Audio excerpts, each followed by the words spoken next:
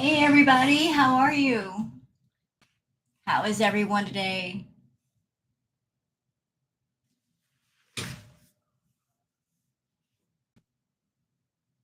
Feel free to come in and say hi. I'm just getting started.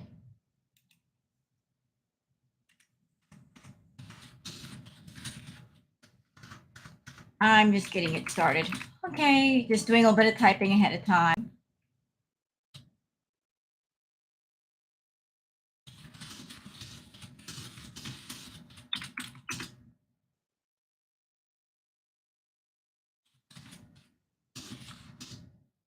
Hey, fork sniffers!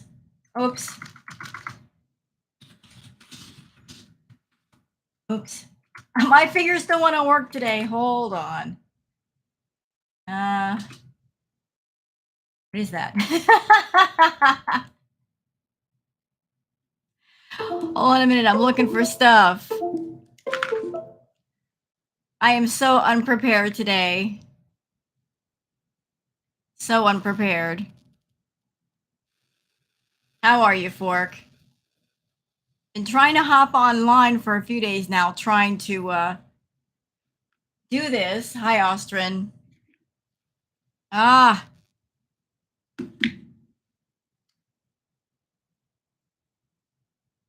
y'all give me just a second. Keyboard's not working.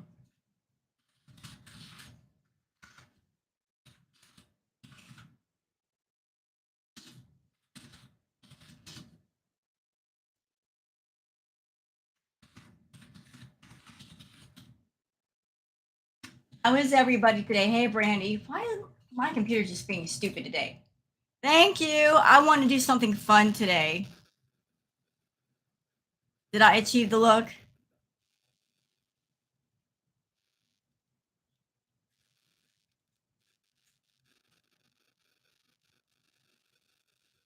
I'm sorry, I'm not being rude. I'm just looking for some stuff up and my phone is not, it's misbehaving.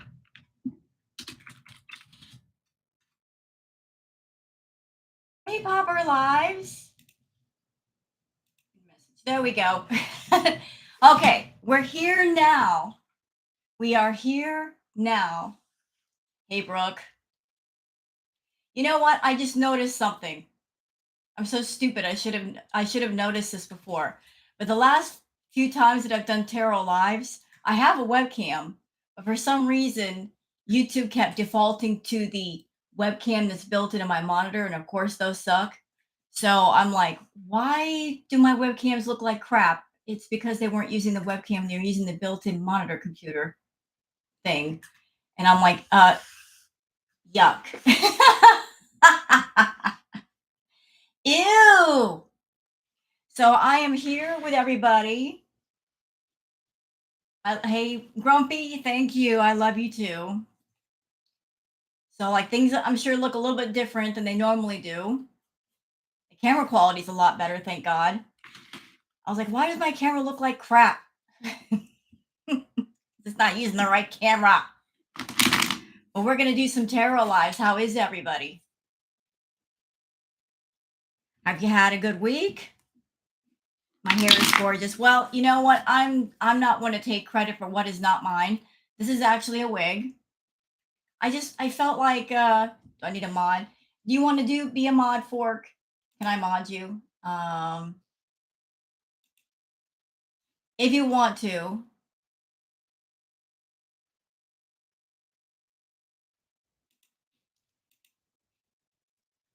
About to do your 12-hour shift.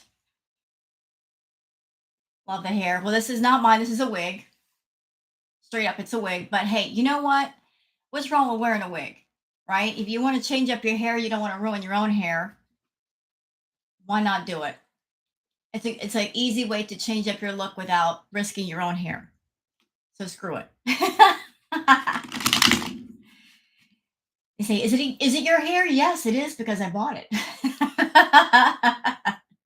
I bought it, therefore it's mine, and that's just the rules I made up. So how is everybody? I see that Foodie Beauty is live. You know what? I don't even care. Like, what are we going to talk about? What is she going to say we haven't heard a million times before? Really? Hey, Andy. What is Foodie going to say we haven't heard a million times before? What is she going to do we haven't seen a million times before? Anything? Anything? Thank you, Comfort. Same old, same old. Same old Foodie, the same old environment. Thank you, Comfort. So guess what? I actually have a new tarot deck coming, and I'm so excited about it because I saw it. I'm like, I have never seen a tarot deck like that, and I have to have it. Those of you that do tarot cards, there's so many decks out there. There's so many beautiful decks out there, and they're all different. But I saw a deck, and I'm like, that is so me. I have to have it. It's a tarot deck that it's basically in the style of the Rider Waite deck, but the cards are hot pink. They look very 80s retro wave, Miami Vice type situation. And hey, Erie. And I was like, I must have them. I absolutely must have them. And so I got them. I bought them. Thank you, Erie. There was only one deck of that style, and I'm like, I must have these cards. So they're on their way here.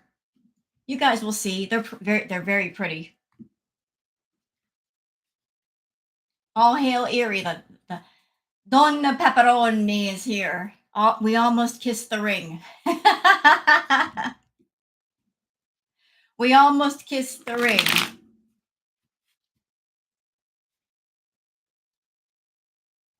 I tried to get out, they pulled me back in. Had to curb your spending on buying cards. Uh-oh. Sounds like you have a problem with tarot cards. How many decks do you have? Be honest. If you have under 20, you don't have a problem yet. If you got over 20, you certainly have a problem. So under 20, you're still okay. Over 20, you've got a problem. You think you have 9. See, you're still in the good zone. You're still in the good zone. You got not if you 25. Seek therapy. Seek some therapy. Or not. She goes, yes, I will. I will do shopping as therapy. Hey, cool gamer. Hey, Sachi, everybody. So, like, before we get into the foodie stuff, I know you guys are frustrated. I know you guys are really frustrated with foodie. How frustrated are we with foodie? Like the boring content, the Groundhog Day every day with the eating and sitting in front of that blue couch and just talking about nothing. How frustrated are we?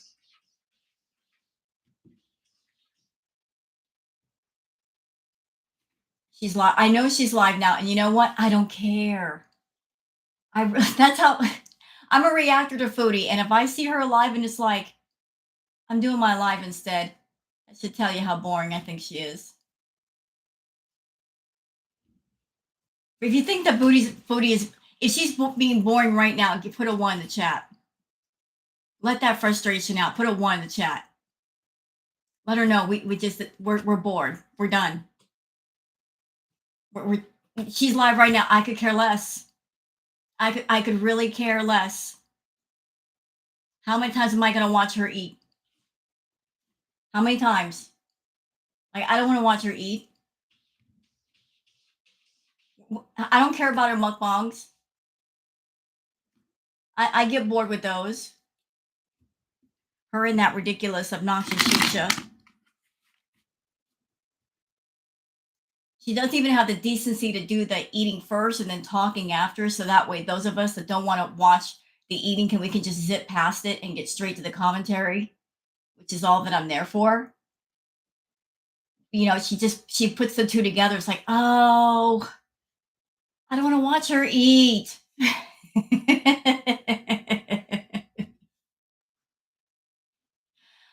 She's making me watch her eat. I'd rather walk a graveyard than sit and watch her. By the way, for those that are in the room, Miss Siri Pepperoni has her paranormal channel. It's called Paranormal Empire. If you want, go ahead and link that in here, Erie. Let people know about it, because like she did a live recently from a graveyard, and she's going to start doing all kinds of cool content over there. You guys can go watch when I'm not here, or you just want to watch something different other than Girl World. You can check out her stuff. But she had fun in a graveyard. Y'all link those channels. Chantal's blue sofa is sitting on the ground on top of a board because she broke another sofa. And you know what? Chantal's been on YouTube for how many years? Like 4 or 5 years, 6 years? We are seeing a lot of firsts out of Foodie. And not the kind of first that we should be seeing. In the time that I've been reacting to Chantal, I've never known a moment or a time where Chantal got so big that she literally could not find clothes to wear, or she was ripping out the clothes that she had. Never has that happened until now. You get you on a fresh build in 7 days to die. I'd rather watch you eat ice cream pops in slow motion. Hey, Abby.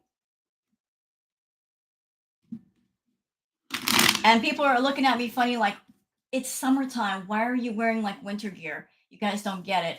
I live with a roommate. He's like a polar bear. He keeps the house cold. So since it's cold in here, I'm going to dress warm. So I got to be comfortable for my readings, right? So we got to stay warm up in here. Hey, Angela. So I'm looking like I belong in the Great White North, and I'm just in Washington.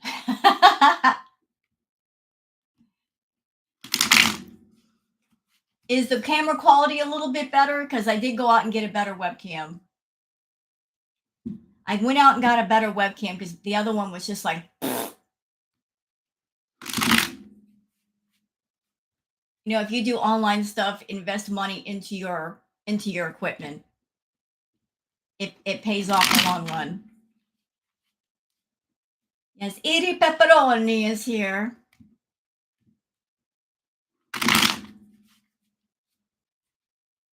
Welcome, everybody. Feel free to come in, and anybody that tries to troll me, you won't get far. I got mods in here that'll slap you so silly. Just give it up. We're not going to put up with that nonsense tonight. I'm not in the mood. I'm here to entertain people. I am not here to entertain the trolls. I got no food for you, so if you're hungry, go somewhere else. Hey, Abby.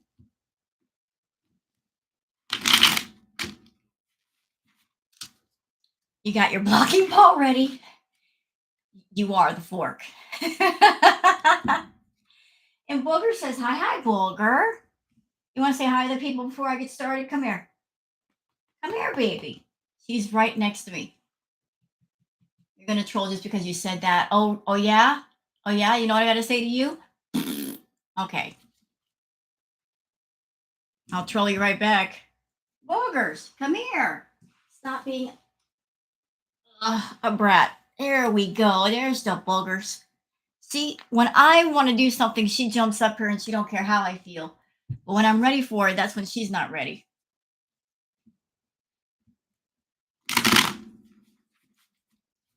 So, like, what do you guys think about Foodie's content these days? What do you think about Foodie's content these days? Is it just like, again, another mukbang again, fast food again? When's it ever going to end?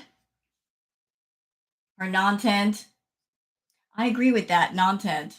Boring and repetitive, right? What is that haircut? Looks great against your skin. This is like a dusty rose. It's not like hot neon pink, and it's not like baby pastel pink. It's kind of like a darker sort of pink. Baby. It's like a darker baby pink. I slept through her videos.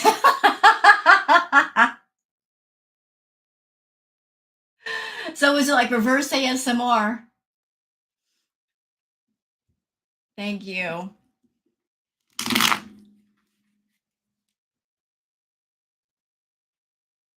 What's that? Yeah, exactly. Go home.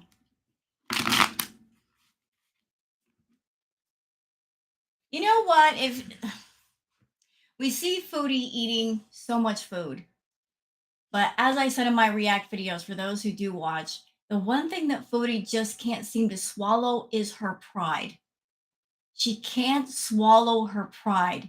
She's a narcissist. And in every story, she has to be the hero or the victim. So if she's going to come home, she's got to find some story arc or some angle where she's the hero or the victim. So she's either triumphing against something or she's the victim of something. She just can't go home for the sake of going home. She's got to find a reason that makes her look like the hero. Humble pie is calorie exactly. Humble pie is calorie free and it's good for you sometimes. So she's not going home because if she went home with no reason, then all of us that are reactors in the community would say, "Ha ha, we told you so. You're an idiot. You shouldn't have gone there." So she'd rather be over there and be miserable than let us have a victory of some sort.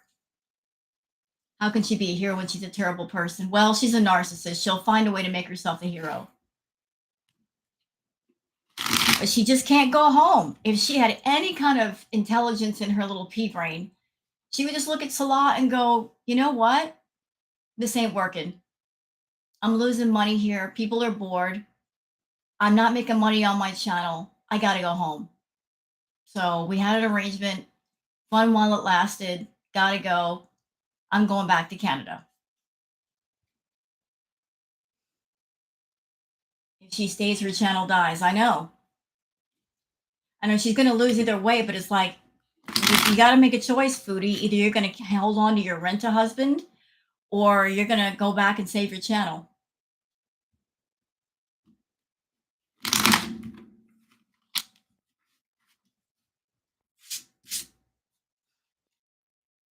Yeah, there's Bulgur.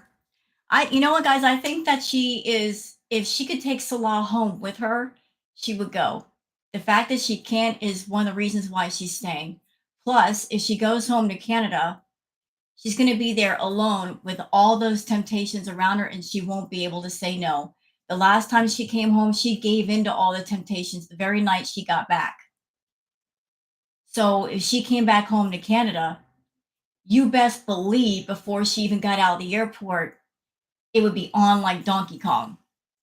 She'd get off that plane, she'd smell the fast food, see the Starbucks. It would get started right there in the airport. And then we'd be going to the outhouse and making a trip, and it would just keep going.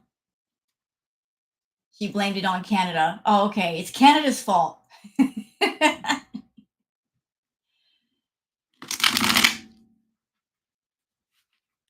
Yeah, thank you for bringing that up, Abby. Look, I know this is a morbid part of the conversation, but it this is something that Salah's not thinking about. If something medically were to happen to Foodie, what would he do?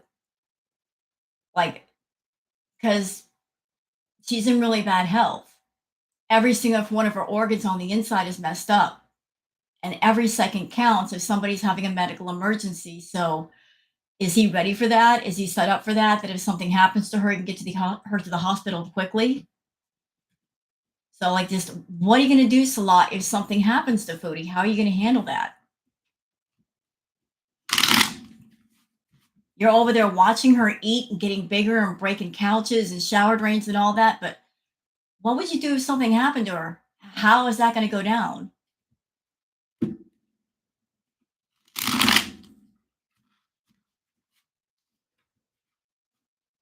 These are things to think about. You're over there saying, yes, Foodie, go ahead and eat. But you see she's in bad health, dude. It ain't no joke. Her recent rent-a-ment. I agree with that, Erie. Stop introducing your rent-a-husbands to YouTube, Foodie. And for God's sake, if they have a gaming channel, let them have a gaming channel. Don't get on the gaming channel and play in The Sims and playing GTA badly.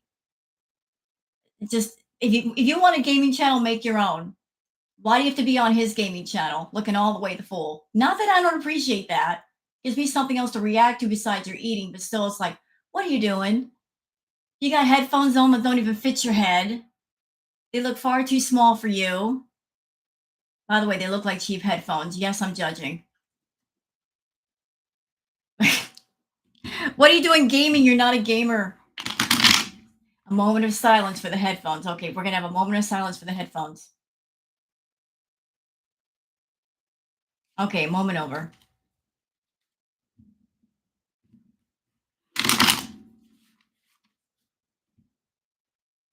She's becoming a lot more cruel since Kuwait. She's feeling herself. She's feeling herself. We're going to get into that. Let me just shuffle up these cards a bit more, and I know it drives people nuts when I shuffle the cards, but look, I just want a really good reading. I'm sorry if the sound might bother some people, but you read cards, you want to make sure that they are properly shuffled up so that you get the best reading. So the first reading we're going to do is on Miss Foodie herself.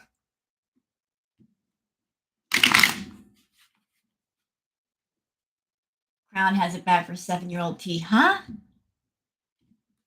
I'm so confused by that. Her live stream area. You know, this is not me fat shaming or anything, but I think Amber and Chantal, they really need to slow it all the way down when gaining weight. You know, they really do. They need to slow it down. Like it's not funny. Slow down on gaining that weight and getting unhealthy.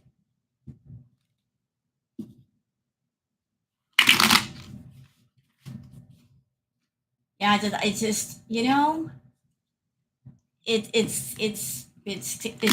sad and scary.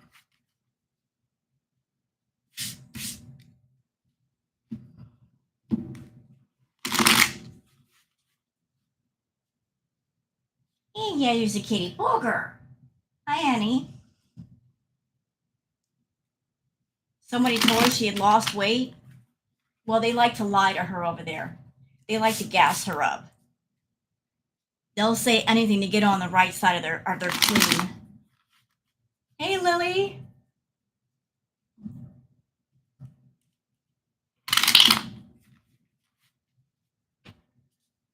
She says she's only eating 1,300 calories a day. Was that Chantal that said that, or was that Amber? I know Amber's been doing the most on her channel. Did Foodie say that, or did Amber say that? Andy, who said that? Which one of the girls?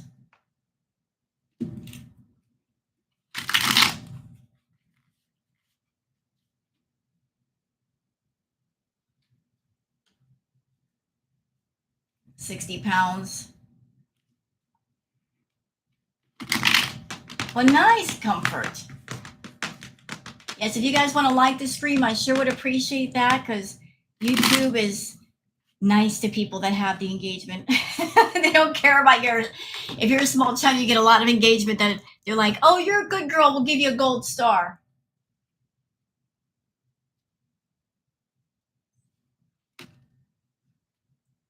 So which one of the girls said they were eating 1,300 calories? Because that one meal she ate with the cheesecake, that was nearly 5,000 calories just at that one meal. And you know she ate again on top of that. Greetings, Sigma. Amber, listen. You want to know how Amber's lying? Her mouth is moving. But at her current weight, she has to be consuming between 4,000 and 5,000 calories just to maintain her weight. If she cut that amount in half, if she ate about 2,000 calories a day, just doing that, no exercise, she would start to drop weight like crazy. So if she's gaining weight or she's not losing, she's still eating that amount of calories. You know, because it takes a certain calorie amount to maintain a certain weight. So if the weight's not going down, that means your calorie intake is the same or more than what it should be.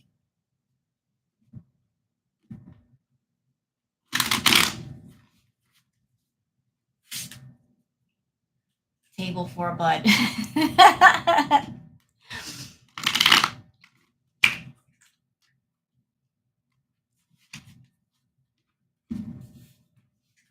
It's amazing you have two women on YouTube that they don't hang out with each other. They live in completely different places. And Chantal and Amber, they started out in their different places doing their thing. And if you look at their channels, they both almost parallel each other. When Chantal started on her channel, she was able to go more, do more, spend time around people, no problem, no shame, no embarrassment. So did Amber. But then they got on YouTube, and as both their channels started to grow and they got more subs and started to get more money, it was weird because the more money they made, the more excluded they became. Like they just boxed themselves in, and they got themselves to a place where they're both so big that they can't go out, they can't do anything. It's like, so you traded all of your health for a paycheck, but you can't even go out and enjoy the life you once had. So it's like you're making money, but look at the price you paid. You can't go out and enjoy life. You can't be around anybody. Your health sucks. Hi, house cat. So is it worth it? No, it ain't. Not worth it at all.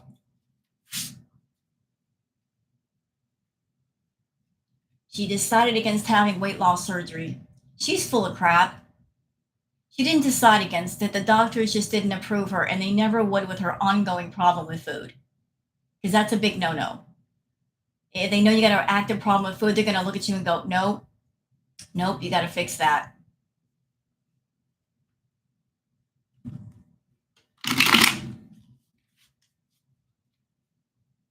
Because it doesn't make sense. If you had the surgery on your stomach, that makes your stomach smaller, but doesn't fix what's going on in your head that's spurning you to eat. That's where your problem is, not down there. The stomach is not the issue. It's the issues with food in your brain. You got to fix that. She don't want to do the work.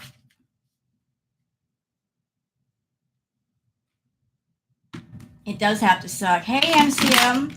And you know what? Speaking of Amber, before we get into the foodie reading, Amber's over there talking about, I want weight loss surgery, right? I want to lose weight. I want to change my life. You guys can go to her channel right now.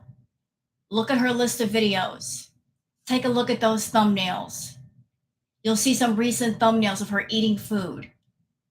So over there, you're talking about, I want to lose weight, Amber. I want to get healthy. My ways of concern. I have all these health problems, but yet you're going to have freaking thumbnails where you're showing yourself eating fast food. Girl, bye. Stop it. Stop it. How can you care about your health and do that? Girl, bye. GERD. Is GERD here? Gaining GERD. You know, I care about my health, but yet you're exploiting your food problem. Girl, bye. The GERD is here. Tell Grandpa Jim I said hey. Keep him out of trouble for me, GERD. He's a troublemaker.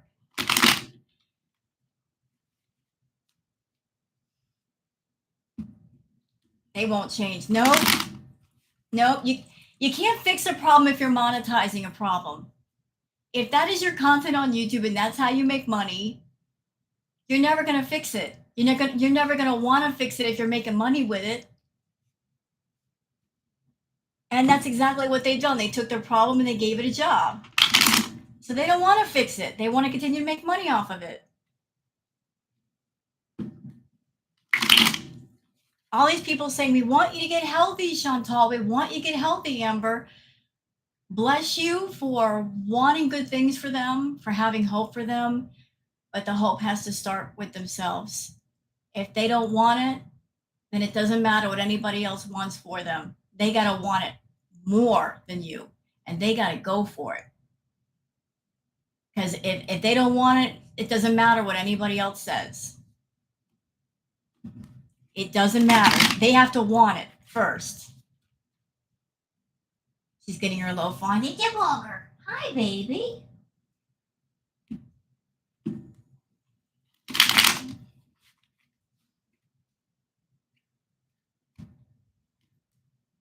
Yeah, and you can't, listen, you can't heal in the same environment that you hurt in. You go into any treatment program, one of the first things they'll tell you is if you're trying to change your life, anything that's a person, place, or thing that triggers you or might tempt you to do something you shouldn't do, you got to stay away from it. You can't keep going back to it. What did Amber and Foodie do now? Nothing. Nothing interesting. Same old crap. No, this is a my gaming chair, MCM. This is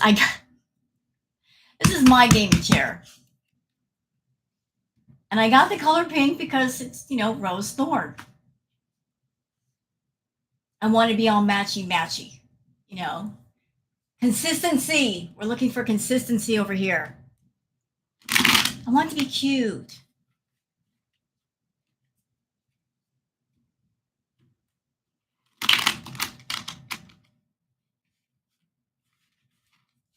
All right, so we're going to get started. What do you guys think the cards are going to say about Miss Foodie?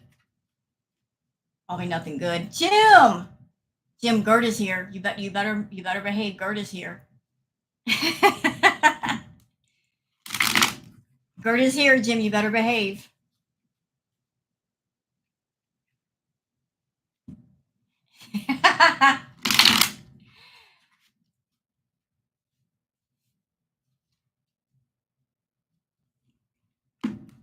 Hey, I can have my pink gaming chair if I want to. I've never had a gaming chair. Isn't that something? I'm a gamer. I've never had an official gaming chair. And I was told by a friend, once you have it, you'll understand. Now I get it. What a difference.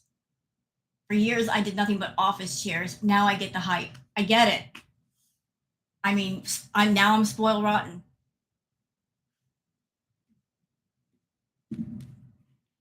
I feel spoiled rotten. They are great. Yes, they're very comfortable.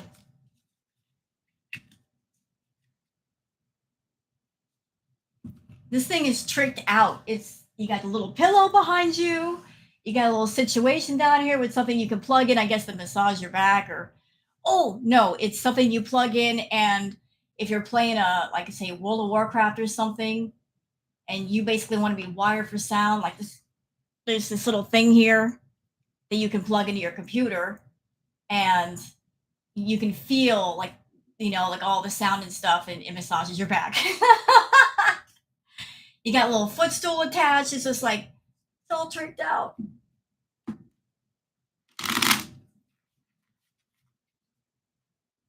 The only problem I have with the gaming chair is that one behind me, she's trying to use it like a scratching post. And I'm like, no, ma'am, this is expensive. No, you're not messing up my gaming chair.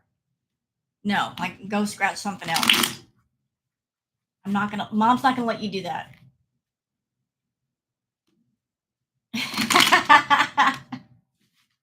I'm in a good mood today.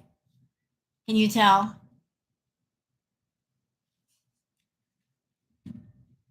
I'll be deported. Thank you, Lily.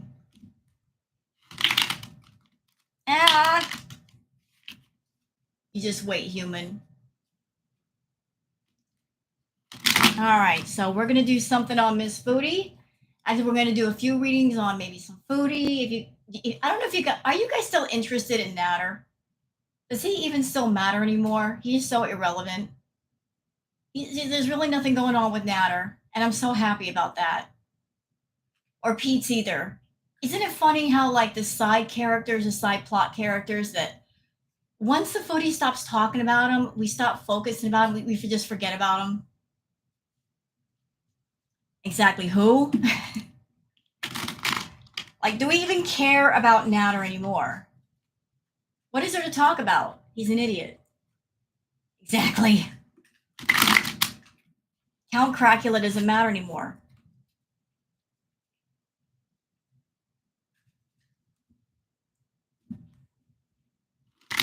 Her brother's name. Chantal's over in Kuwait living out some kind of twisted fairy tale. I'm going to do something for Foodie. Y'all want to know what I'm going to do for Foodie? I had an idea. Let me just run this by you.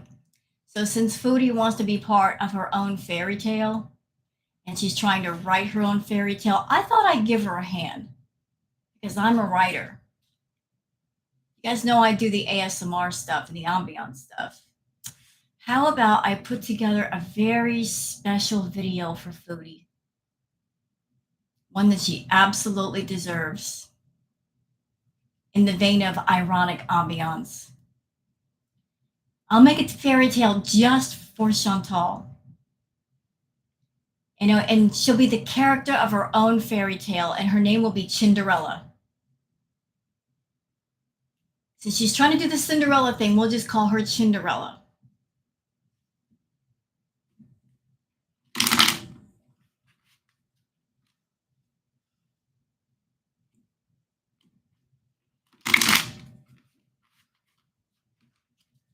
So Cinderella will have her own specially made, custom fit fairy tale. No, I like Cinderella. It has a certain ring to it. It kind of rolls off the tongue. You know? It's catchy, it's simple, it's easy to remember. Why not?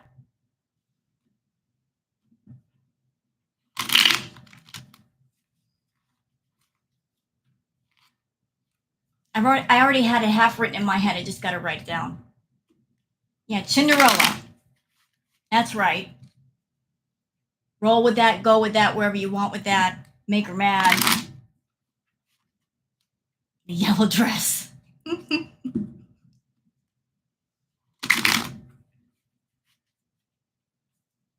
Trust me, the story I have in mind, you guys are going to crack up over. You will. Because there's going to be so many, like, callback references to things in her past.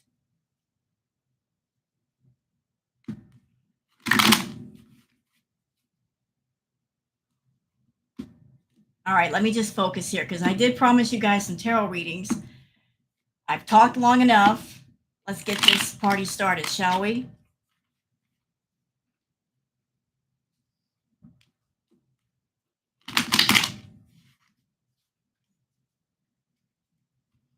Let's do this. Let me focus. Thank you, Gerd. And by the way, Foodie, I'm 52 years old. My 52-year-old self would never trade places with your 39-year-old self, bitch. So hate on the older people all you want, but be jealous, bitch. Be jealous.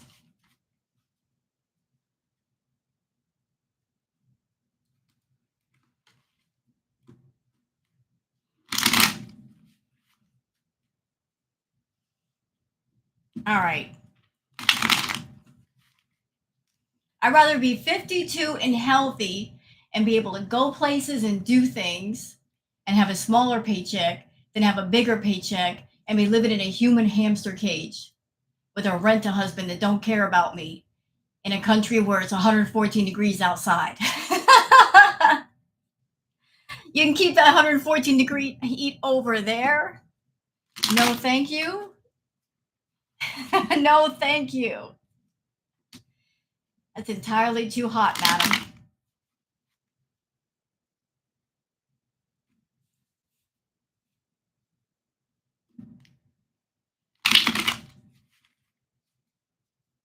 Be 48 in about a week. Well, happy birthday.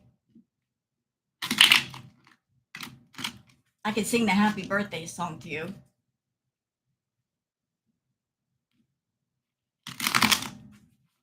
Yes, it is. I guess it is. You're mine.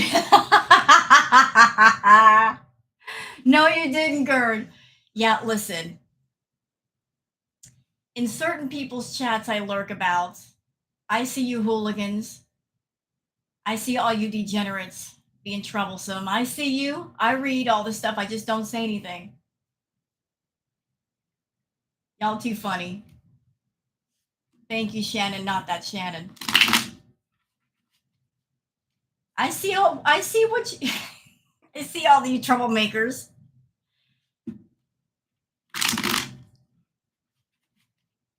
I just don't say anything. You are a degenerate. You are troublemaker. You and Jim both. What a team you make.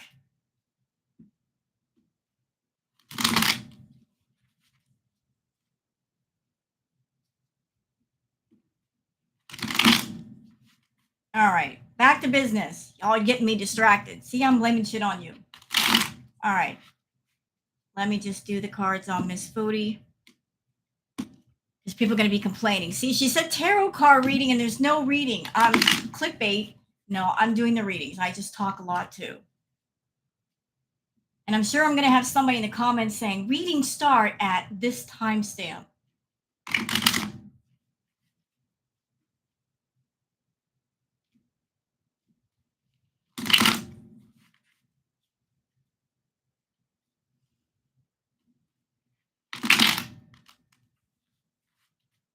Summer Live. All right, let me just focus and get in the zone.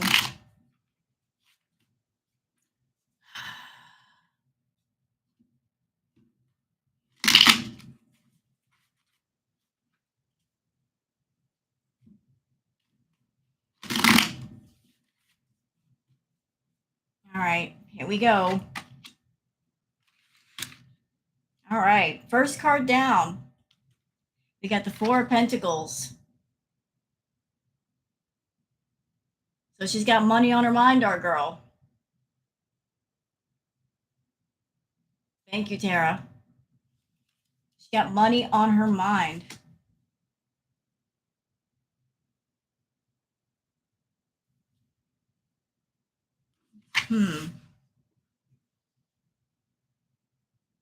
What are you trying to involve yourself with, Foodie?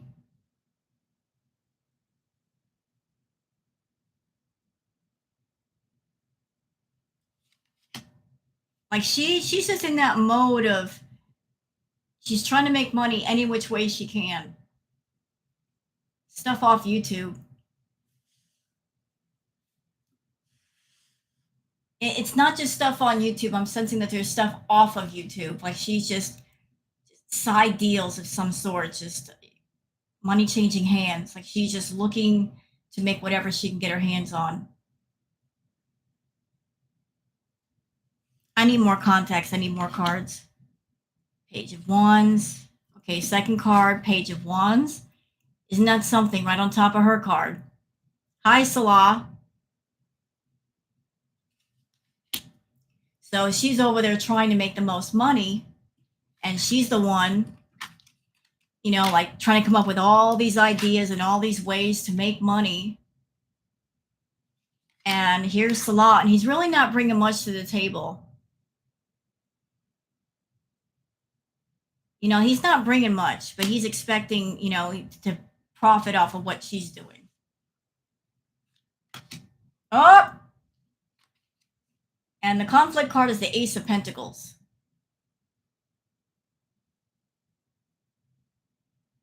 So what I'm being told right now is they are in each other's way financially. They are in each other's way. By them being together, they are in each other's way as far as the money. Like her being around him is affecting her money, and him being around her is affecting his money. They are in each other's way. They need to just split that apart and go their separate ways, and they'll do much better. But they're in each other's way. You know, like she's taken over his gaming channel, and him being a part of her channel, you know, they're blocking each other from making more than they could. What are the cards so far, Rose? Okay, what we have, Erie, is the first card down was the Four of Pentacles.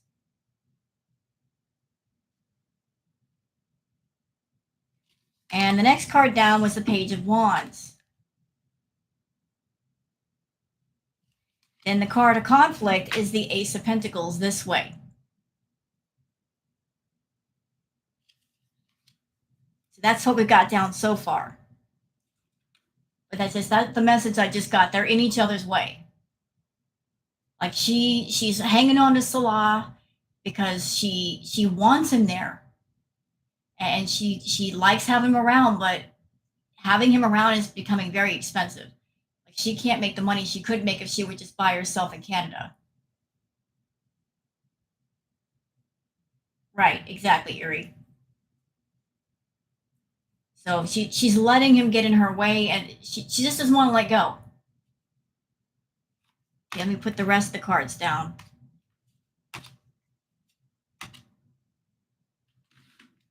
Just make some room here.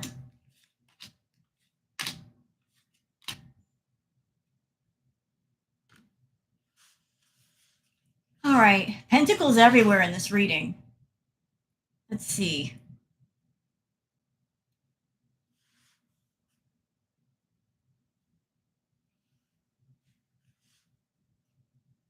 So, like, again, Foodie getting involved in stuff. This is the life that she wants. She wants to have lots of money. She wants to live the life of a princess and be adored and being taken care of. This is the vision of herself in her head. That this is what she thinks she is. This is what she could think she can go for.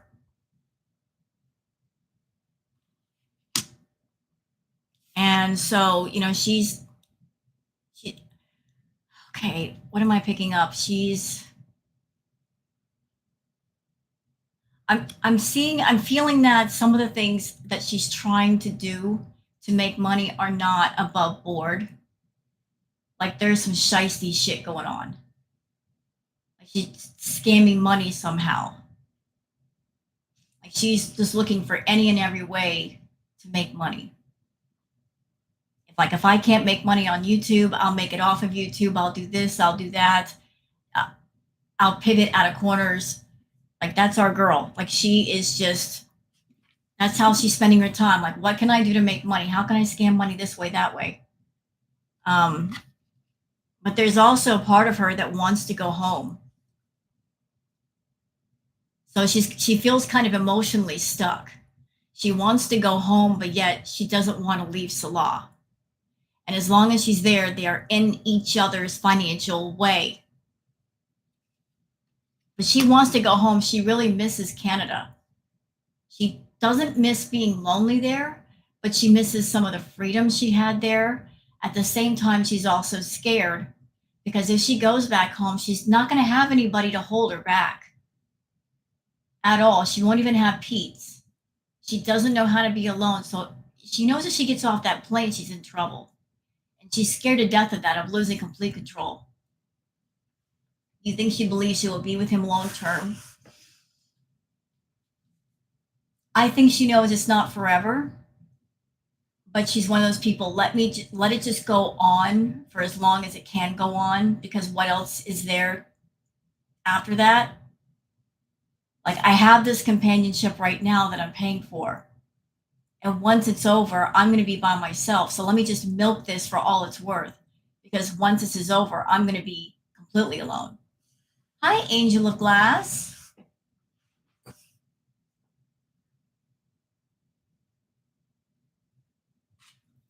Guess what, Foodie? There's somebody waiting for you across the pond. You know who it is, too. You know who it is.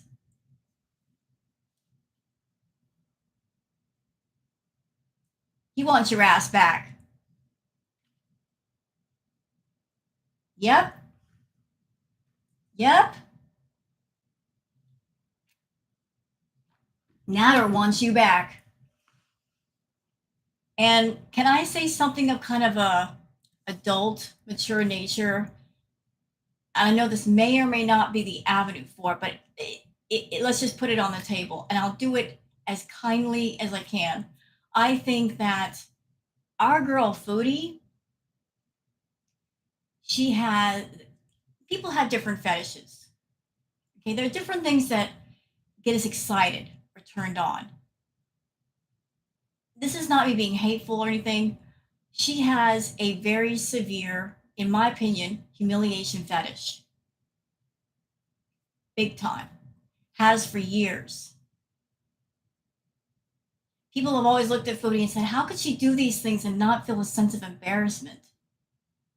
Like, not feel bad. Well, it's because that's what turns her on. You know, if you look at it from that angle, a lot of things she's done, it kind of explains itself. But notice that when she's had nice men in her life, okay, so let's go back to people that we do know about. She had BB. She had Pete's, right? She has Salah. They were all what you would consider nice men, right? They weren't scumbags. They were decent guys. But the problem with Foodie is she gets bored with nice men. They're not spicy enough. And if she's got certain interests and they're not indulging them, she's going to get bored real quick and want to move on to somebody else.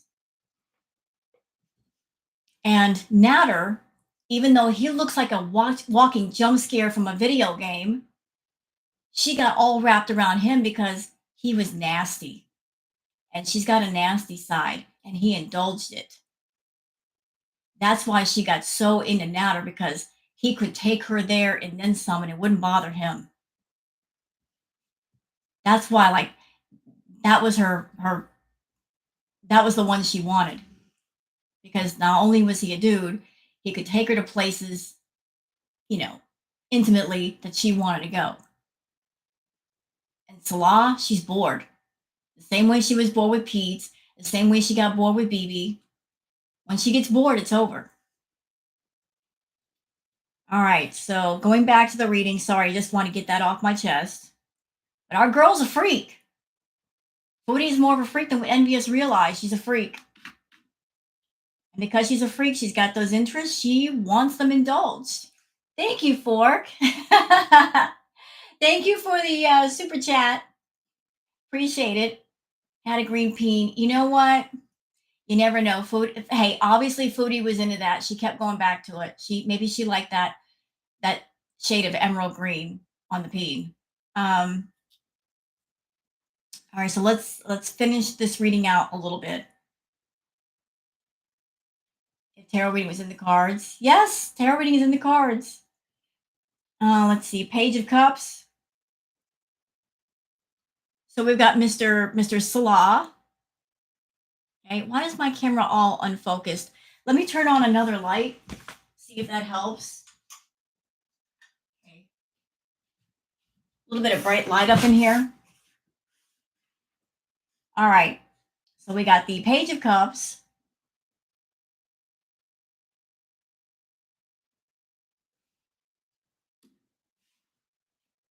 Like he wants to live the life of a prince. He wants to be taken care of and coddled and have Foodie take care of him. But he's just as she sees herself as this, he sees himself as that. That's what he wants to be, and that's what she wants to be. So they both have a certain kind of ideal in their heads about who they want to be and where they want to end up. And the unfortunate thing is, like neither one is going to get what they want out of this whole arrangement, because like I said, they're in each other's way. There's no way anyone can convince me that he has family that likes her.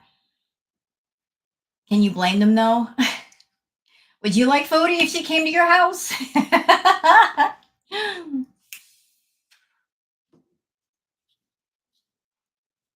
All right, so it looks like, okay, 1, 2, 3, 4, 5, 6, 7, 7 of swords.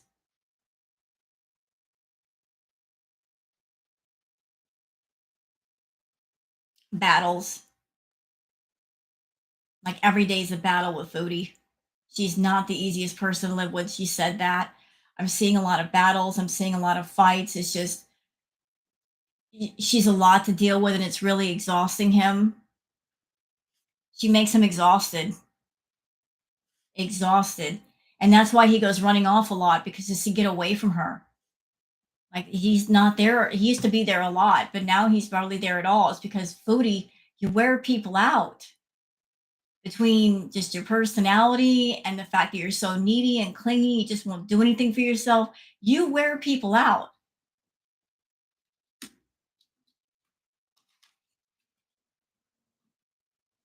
We got this card.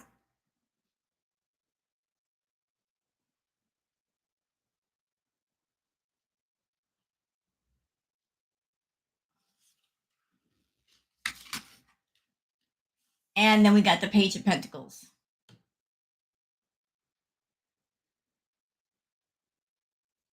So what does that mean, those two together?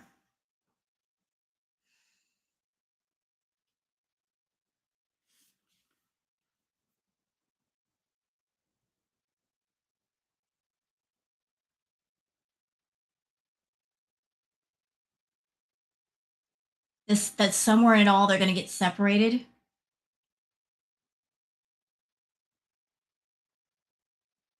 I'm getting mixed feelings off those 2 cards.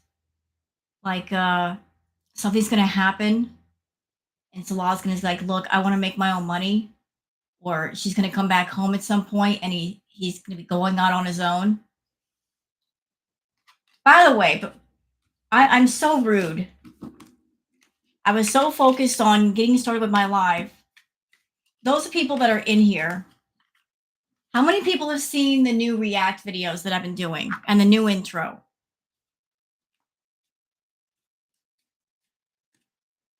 How many people have seen that?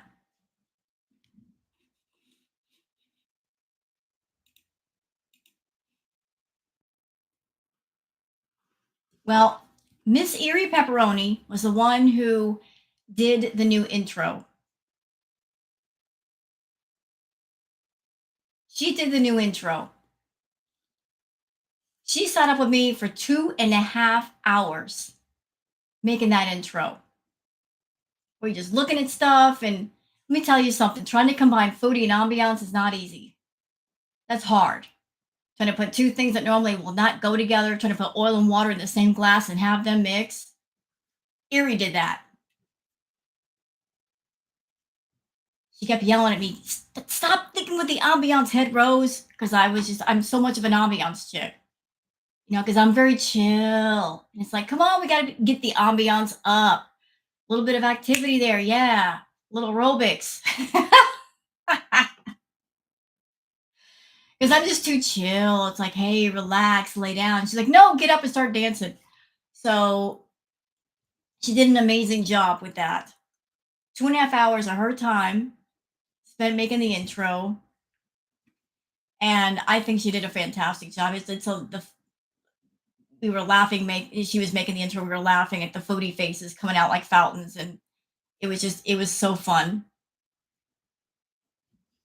But I mean, I'm giving credit where credit is due. She made the intro and I love it. Absolutely love it. And she's opened up some doors in me to do different kinds of ambiance because there's all kinds of stuff out there, not just chill, waterfalls, beach, chill all the way out. You can chill out just a little bit and it's still ambiance. So thumbs up for Miss Erie Pepperoni. She's hardworking, she's doggone creative, and she's got epic eyebrows. Yes, she does.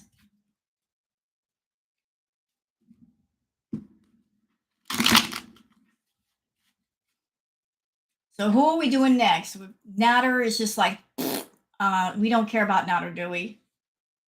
We did one on Foodie. She's over there wheeling and dealing. I don't know what's going on, but I'm just feeling like there's some stuff, off the table, shisty stuff going on where she's trying to make money, get money in hand.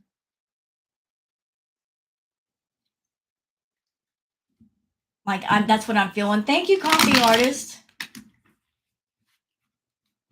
But that's what I like, and that would be so Foodie anyway. She's never been like, oh, let me just make money on the table. No, she'll like put her hand beneath the table and take the money where nobody can see.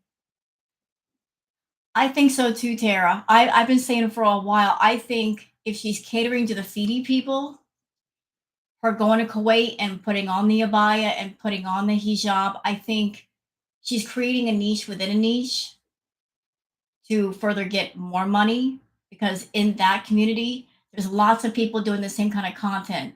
So in order to make more money or make yourself stand out, you got to find a unique angle. And overeating and gluttony is haram. So that would make her stand out. I think because when she does her live, she's always passing out her Instagram. She's always passing out her email. So she doesn't want YouTube to take their 30%.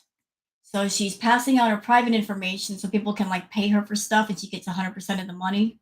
I've been thinking that for the longest. Like she's doing some content for people that she uses her channel as kind of a gateway to get people interested in her. And then they find out her email and her Instagram, contact her that way and say, hey, I really like you, da da da.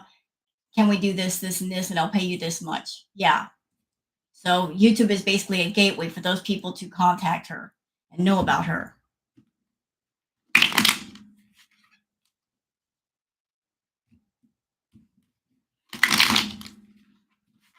Like in Maverick, right?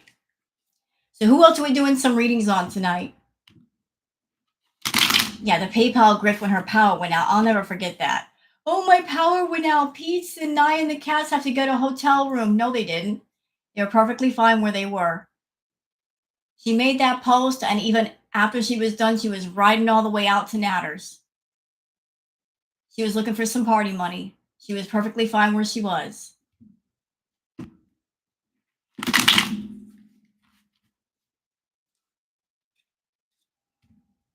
So she's always known how to grift and scam people.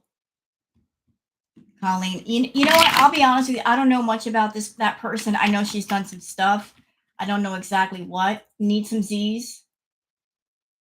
I know that may seem shocking, but I there's only so much on YouTube you can keep up with at a time. I don't know much about the Colleen thing. Like there's just too many things going on YouTube. There's too much to keep up with.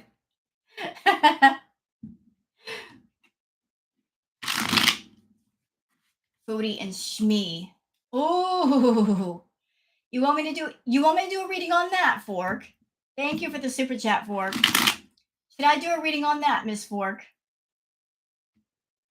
The relationship between Foodie and her mom.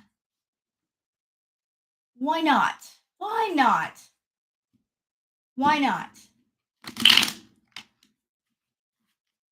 I think that would be a great idea. That would be, I'm sure that's an interesting dynamic. Let's do that.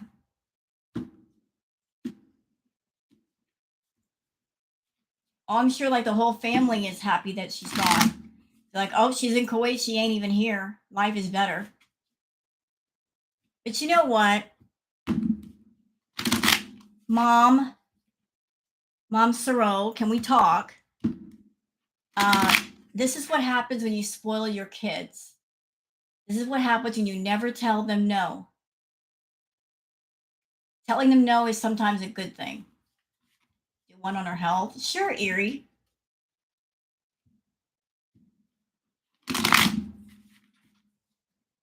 You know, when you coddle somebody too much in their childhood, they turn into an awful adult. She's proof. And if they fall and they skin their knees, don't pick them up. Let them learn. See, I don't think her family let her learn. They always rescued her out of her messes. And she's always fall back on them because she could. My enemy lost power. Ugh. I'm sorry about that, Tammy. What about Pete? We could do one on him too.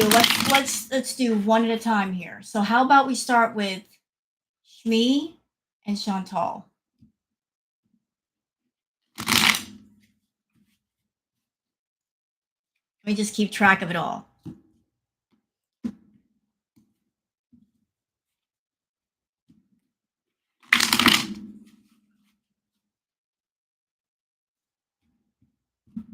All right.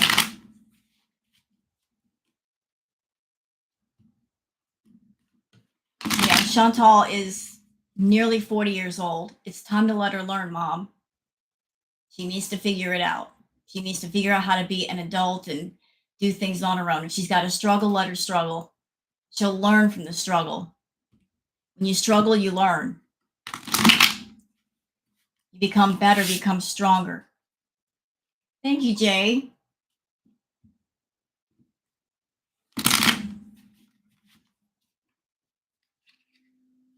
Hey, Jay. Sometimes struggling is good for you. I'm just getting the cards all figured out here.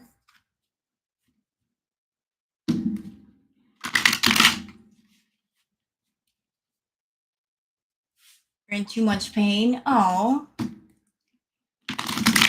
I'm sorry you're in pain. I hope you feel better.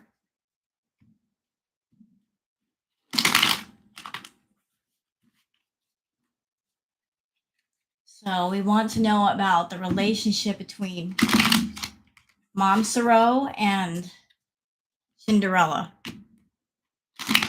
Miss Chantal.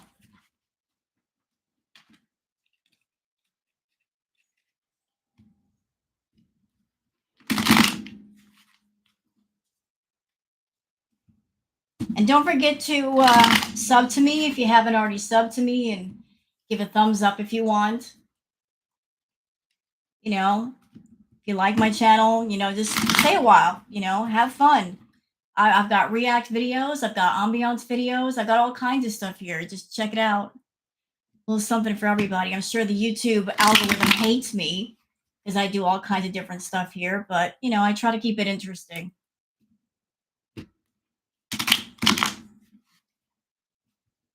YouTube is all about that life of you can only do one thing, because then we can promote you just with one thing. Well, what if I want to do everything? Suck it, YouTube. I want to do a little bit of everything. It's my channel. Don't tell me what to do.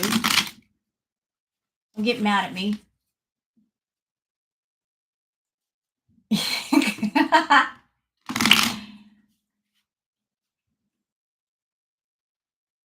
be clear, I don't recommend anyone who is not a professional indulge Chantal at this point, but all children deserve both superficial needs, but also emotional needs as well. I agree. There's two different sides. There's the emotional and the superficial. I just, listen, in my opinion, like, some people are just born bad. I think Chantal was just born bad. And at this point, there's no fixing it. There's no fixing her. She doesn't want to be fixed. She's too busy profiting off of all of her hurt. She's the walking wounded, making money off the wounds. She's never going to learn, and she's never going to fix herself. Thank you, Dandra.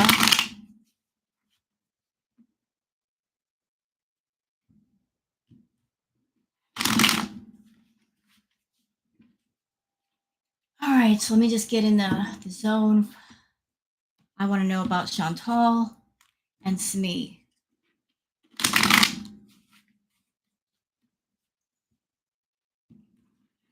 Talk to me about Chantal and Mother Serold.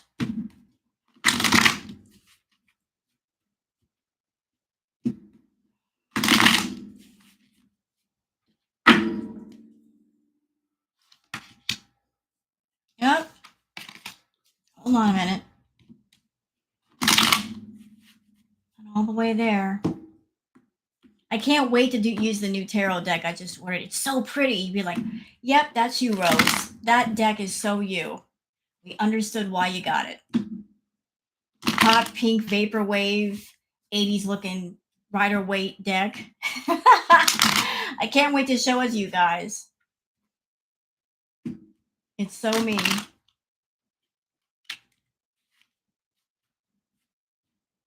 Yeah, we're doing one on Foodie and Mrs. Sorrow.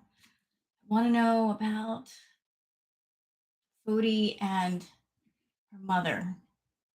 What is the relationship with Foodie and her mom? What kind of relationship do they have? How is it ongoing? What is the feelings between them?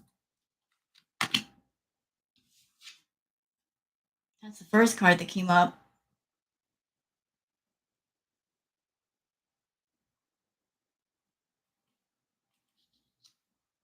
The Queen of Swords was the first one. Do they still talk?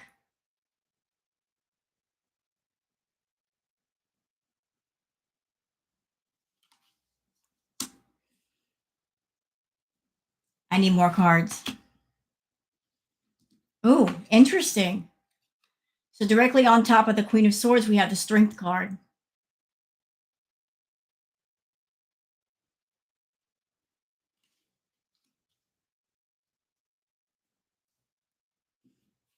I think while Chantal was in Canada and Chantal was around her mother, that it kind of like it clouded up her headspace. But I think in this time that Chantal has been in Kuwait, it gave her mother time to think and come to some realizations. And that's what the Queen of Swords is all about. Like, I think there's been some growing on the part of Mrs. Thoreau. Like, maybe before she was more of a pushover with Chantal, but now she's not. Like, she's just been finding her strength.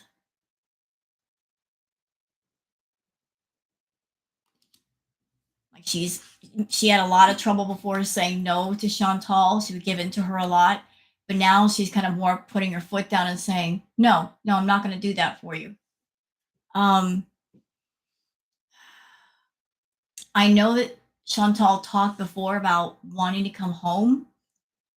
Uh, Maybe part of that, wanting to come home, maybe she was hoping that her mom would help her pay to get her back home, and mom said no. And yes, I have heard the rumors, speculation that her sister, is getting married. There were some pictures on some Facebook. So I don't know if that's true. But I've been hearing for over a year that Chantal's sister was supposed to be getting married or was engaged. I don't know if she actually got married recently. But if it's true that she was getting married, all the attention is focused on the bride, right? If you're getting married in the family, all the attention and all the focus is on the bride. And Chantal has always had a rivalry with her little sister. And especially now, if she's getting married and she's becoming a real bride to a real husband, that would really turn the jealousy and the insecurity all the way up to 12. So if little sisters get married, then the mother of the bride is going to be focused on the bride. That the wedding preparations and the reception and planning all that stuff, all the focus is there, not on Chantal. Uh oh. Oh. All right, this was normally a good card, like a card of plenty. Guess what? It's a conflict card. It was this way. This is mom saying the bank of mom is closed, Chantal. No more borrowing money from mother. No, you're cut off. This confirms it. This is mom putting her foot down because it was this way. So normally she's gone to mom in the past and like, hey, can I get some money and can give me a loan and help me out? And mom has helped her out. But this time mom's saying, no, nope, not happening. The bank of mom is now officially closed. No more withdrawals. You want to make a deposit? Okay, but no more withdrawals for you. No, no, no. Let me just put all these down.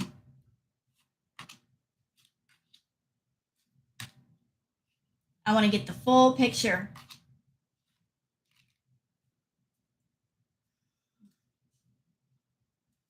This is interesting. Yeah, good for Smee.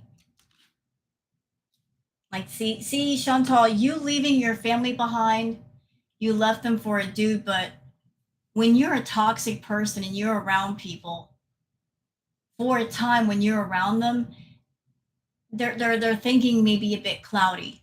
They can't really, they don't have a sense of clarity. But if you leave those people or that person alone, you give them a chance of having clarity of thought. And once they have that, they may come to some realizations and they may experience some inner growth. So you left your family for over 6 months and they've had all this time to take a breather from you, to be rid of the toxicity of you and do different things. And they're not going to put up with your crap anymore. Hey, Lori. Okay, so where are we with this?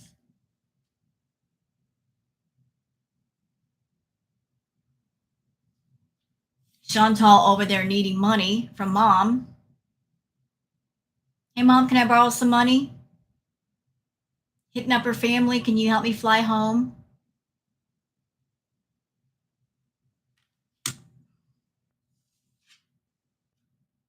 And she's coming at mom with the sob story. Mom, I'm in so much trouble. I hate it here. It's so hot. Can you help me come home? Blah, blah, blah. That's what this is. Coming at mom with a heavy emotional iron, laying it down.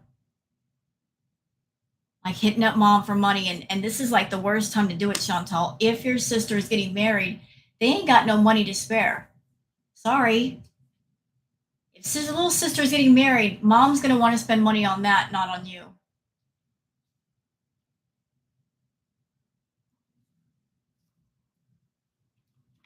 So, oh, thank you, Lori. Appreciate it. So her and mom have been fighting. Her and mom have been fighting. They've been fighting. Thank you, Nikita. So Mom Saро and Cinderella have been fighting. You know, Chantal's been trying to do her usual thing of, you know, the guilt trips and all this, and it just ain't working.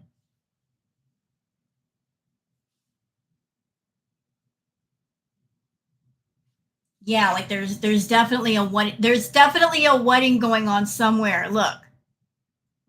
Thank you, Janet. Look, isn't that funny? You guys sat there and watched me. I shuffled the cards like big time. And all the rumors about the sister getting married, and look what pops up. Look. So even the cards are telling the cards are tattletaling. So yeah, this is where the money is going, Chantal. This is where the money's going. Mother of the bride is helping out the bride. They're getting things set up. They're maybe renting some places. Weddings are expensive. There's no money to spare for you.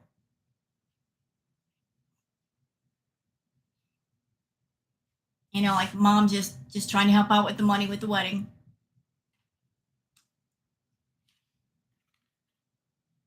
And you know, like mom is basically, she's cutting off the purse strings.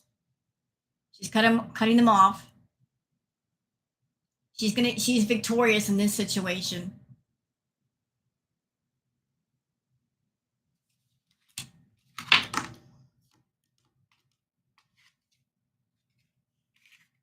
Yeah, I'm sure, like if she went to Kuwait, maybe her thought was, if I get in trouble or if I need money, I can just call up my family and they can give me money for whatever trouble I get into.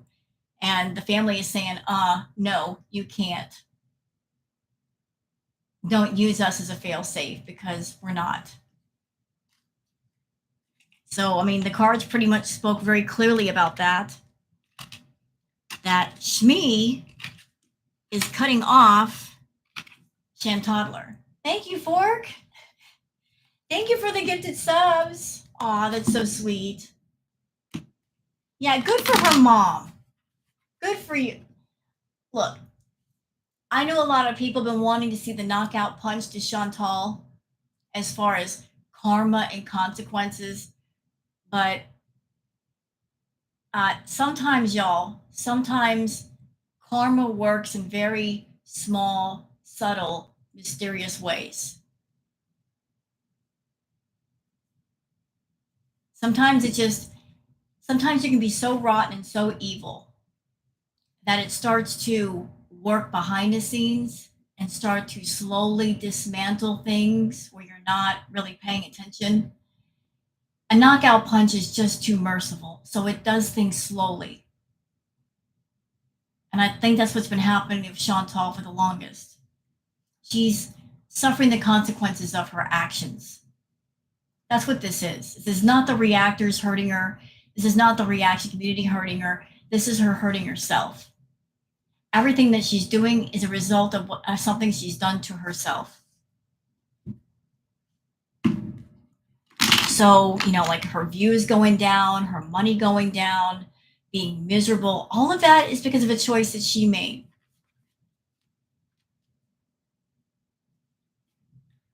I wonder how long till YouTube needs her again. Can I tell you something, coffee artist? Now follow my thinking here. I know a lot of people want her channel gone, and I can understand why. I mean, the content that she's doing, it's not nice. But let's think about this for a minute. Let me just borrow your head for a second. What is more devastating for a narcissist like Foodie? To either A, have a channel that gets yeeted, it's gone, or B, still have a channel and it keeps going down and down and down and down and down, and no matter what you do, you just can't seem to get back up.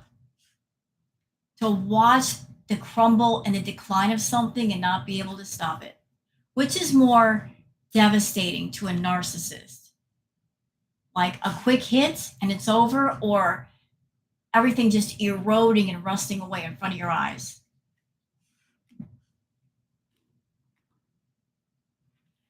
Like what is more damaging to the ego?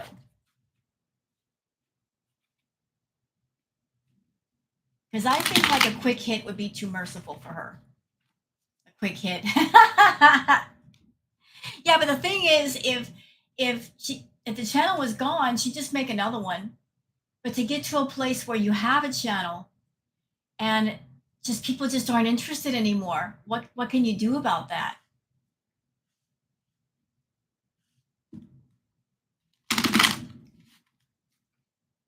Like she's doing video after video of the food, and there's nothing you can do. Nobody's watching. Everybody's bored. They're watching other people. What can you do? So do I, Erie. So do I. I agree. Stick the fork in the socket to learn. Oh no. Hey, gaining bird. Gaining bird.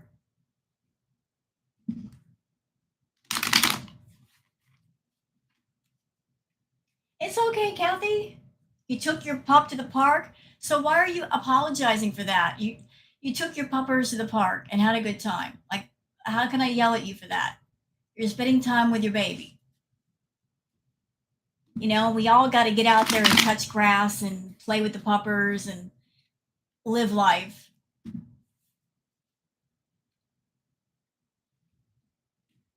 And can I just say, Gaining Gerd, are you listening? Watching you and the other degenerates in a certain chat being naughty, that is my entertainment. Yes, I lurk around, I watch you hooligans. You're my entertainment. I'm not saying what chat. I'm giving that person no press, but you know who I'm talking about.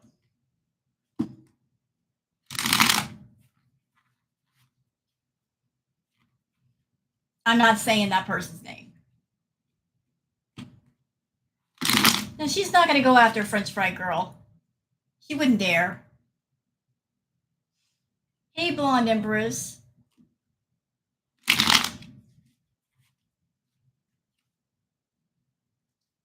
Karma is not what people think or pray for Chantal to get. Karma is each person's energy only. True. Only Chantal's energy can happen to her only and by her. Very true, Mary. You get what you put out there.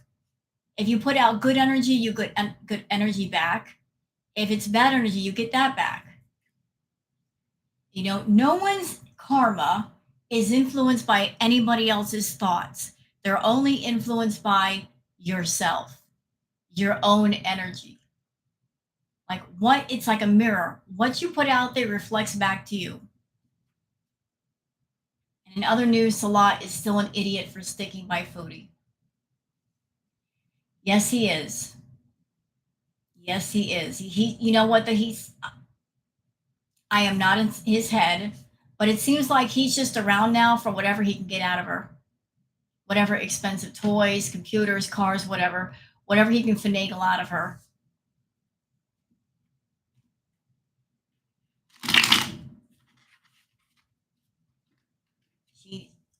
$100 doesn't touch her. I believe Salah's just as nasty as Foodie. Well, he's an idiot. He's the one that sold his soul to the devil, knowing Chantal. So he's obviously not a nice person for doing that. Okay, what was the next reading we were going to do? There was Foodie and her mother. What was the other one? I'm sorry, I'm old. What did you do? What didn't you do, Gerd? Oh, her health. Okay, thank you for reminding me. What didn't you do, Gerd?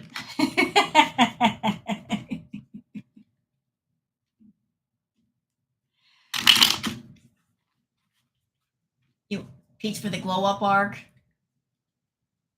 Now that would be a shock. If Pete's did a glow up arc, what a shock that would be. So we're gonna do one on Foodie's health.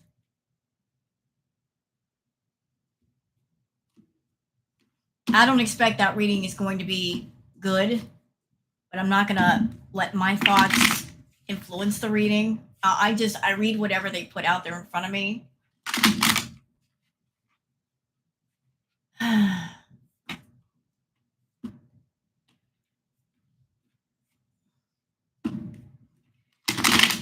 We're doing one on Foodie's health.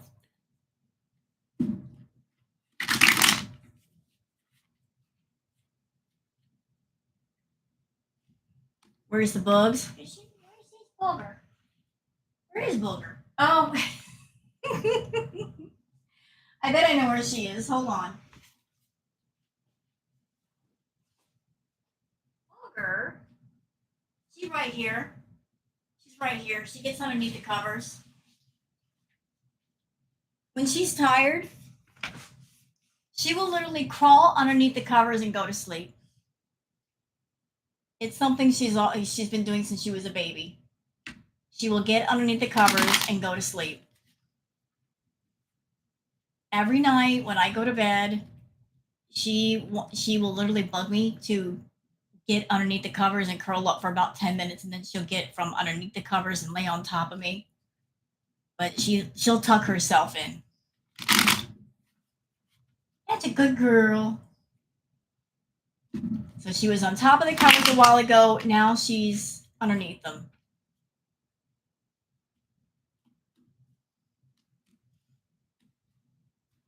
Pete has no clue how to be an adult either.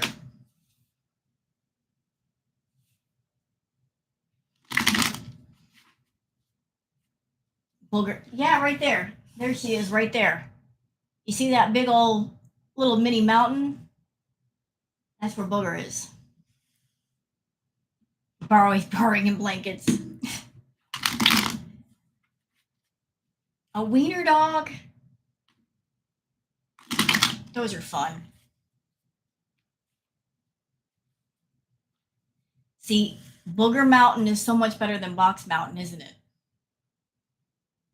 She has Box Mountain, I have Booger Mountain.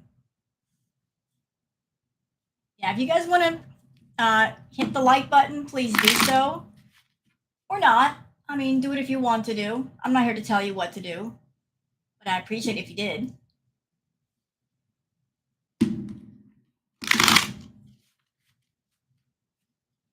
My Maltese sleeps under the covers by my husband's leg every night. So cute. Aww.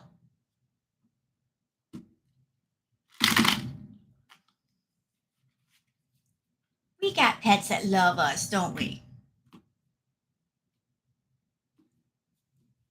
Booger Mountain without context.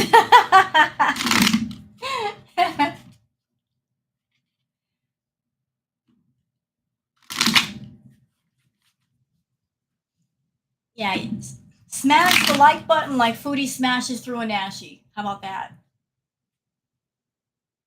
It's okay, everybody relax. I'm here lurking and cleaning. Nice. So I'm like your cleaning entertainment.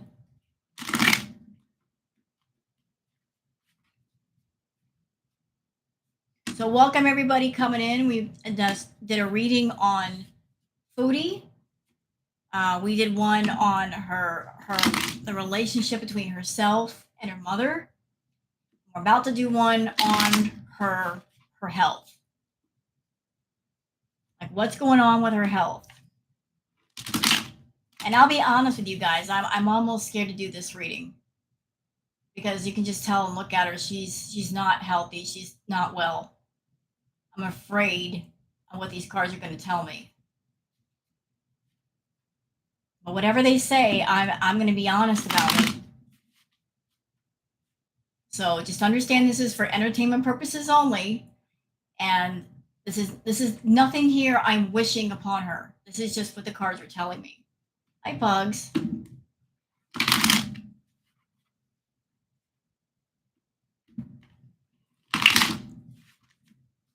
I really don't have much hope for a good reading for Foodie in the health regard, though. She's not doing herself any favors.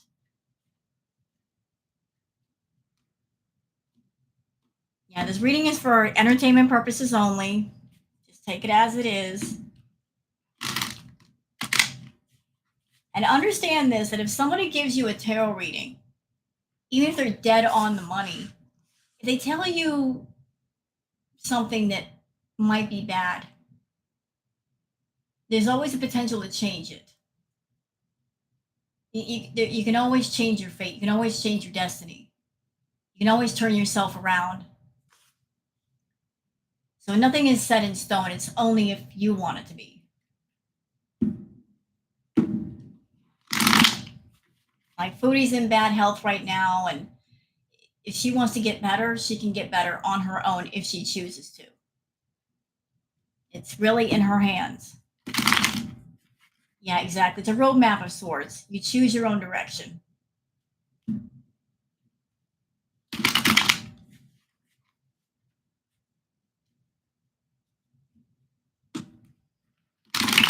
All right.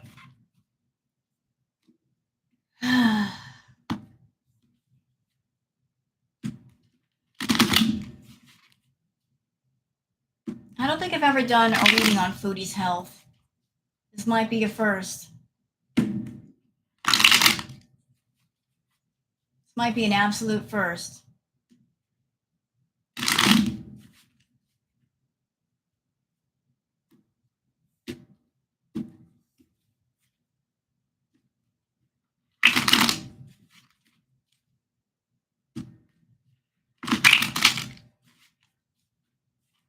Y'all ready?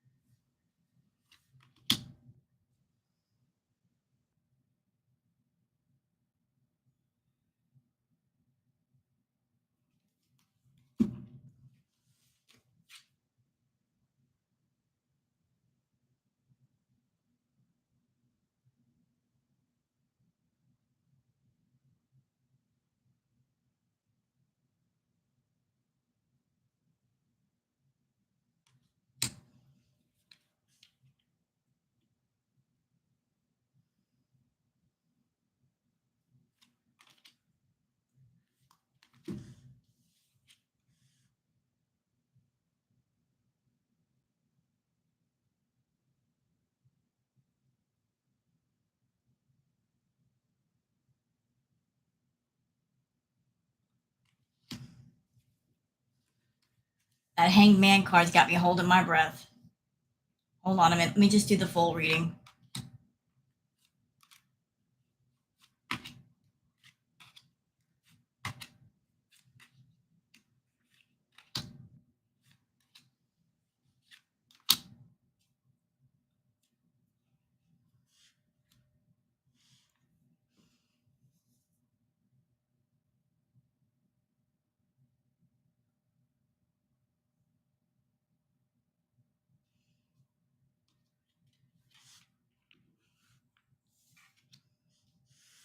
The first two cards were the Hanged Man and the Emperor. I wanted to get all the cards out. I wanted to see what was going on around that.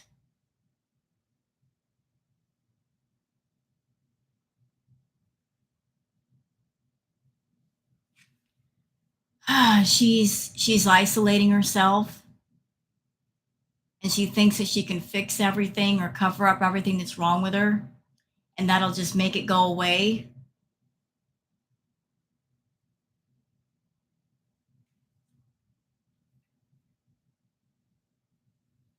You know, like there's like a lot wrong with her right now. And she goes back and forth in her head, like, what should I do? Should I go and get myself looked at, or shouldn't I? Like her vanity is getting so in the way. She just doesn't want anybody seeing her. She doesn't want to admit that she's as sick as she is. Like, she's in a lot of pain right now. She's in a lot of pain right now, and it's only getting worse. But she's stubborn. She's digging her heels in. Like the Emperor card, like I picked up something off of that where, like, you know, like she's got that indecision thing of, what do I do? What do I do? My health is getting worse. Should I go home? Should I stay here? And the Emperor card, in my opinion, this is her stubbornness. You know, like, this is her the stubborn side of her ego. You know, like, you're not wanting to budge, not wanting to do anything, you know, digging her heels in. You don't tell me what to do, not admitting that she's wrong. That's what this is. This is not a man, like, in her life. This is her ego, her stubborn, grumpy ego.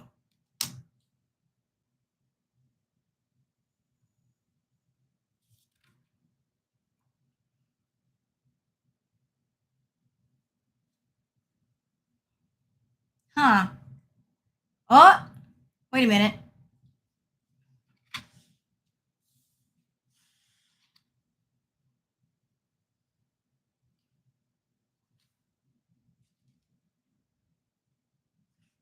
I think she's been reaching out to mother, you know, for help with her issues. And mom's like, nope, can't help you. Can't help you. Like, she wants to be the empress, but she's not the empress. You know, like, she's got that fantasy element in her head, and it won't go away.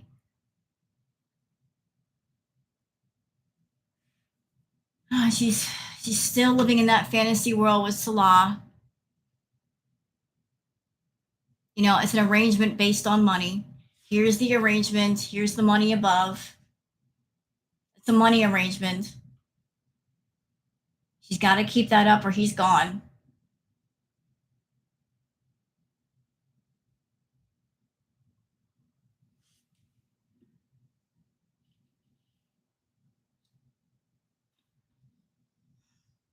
And she thinks that if she just sticks it out long enough, that everything will be okay. She's going to be victorious. She's going to get her health together. She's going to get her life together. Like, you guys hear her talk in her videos and her live streams. Oh, I've got this, y'all. I can do a water fasting. I can do this and I can do this, and I'm so happy. And she's all about that life of fake it till you make it. Well, that you can do that to a certain extent, but you're in a situation, Foodie, with your health is in severe trouble. You need more than just, you know, building up your confidence, talking yourself into it. You need professional help.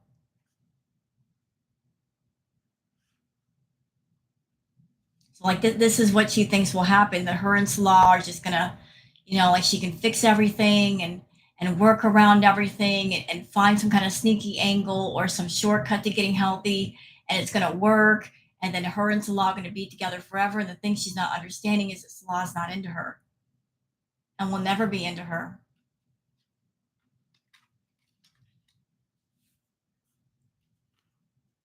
So, like, her health sucks.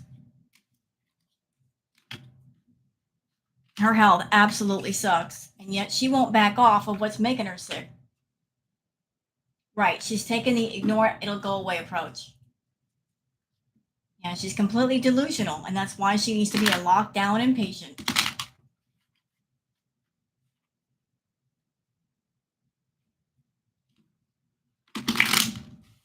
Like, this whole thing with Kuwait, it just doesn't make sense. You're somewhere that you really can't go anywhere. You can't do anything. It's tremendously hot outside, dangerously hot. You're with somebody, but you're bored with them. You have to keep paying them large sums of money, which you're no longer earning. You're always having to scramble around for ways to get them paid. And at the same time, you're bored with them. You can't get your own food when you want your own food. What benefit exactly do you get being in Kuwait, Foodie? Like, what are the pros and cons? Because I don't see many pros. I see a lot of cons for you. So, if you're that miserable, why not go home to Canada? Like, I don't get it. Like, what's the bonus of being in Kuwait? If you're stuck in your human hamster cage and you're trying to make this life with Salah, you're trying to make a family with him using animals instead of actual children, do you think that's honestly going to bond him to you? No. He'll walk. The cat and the mouse mean nothing to him. You can't use pets or money or any other thing to bond a person to you. If they want to be there, they'll be there. And if they don't want to be there, they'll go. You can't force a person to stay with you. You just haven't learned your lesson yet. You can't buy love. All she does is threaten.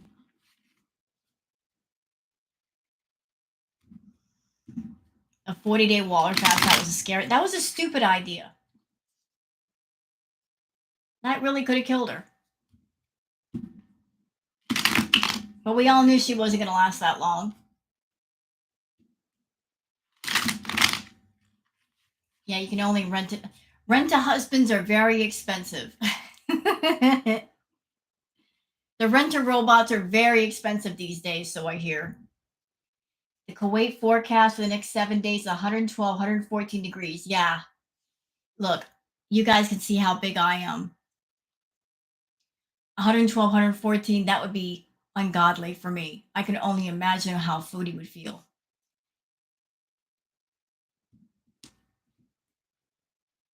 She keeps baiting Shannon on purpose, keeps her out there. She's looking for anybody to fight with. Anybody. She'll fight with Shannon. She'll fight with FFG. She's looking for anybody to fight with her because she needs the engagement.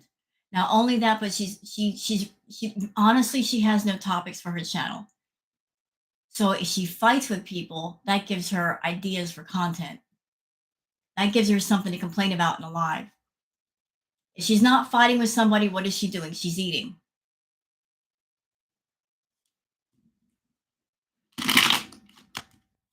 She's got nothing when she's not fighting with anybody.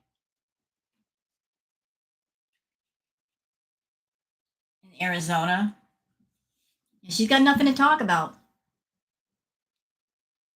And I'm sure all of you in here, I'm sure you've already seen the clip on YouTube and on Twitter where she passed gas, right? We've seen that clip. She was in the kitchen and it happened.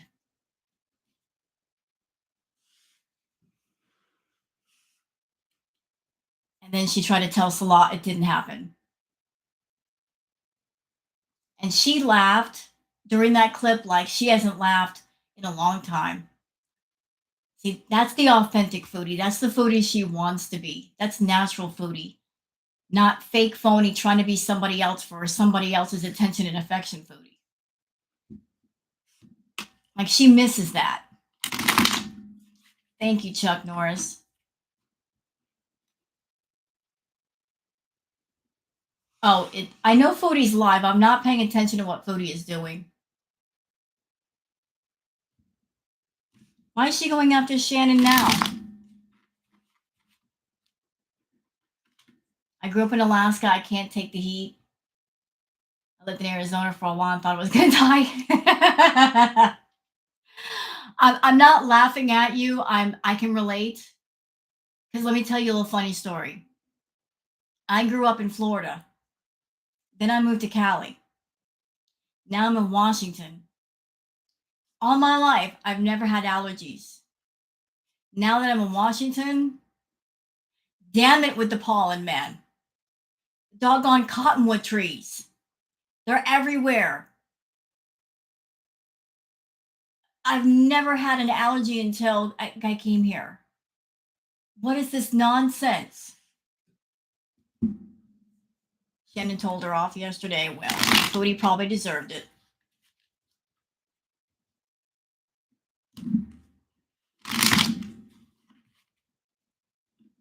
So I get it. You move to a different climate. You're like, man, what is all? I'm not used to what the heat, pollen, allergies. Ugh.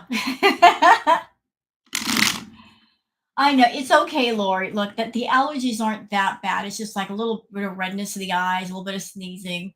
It's not that bad. It's just annoying. It's just like I'm in my 50s. Why am I getting allergies now? What's the point? I'm old. Why am I getting allergies?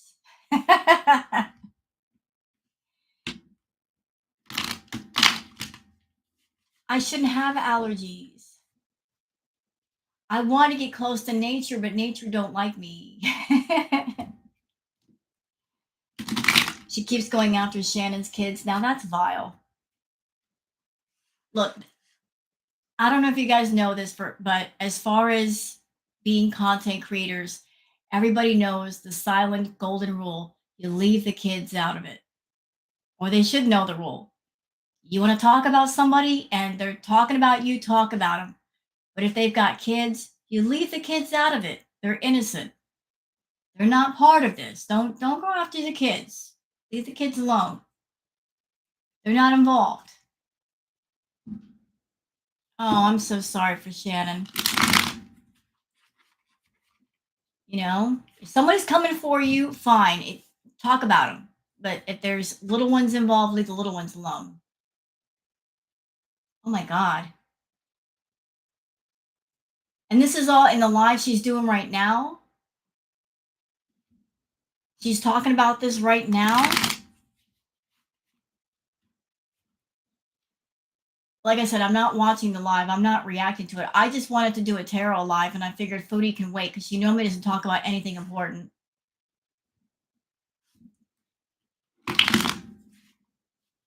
She's not live now. What an awful witch.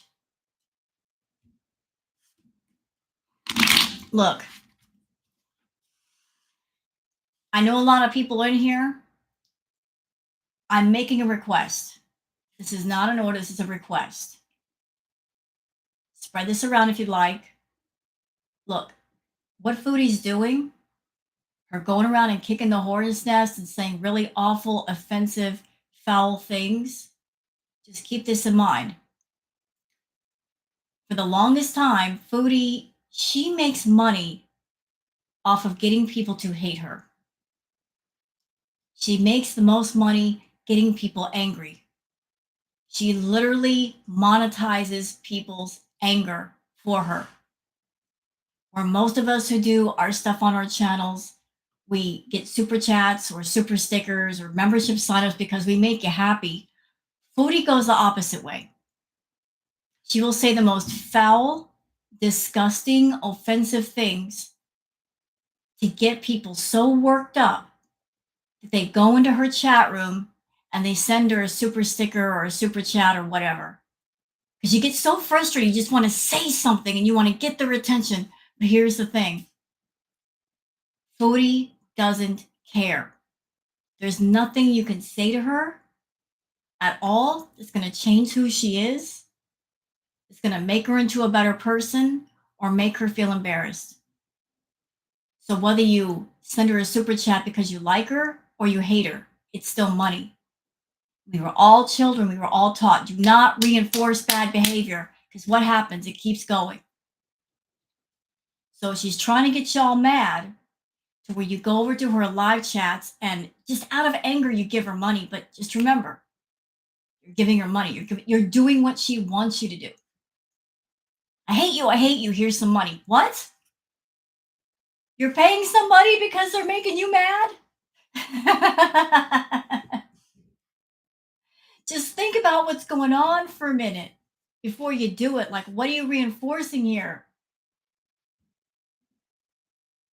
You don't kick a mom bear's cubs and then cry when you get her full of wrath. Trust and believe that if you come after a mama's cubs, She will show you what hell is. That's true. Thank you, Erie, for the super chat.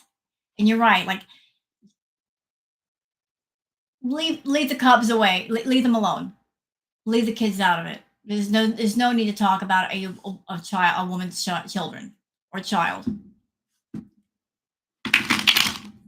So if Foodie is over there saying offensive things about Shannon or FFG, understand the emotional manipulation behind it and the purpose behind it and the result that she's trying to get. She's trying to manipulate you through your anger. And she knows she makes people angry. Don't fall for it. Don't fall for it. You want to get mad at her? My advice, leave a comment. Leave a comment on her videos. It's free.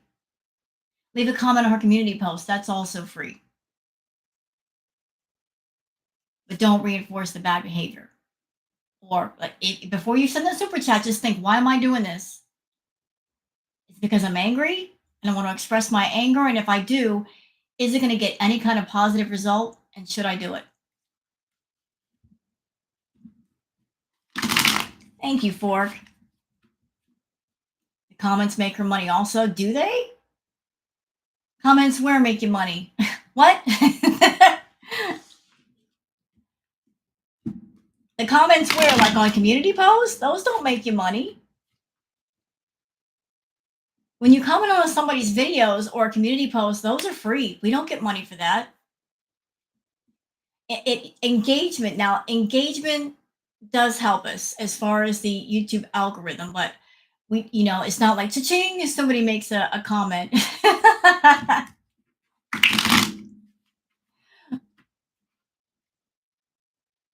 She's so evil because she feeds off a negative energy.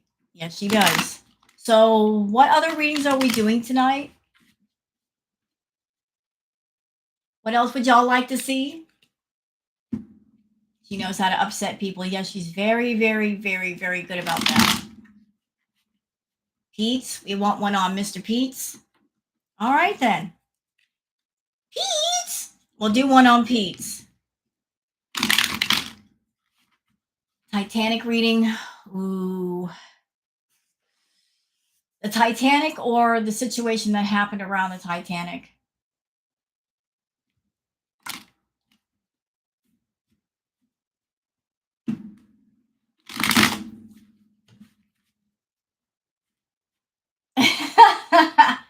How hard I'm going to drag Foodie for coming after the kids. Oh, I'm sure you're frothing at the mouth right now, Erie. Hey, Shan. Let's see. What card would represent your anger for Foodie? Hold on. I think, you know what? I'm not even going to drop a card. Wait. I'm gonna find the appropriate card to describe you. Do.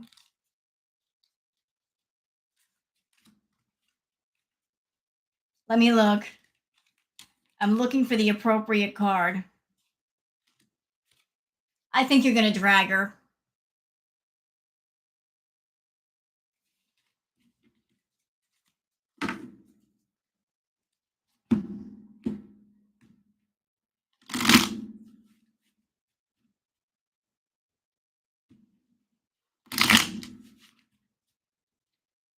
I think you're gonna properly drag her.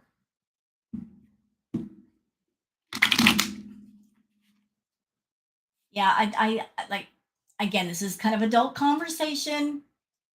For anyone who might feel uncomfortable with it, sorry. I feel that Foodie does have a humiliation fetish, a severe one.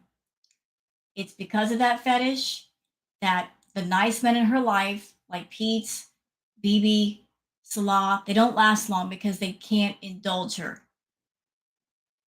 Like she wants nice, but she gets bored with nice. So, she's trying to find a nice guy who's also really nasty and will indulge her nasty. And that may be very difficult for her to find. So, Natter indulged her. That's why she got so hooked on him because he indulged all of her nasty. And Salah is just, he's a nice guy, but that's boring for her. But she doesn't, she's never content with the nice guy for long. She's had 3 nice guys in her life and she got bored with every single one of them. And she thrives off of chaos. She even said when she was with Natter that she uh she likes the fighting. She likes the drama. She likes the intensity. And again, I apologize for bringing up a slightly adult topic. Don't want to offend anybody, but I want to bring to your attention a memory of something that happened with Foodie. Anybody who's been around the Foodieverse long enough, then you'll remember a live stream that she did over at Natter's house where he put the camera on her without the filters. She was wearing that horse blanket looking thing, and he made her apologize. Y'all remember that? Go back and watch that video if you can find it. She was literally turned on. That whole time she was turned on. She wasn't like embarrassed. She was getting turned on by it. She was red in the face, but she winked at the camera and she smiled. Now, if you're really humiliated, like embarrassed, you're crying, you're upset. She was flushed. That slow, heavy breathing. She was loving it.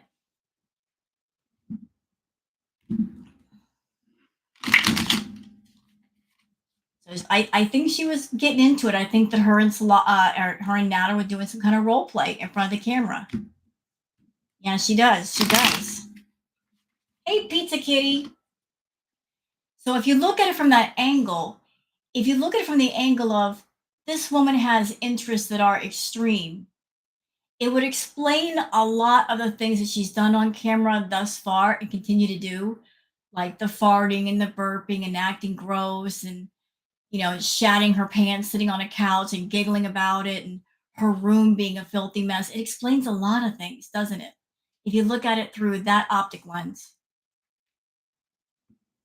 Like setting herself up to be humiliated by people. Because some people that are into the humiliation thing, they like public humiliation. The more, the better. That needs to be kept off YouTube. I agree. And I will also say, in reference to your comment, Sachi, that even in private, intimate situations like that, even audience members should be able to give consent. You should know what you're looking at and be able to consent or not. Bringing it to YouTube where people have no idea what they're looking at, but they're being exposed to it anyway, is wrong. Like even spectators should be able to give consent.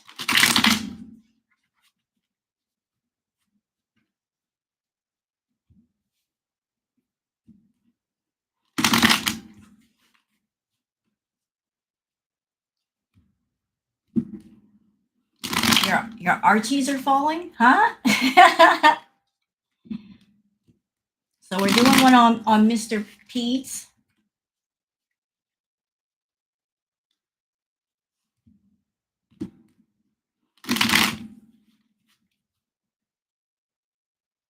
You beastie.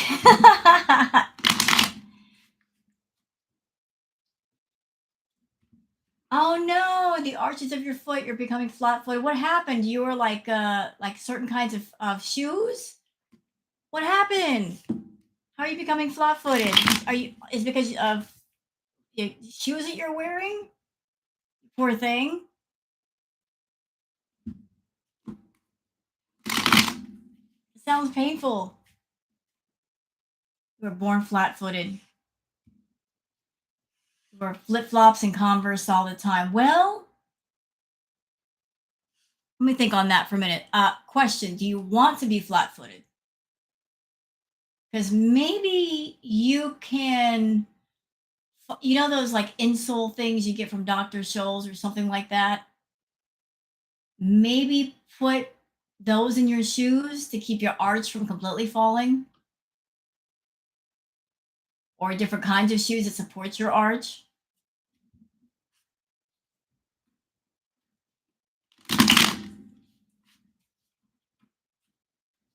Okay, BB.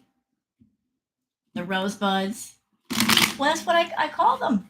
That's what I call you guys, the rosebuds. You're a barefoot girl. Me too, pizza.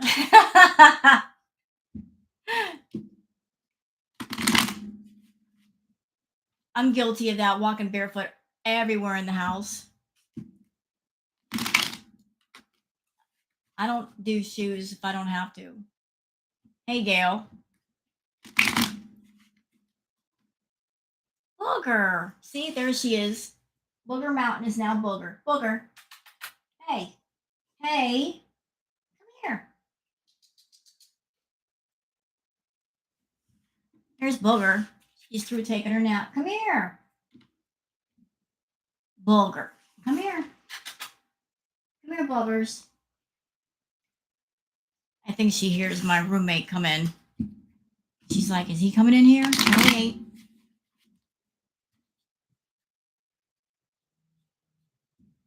Yep. He's here.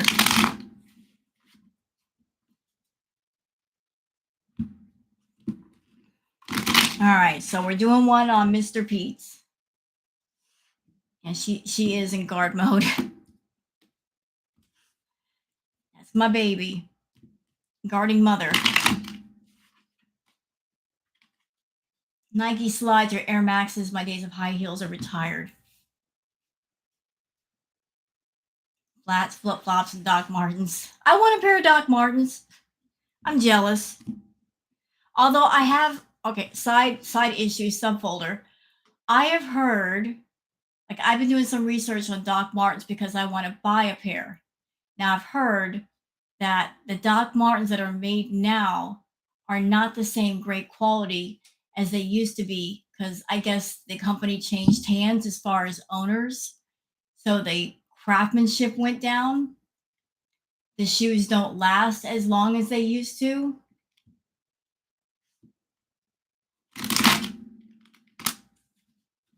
I'm not crapping all over your Doc Martens, Shan, by the way. I'm not crapping all over mine. Just, I'm interested in Doc Martens, so I just want to do my research.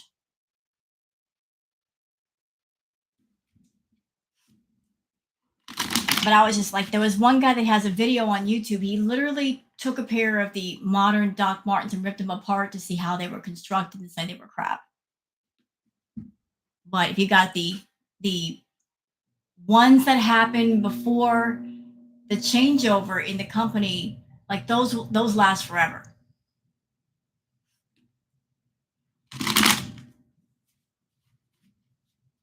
They ship the manufacturer to China, but the core company still makes shoes under a different name.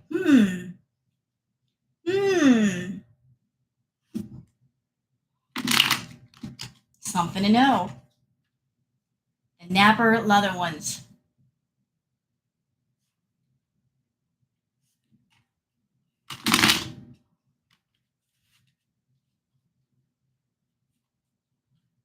It's like spiders. Mine still tear up your heels. Even with socks on, they tear up your heels? You don't put socks on? All right, we're going to Pete's. Y'all putting your feet in your boots with no socks on, you savages. I would get blisters like within seconds of doing that. All right, so we're doing Mr. Pete's.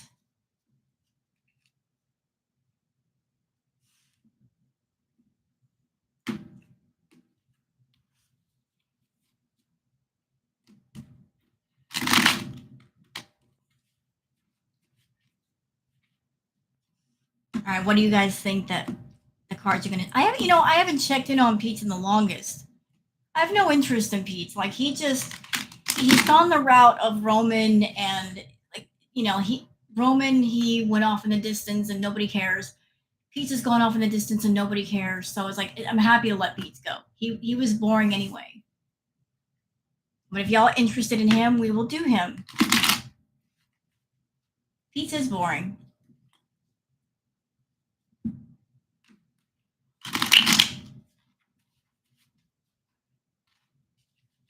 but we'll peek in on Mr. Pete's.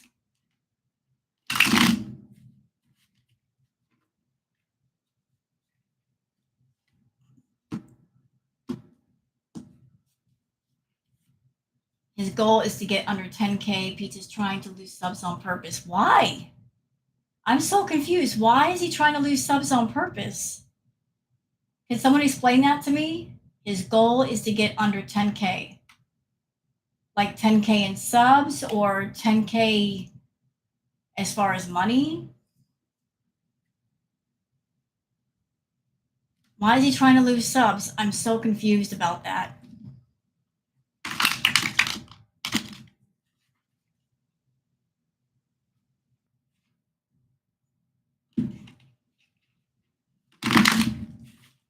Usually you want to grow your channel, not have people get bored and leave. Okay, we're almost finished. He doesn't want that many subscribers. Well, the first thought that popped into my head when you said that is he knows a lot of people are subscribed to him because of Chantal. And a lot of people subscribe to him to troll him, so maybe that's why. He just doesn't have any patience for the trolls. And that's pretty much a good majority of his audience are people that want to troll him.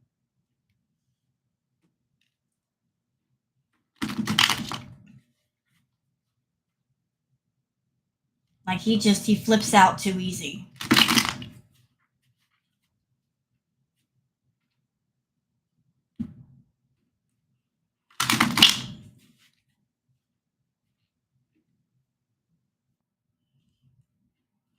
All right, so we're going to do one on Mr. Pete's. Let me just focus here for a minute. Show me Jamie, aka Pete. Talk to me about Pete. Thank you, oranges. Huh. Really now? Really?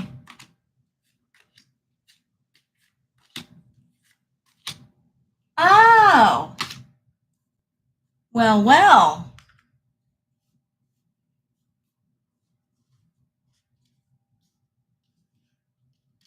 Okay, Nat. Okay. All right now.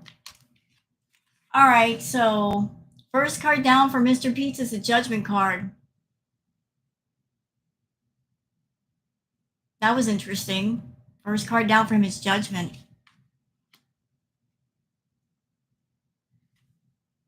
The next card on top of that is the Three of Wands.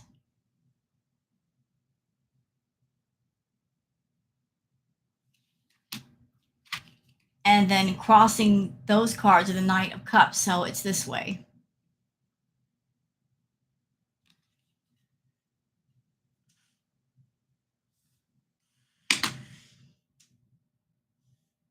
So, like, I don't know what's going on with his channel or him. Like I said, I haven't checked in on Pete's in the longest, nor do I care to. But I think he's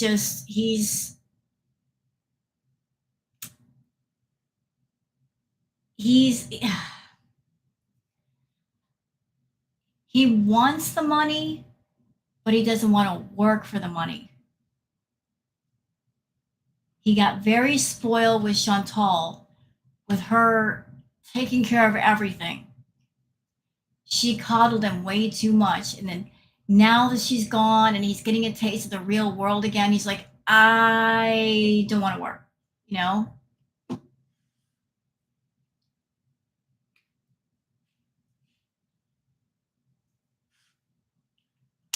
Like this whole YouTube thing is like, he's got a golden opportunity in his hand to make a lot of money.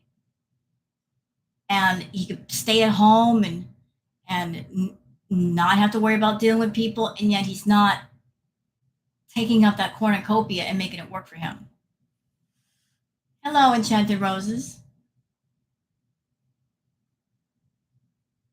So we've got the Temperance card.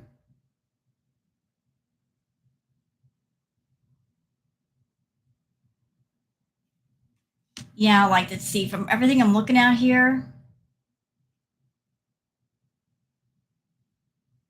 we've got the Nine of Cups, we've got the Temperance card.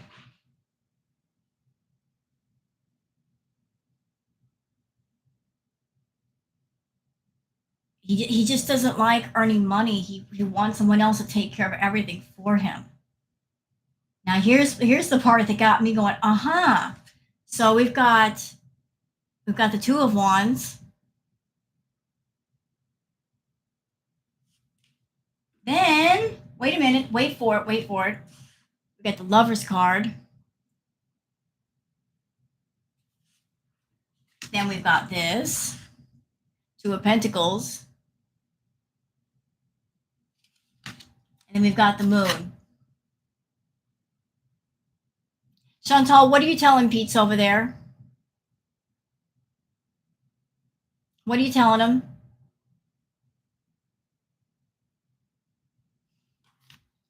What hopes are you putting in his head?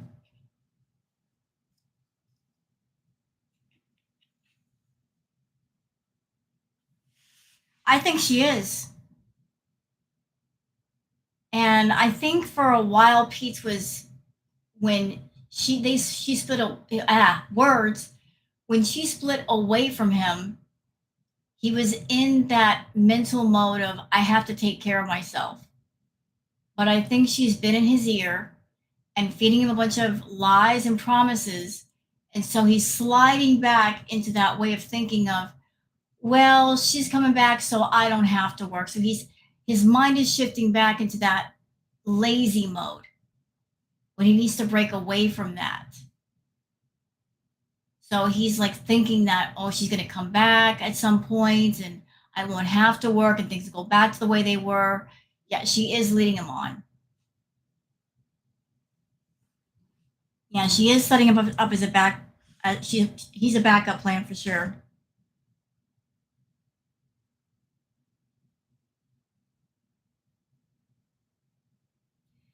The fact that she's with Salah,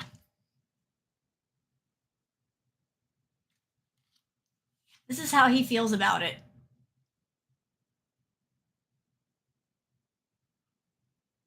And he's not liking it. But really, there's nothing he can do about it.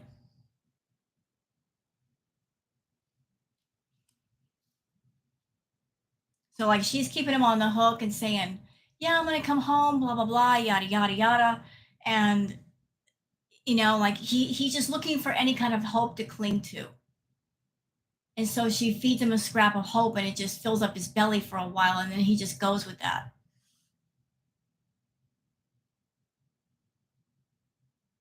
I don't think she's giving him any money, but he's, for whatever reason, she must be saying something to him because he's holding on to the hope that she's going to come back and it's all going to be the way it was. I think he was comfortable being on camera as long as she was around. He doesn't like the entire focus being on him because I think he even knows he's boring. Yeah, she's talking to Pete, and he's because of her and his laziness, he doesn't want to break out of the bad mindset of being lazy and just entitled. He's listening to her, and he can't be doing that. She's promising him the world. Is he resentful? I'm going to say something again. I'm not here to trigger anybody, but I think he's had a lot of resentment going all the way back to when he was with Chantal and she got together with Bibi.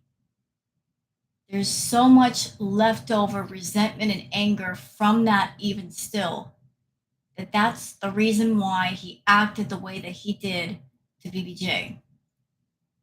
He's angry at Chantal, but he didn't want to take out his anger on Chantal because she was the one paying the bills and the rent. So he took out his frustration and anger on the cat. He's a coward. Cowboy dog. Hi. Hello, my dear. So good to see you. Cowboy Dog does some amazing lives. I always enjoy her lives. And she's got a great ASMR voice. Hey, Cowboy.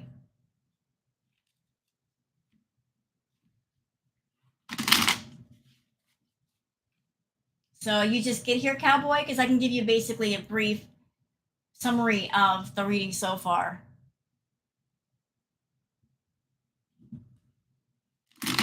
Thank you, Cowboy. You just hopped in. Okay, so let me just see. Did a reading on Foodie and her mother, like the relationship with her mother, because people were asking for that. I'm like, that's an interesting angle I've never done before. I think I'll try that. So the reading essentially said in that reading that Mother Sorrow, her mom, Smee, what's going on with the two of them right now is mom has found her strength and Chantal's been after her to give her money and to help her out get back from Kuwait to Canada or just get money in general. And mom has been saying, no. No. Mom is like, no, the bank of mom is closed. And the cards also show that it looks like there was like a wedding involved. So there's been all these things about her sister allegedly getting married. That might be a big reason why, because all the money and the focus is on the sister, not on her. So Chantal's been going to Mom Sorrow and saying, hey, can you give me some money, loan me some money, blah, blah, blah. And mom's like, no, can't help you. Mom has been finding her voice and saying, no, no. And it's really ticking Chantal off. As far as Foodie and Salah, Foodie, she's been, I saw, like, she's involved in a lot of things right now, some of which I feel are not above board, if you know what I mean. Maybe some up, below the table shit, looking for any and every way to make money. And they, Salah is envisioning himself as being sort of like a kept man, and Chantal wants to be a princess. So like she's doing the most, trying to make money to keep him happy. He's not doing much at all. What's that? She's so jealous of her sister who has a man for love, not money. She's always been jealous of her sister, but especially right now. If the sister is getting married, are you kidding me? Sis, getting married to a man that actually loves her? Walking down the aisle in an actual wedding? In the wedding dress? Being the bride? Foodie's head explodes. Yeah, like Foodie doesn't like anybody taking the attention off of her, but especially someone who's a woman and with a man and is a bride. That's like the triple threat. She's always wanted a wedding. Well, little sister is going to have one.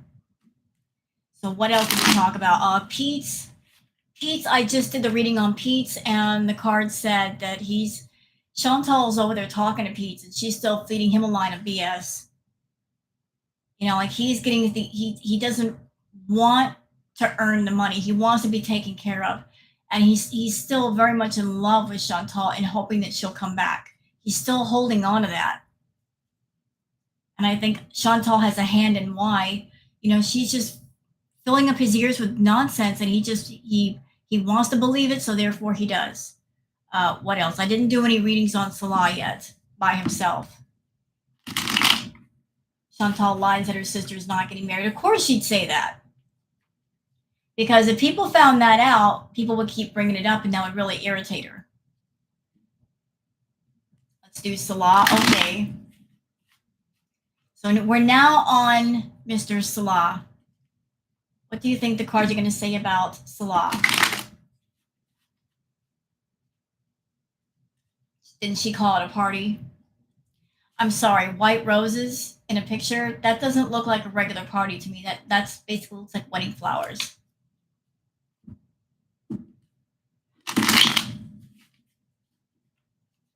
Right, we're going to do one on Mr. Salah. Oh, and another thing before I forget, Cowboy. The first reading I did on Foodie and Salah, essentially the cards were clearly saying to me that right now, financially, they are in each other's way. You know, like she's stopping him from making more money, and he's stopping her from making more money. Them being together financially, it's a bad idea. You know, as long as they're together, they are in each other's way. Like he can't make the money that he wants to because she's around, and she can't make the money because of him being around. They're in each other's way, and yet she won't let go of him and go home.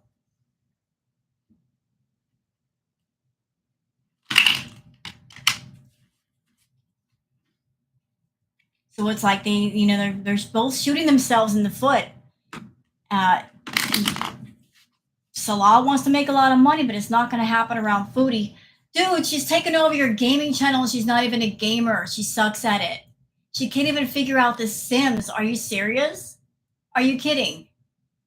She can't play GTA without crashing a car? Dude, total fail. How are you going to make money off your gaming channel if you're not even there? You're letting somebody else do it. Dumbass. She's obsessed with what is BBG Living? What's that? Is that a channel?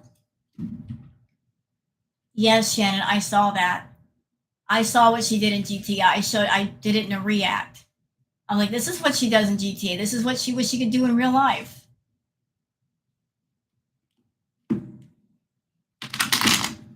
I expect a major health crisis before winter. Oh, I'm sorry, BBJ. Sorry.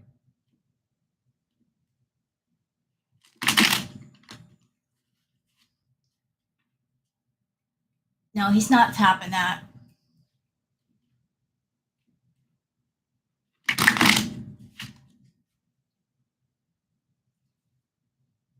I expect a major health crisis before winter. You know what? Y'all give me just a second. I'm gonna pull something up that I saw on Twitter. Can y'all just give me a moment? Because I'm like, yikes. Freaking yikes. Hold on a minute.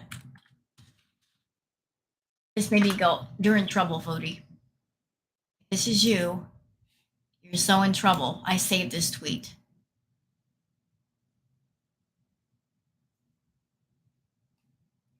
Okay, this is a tweet. Let's see.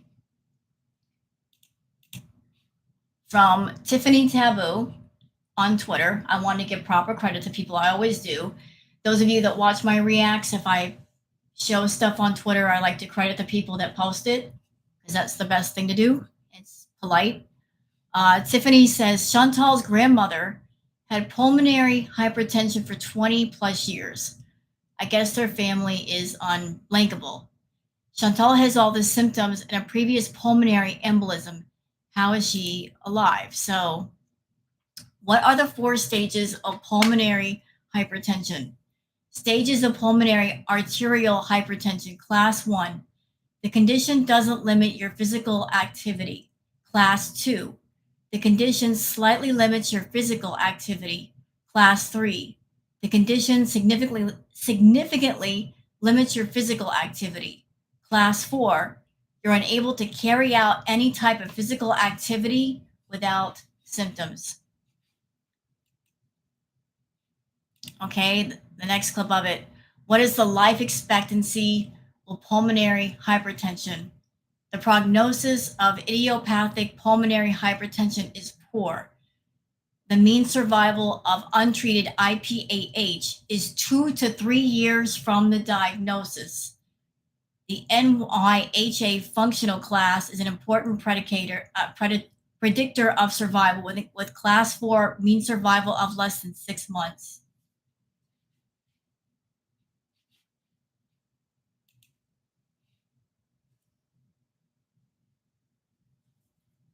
Exactly. I read that. I'm like, yikes. Yikes.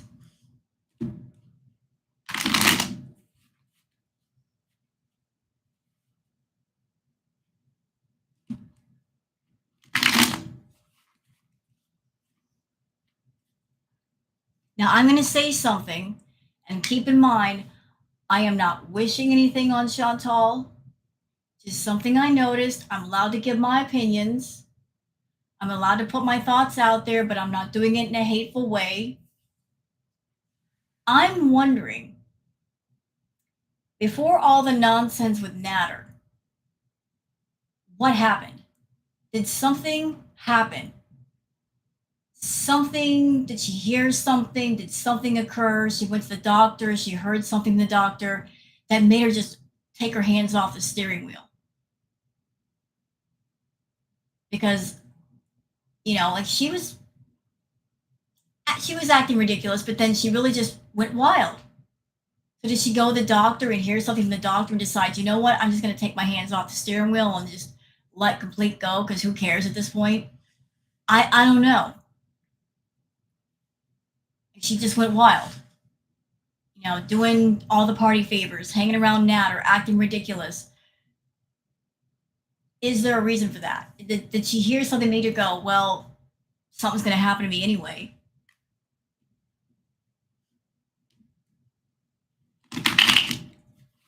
Autumn, Chantal has said that in the past she had blood clots in her lungs.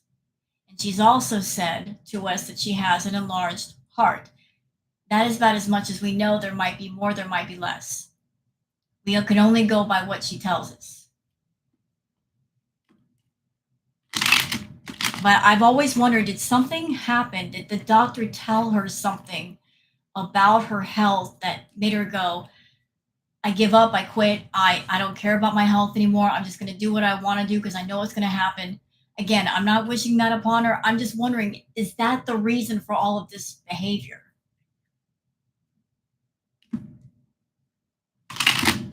Would I be up for making tarot videos for beginners? Absolutely.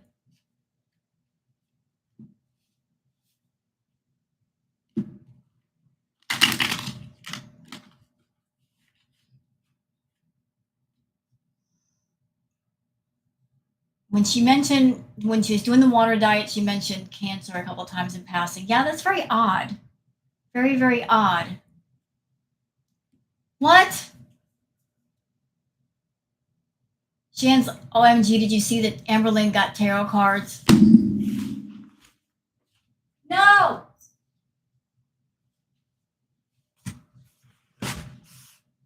Not Amber doing tarot.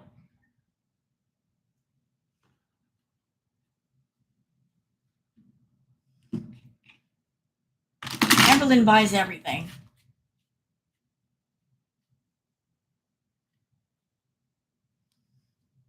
What a waste of a tarot deck.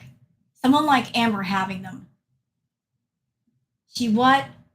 Amberlynn wants to be a tarot reader now. She says she drew 3 cards years ago and now she thinks she's an expert.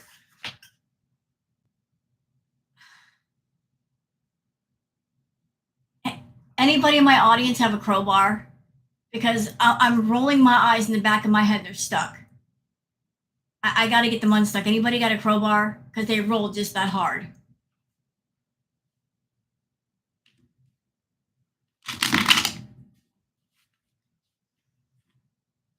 Yeah, I know the Beast did the same thing. What is it with these women that like, oh, I'm gonna read the tarot. Here's my impression of Foodie doing the tarot, using the tarot to manifest things in her life. And she always picked like the coin cards. She always picked the good cards, which tells me she didn't shuffle the cards. She purposely put the good cards on top so there will always be good ones. So she wasn't doing a true reading.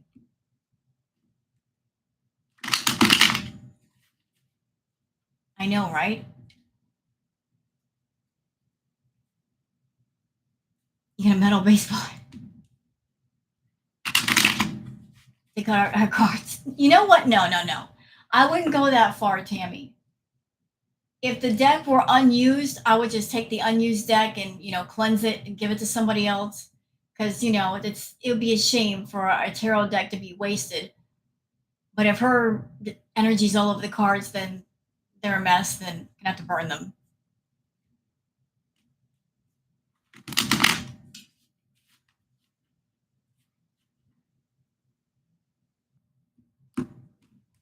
Someone needs to tell Chantal and Amber, look, you can't manifest things using tarot cards. You just can't. And to do tarot, you have to have a bit of insight. And if they can't have insight for themselves, they can't have insight for other people.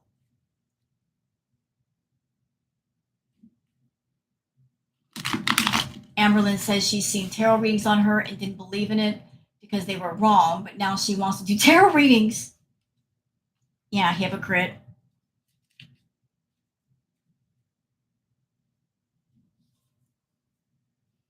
The ring that's cutting off her circulation to her finger. We're talking about Chantal, yes?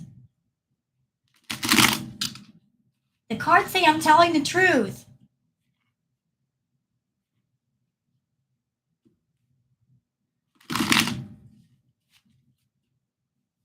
I'm shaking my head. But you know what, Lori? I was reading up a bit about that. She says she's not going to get the weight loss surgery now. More than likely, it's because the doctor flat out told her no. There's a whole list of things you got to do before they approve you for surgery, and she hasn't done any of them. If you've got an active eating problem, you certainly don't need that surgery. And if that beach is on YouTube showing thumbnails of her eating, girl, bye. You're still exploiting your problem with food. You should not get the surgery. You're not ready to change things yet. You can't sit there and say, I'm going to cut down on what I'm doing and then exploit it at the same time.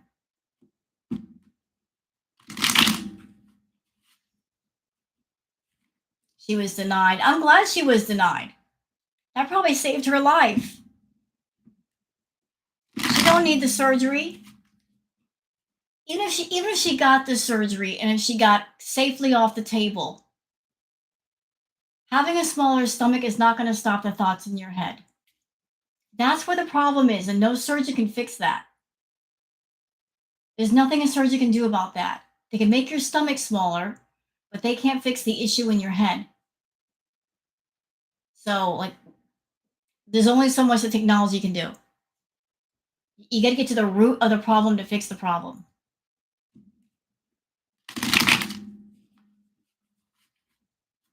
So, if Chantal or Amber got the surgery like they wanted, this is how it would happen, y'all. They would have the surgery, and then they would have those thoughts and those urges, and then they would have some bad moments and make themselves physically ill or rupture their stomach. That's why surgeons don't give people like that surgery, because it would be dangerous. Orange Cat. Hi, Orange Cat. Orange Cat. Love your Twitter. We got some talented people in the room. We got Miss Erie Pepperoni. We got Orange Cat. Orange Cat was the person who made the pics for my Twitter. That's still up there. And I would like to apologize to you, Orange. Would you like to know why? Because I'm an AI noob. I'm an AI noob. I remember like the things that I said that I wanted a picture for my intro. I was being very specific. I didn't know how AI worked, how difficult that is to get everything just so specific. And I'm like, once I realized it, I'm like, I asked for a little bit too much. I didn't know it was that. There's so much detail. I didn't know. Now I know.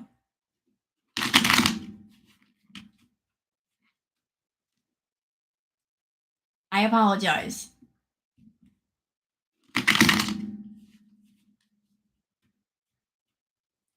So who else are we doing the readings on tonight?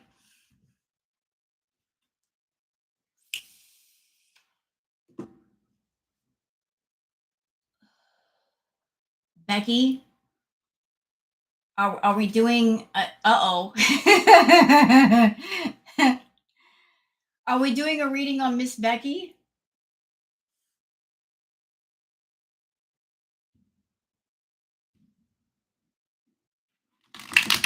Right, Orange Cat. I've never done AI, but it looks fascinating and it looks like it's so much fun.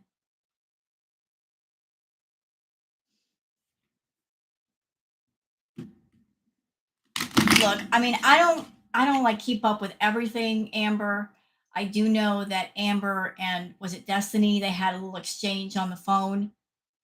They went back and forth, and I know that Destiny. I've heard that Amber contacted her mom, and that really made Destiny very upset. And there was talk of Becky and Destiny going on a panel together. Thank you, pizza. So I mean, I heard bits and pieces off of Twitter. I don't know every single thing because I keep up with Chantal. But I've heard that things are getting spicy over there.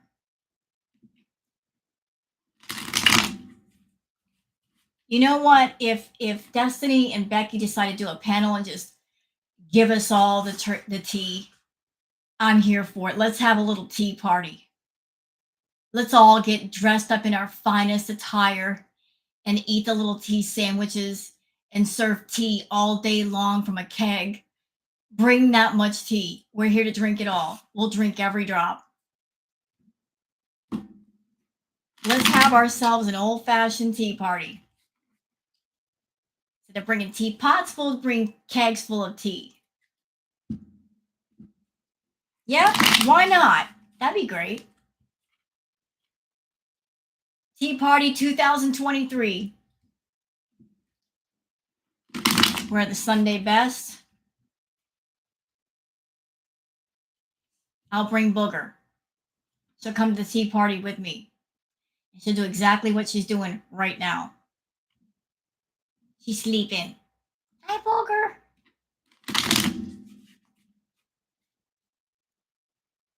I hope they spill everything about Amber. I do. I really wish that Pete would spill everything about Chantal, but he never will. It's so frustrating. There's so many people around Chantal that could give us all of the true tea, and they just won't do it for some reason. They just won't do it.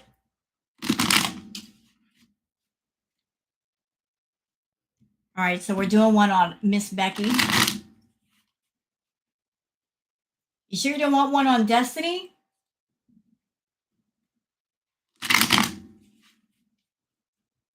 Because it seems like Destiny, not Becky, is more fired up to go after Amber.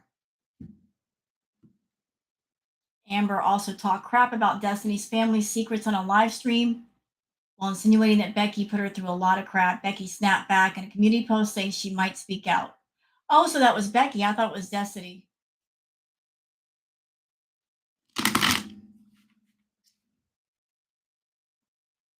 You know what? If they go after her, I let it happen. But I'm at the point with all these.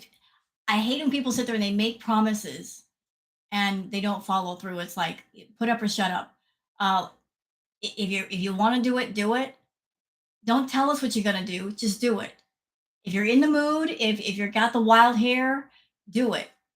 Don't give the other person you're talking about any warning. Just do it, and that way they can't prepare. They can't do a counterattack. Just do it. Just drop it. Drop the tea. Let it happen. Let the shockwaves go all over YouTube. Don't give the person that you don't like any fair warning. Just do it. Just do it. Don't talk about it, be about it.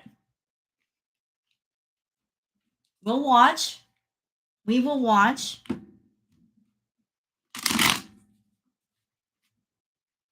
Amberlynn and Destiny were arguing on the phone in Destiny's last live. Yeah, I kind of saw pieces of that. That call got spicy. Of course it did. So Amber, of course, threatened. Destiny was cut on live. So Amber had a fit. Well, what's new? Amber's always having a fit. Well, the one thing narcissists do not like is being exposed.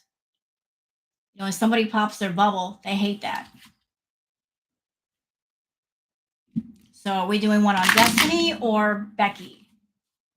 Y'all want Becky?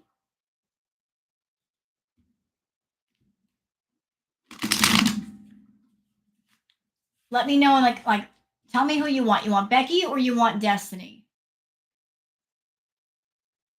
One for Destiny, two for Becky.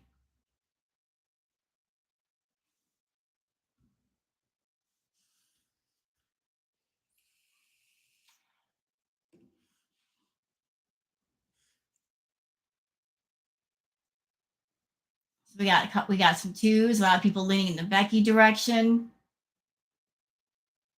Becky. Becky's winning so far.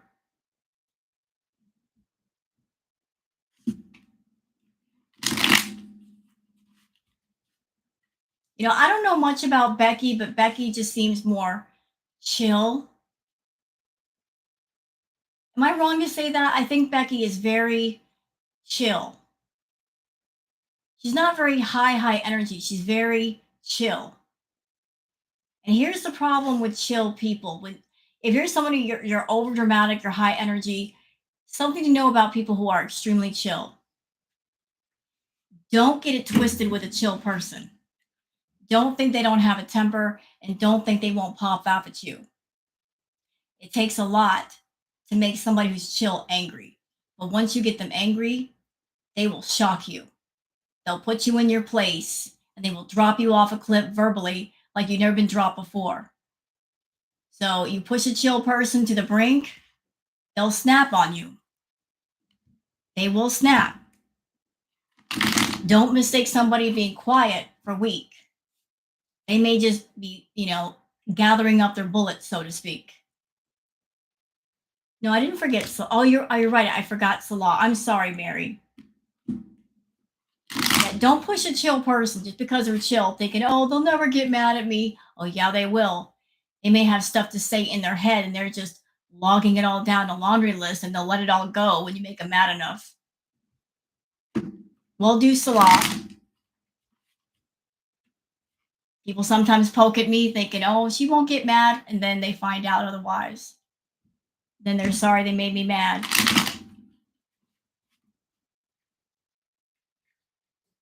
Eerie see me snap on Chantal.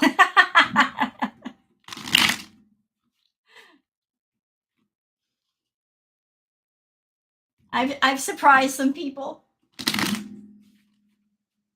Who is this person? Oh my God, I never knew she was like this. Yeah, make me mad, you'll find out. I don't like to get mad though. I don't like getting like that. That was. All right, so Mary just reminded me that we're doing one on Salah, and then we'll do one on Becky. You can't spell, it's okay.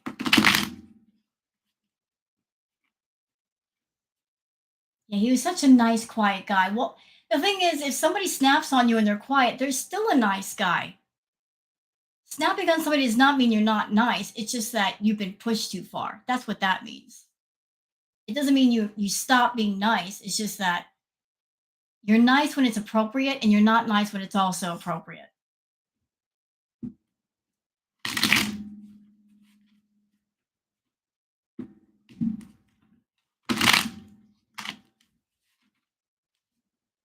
All right, so we're doing one on Mr. Salah, right?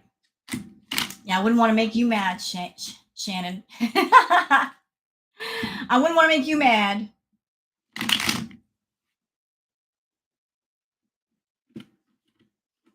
All right, so we're doing Salah. Where's his head at? What's Salah thinking? Where's he going? What's his plans?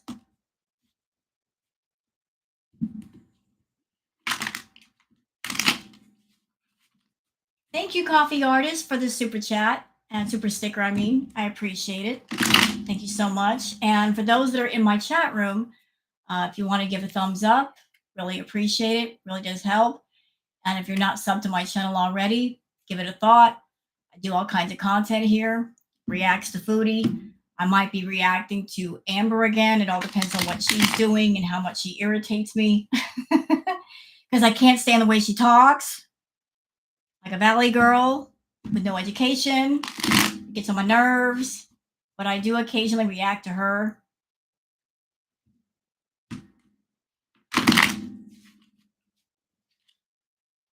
And I might pick a few other people as well to react to.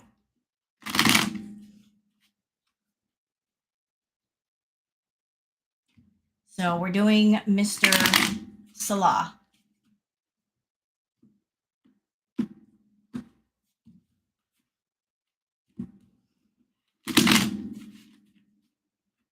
What do you guys think the cards are going to say? Without even looking at the cards, I can just tell you, I don't think he's looking at Chantal as a way to get to Canada. I don't know if she can do it. I don't think she can. I think he's just around for whatever he can get out of her. Whatever small or big thing he can get out of her. He's got the car, he's got the laptop, he's got the phone. He's making her sink a lot of money into electronics. You notice that?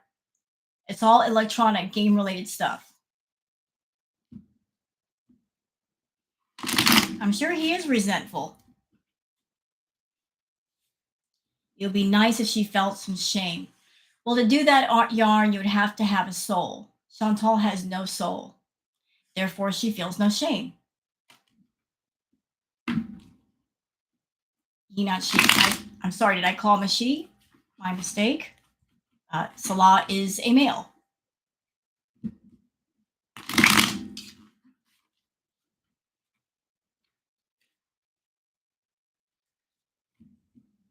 So the correct pronoun for Salah is he.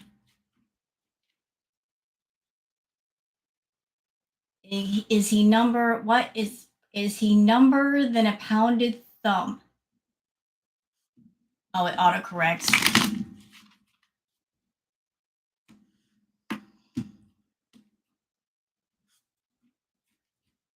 Number. It's okay.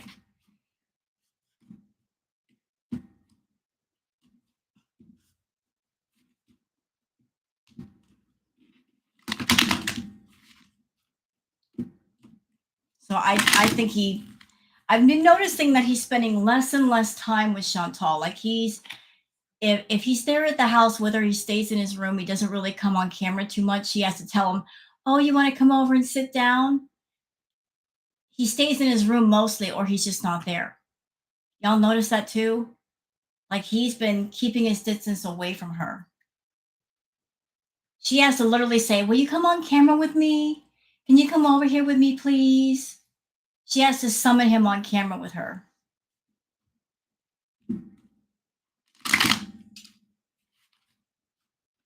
How long can he take from that thing before he runs?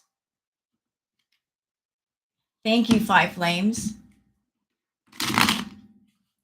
He acts more like a paid caregiver when he's with her. Well, that might be his role.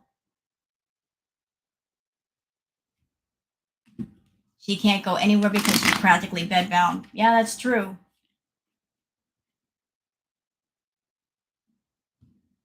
Was he in her life? He's only happy when he can attract. You know,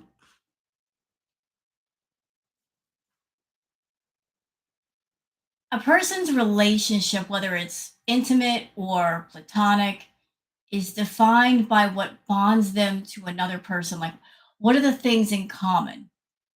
What do Salah and Chantal have in common? Not much of anything. The most talking they ever do is about FFG. You know, like, so he doesn't like her and she doesn't like her.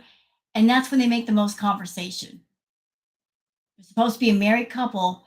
But the only thing they really talk about is FFG.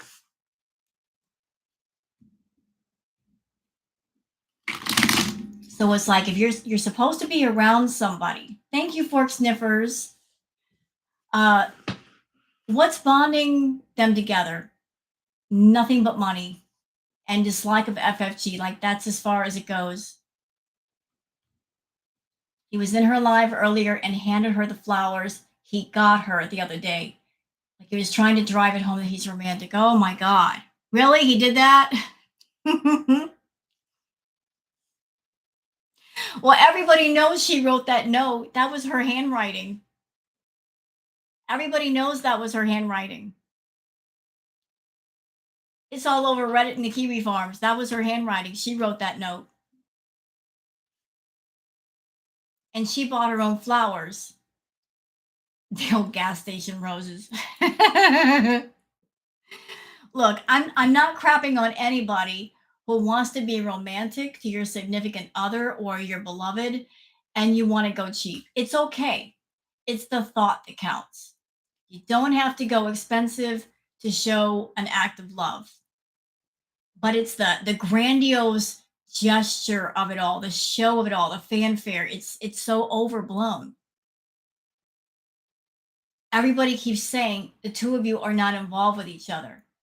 And yet she does stupid things to try to prove to us that they are.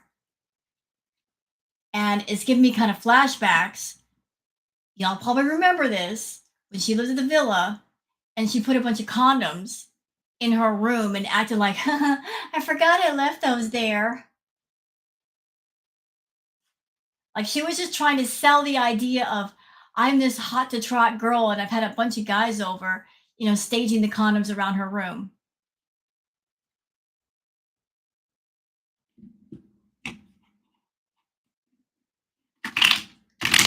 So she bought the flowers.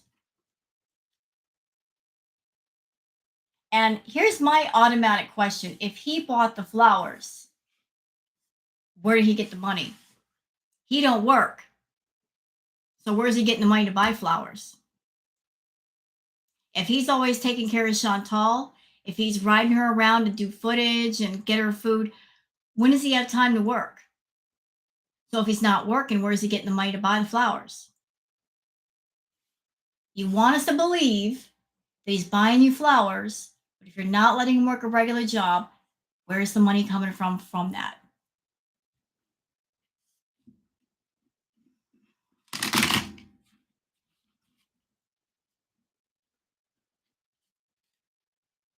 Really giving out her his check. What?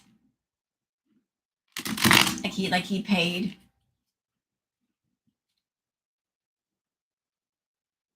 The more you have to stage something, the less real it is. Because it's okay. I used to work in an environment where I worked waitressing in a club.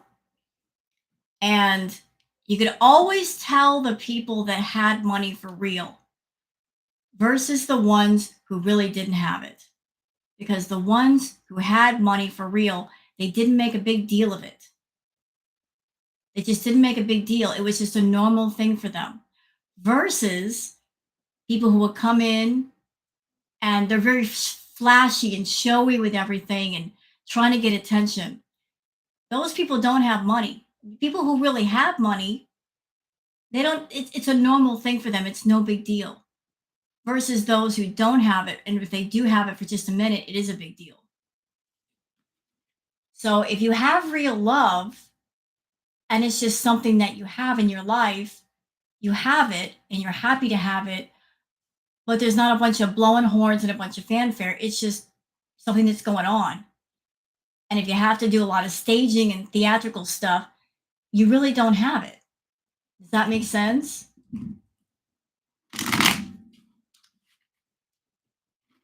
You never get notified. I'm sorry, Belladonna. Why even buy yourself flowers? Because everybody's saying, hey, he doesn't love you. He doesn't care. You're buying him stuff. She's trying to say, no, this is how it is. No, it is how it is.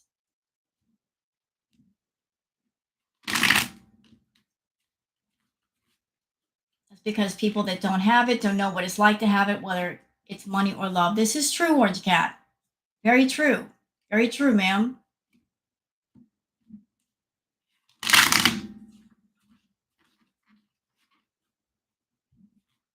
Didn't she tell us long ago that Salah was a successful businessman? right? She could quit YouTube. What happened to that? What happened to that, Chantal? What happened? You could quit YouTube, right? Well, you haven't quit yet. As a matter of fact, you're taking over somebody's gaming channel.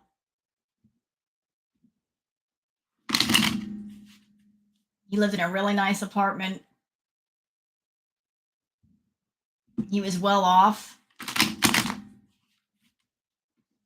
Well, she exaggerates things. The same way she exaggerated about getting a mansion. Remember that? Oh, we're going to be moving into a mansion with a coffee bar in my room. And even before I move in, they put mirrors on the ceiling and all over the room because I'm a YouTuber. Please, girl.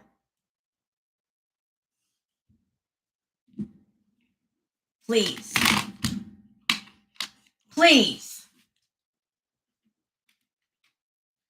Please. You're moving in, you're renting, you're not even buying. And before you move in, they're going to put mirrors all over the place just for you. Yeah, because you're special. All right now. What do you need mirrors for? You hate mirrors anyway. You run from mirrors. Why do you need a room full of mirrors? Make it make sense. She hates mirrors, but yet she's going to have mirrors put in her room. For what purpose? She hates mirrors.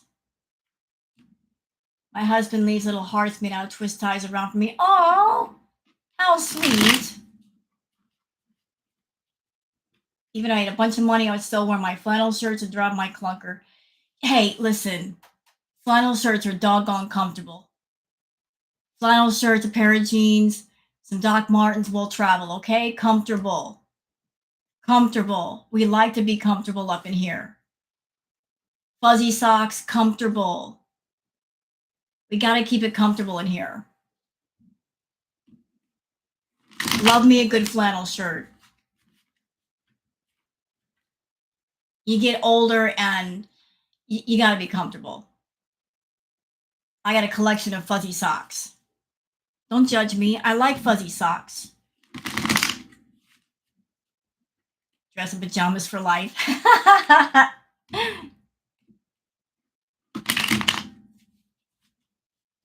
Don't forget to smash the like button. So we're doing Mr. Salah.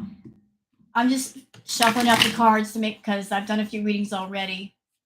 The older you get, the more cozy stuff you want. Yeah, but see, on top of that, let me add to that, Angela.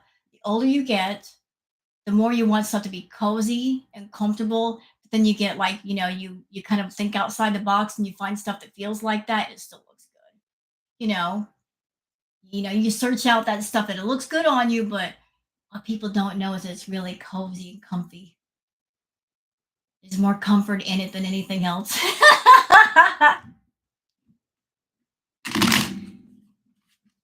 You're not into wearing the stiletto heels anymore. You wear the platform heels because even though it looks like a higher heel, it's not, because the front part of the heel is lifted up. So you're only walking on an inch heel, but it looks bigger than that. Platform heels, it looks like you're walking on a taller heel when you're not. It doesn't stress out your arches.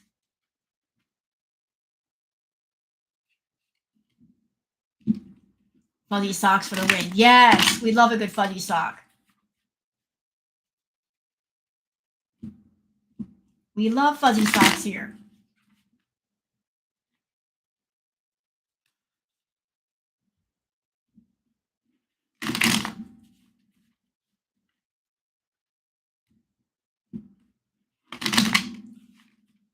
Almost there, guys. Almost there. Haven't worn heels in years. Nor have I. But when I have to wear them, I make sure my feet are comfortable. Remember that mansion owners gave her the jar of salsa, whatever it was. And then we found out it came from a stand at the store. Oh, you love the throws. Well, look what's behind me. Look at me. Look. I love myself a nice down comforter. I love a good down comforter. Or comfortable, soft, fuzzy blanket. And she loves it too. Look at her. I let her judge all my blankets. If she lays down on it and she goes to sleep, it's a good blanket. She lets me know if it's comfy.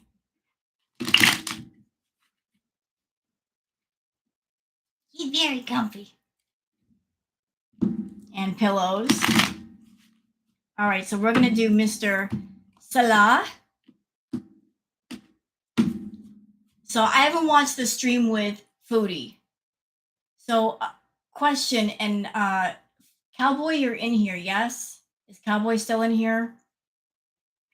When is the start of Eid? Is it today?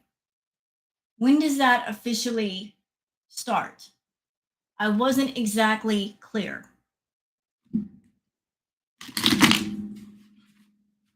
Does anybody know? Tomorrow? She said tomorrow.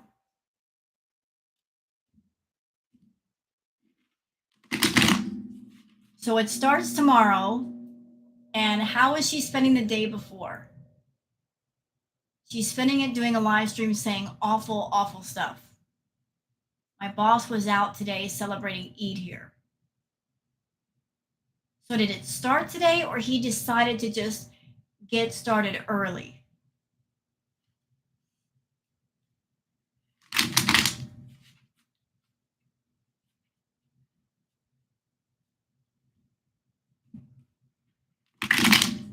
You're supposed to fast and rest the day before. Well, Foodie makes up her own rules. Eid begins today and ends tomorrow. Okay, thank you, Orange Cat.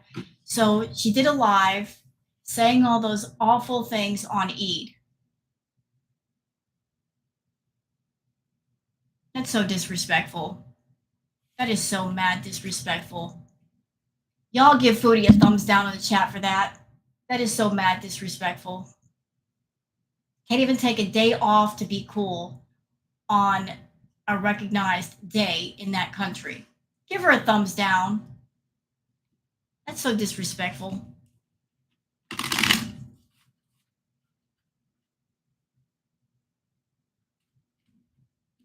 How could you do that, Foodie? You can't even wait a couple of days. There you go. Let me see them. Let me see them downcast thumbs. Like, yeah, you know what? Go ahead. If you want to give the middle finger, go for it. You want to give the middle finger instead? Thumbs down or middle finger, whatever you want, whatever you feel comfortable with. That's disrespectful. That is so disrespectful. Give it to her. Let her know. I know she watches my streams. Look at that, Foodie. You could even hold in your anger for a couple of days and just let it rest. Nah, like on the day you're supposed to be like spending time with friends and family and praying and fasting and being social, you're doing that nonsense, talking about Shannon and our kids. What the hell is wrong with you? Something is wrong with you. You need to get it together.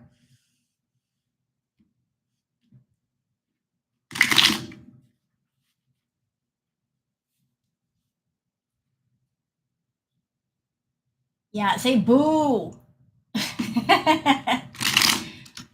You're allowed to express yourselves in here. This is not VIB chat. This is open chat. You guys can say what you want here.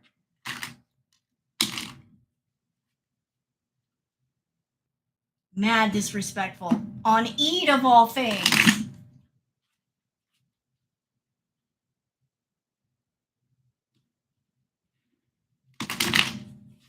The eve of the 28th. So it would be tonight. Hi, FD. Eid is celebrated for 6 straight days in Kuwait. The public holiday for Eid in Kuwait starts from the 27th of June to the 2nd of July. Thank you for that information, Orange Cat. You're throwing pineapples. Paper, oh no, not the paper clips. No. Here come the paper clips. Here they come.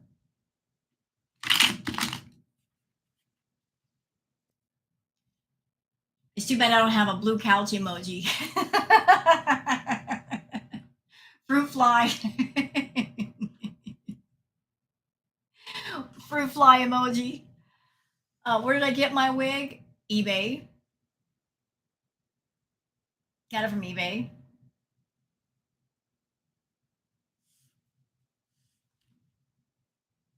And there we go. Yeah, it's on tight. The mansion was Kaylee's home. Was it? They were talking about Kaylee's home? Like she's gonna move up in there? How presumptuous, Foodie. Yeah, throw blue couches at her.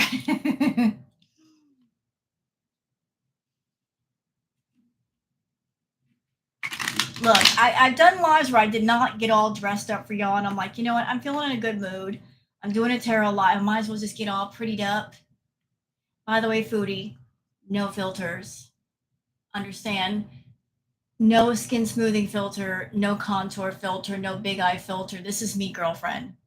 Yes, I have a wig on, but if I took the wig off, it would still be more than what you got. So do not talk about the reactors like you're hotter than 90% of us.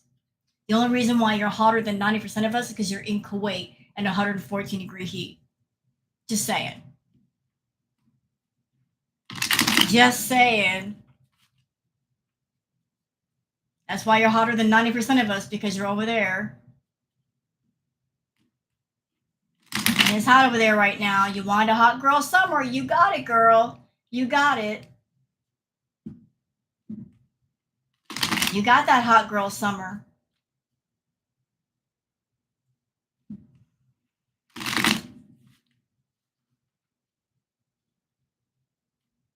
Oh, good night, Gail. Are you leaving, sweetheart? How miserable is she? Very miserable.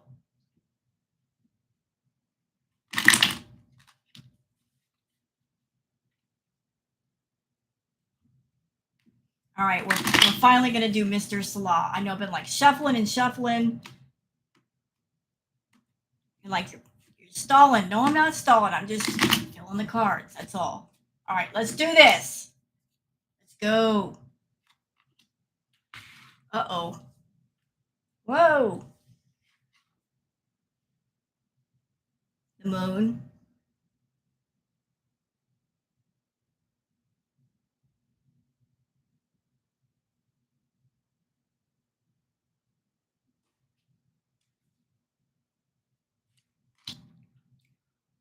Ooh.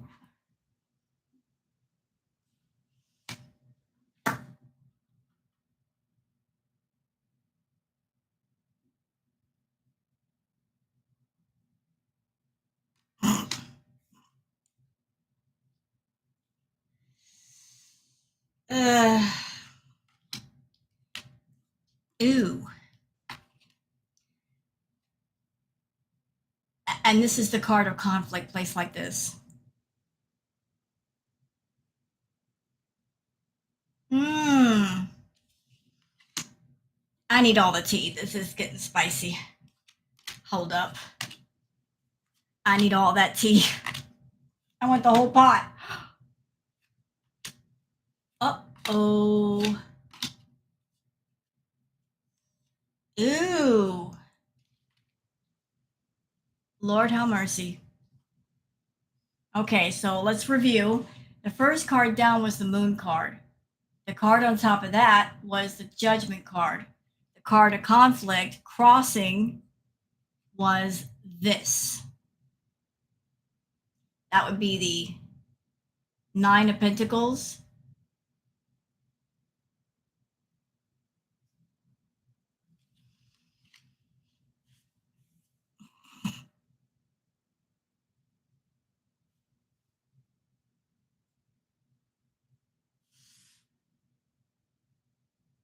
He's got options. Like he's talking to other people.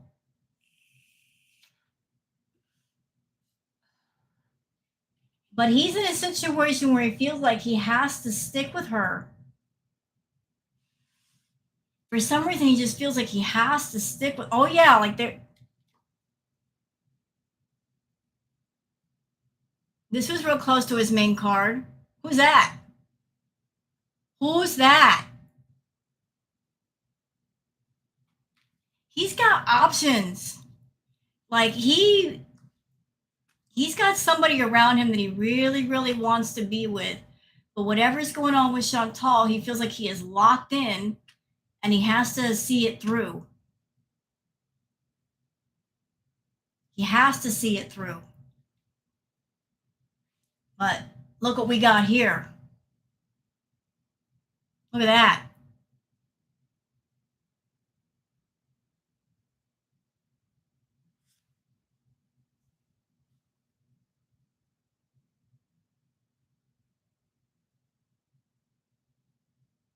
So here's what's interesting.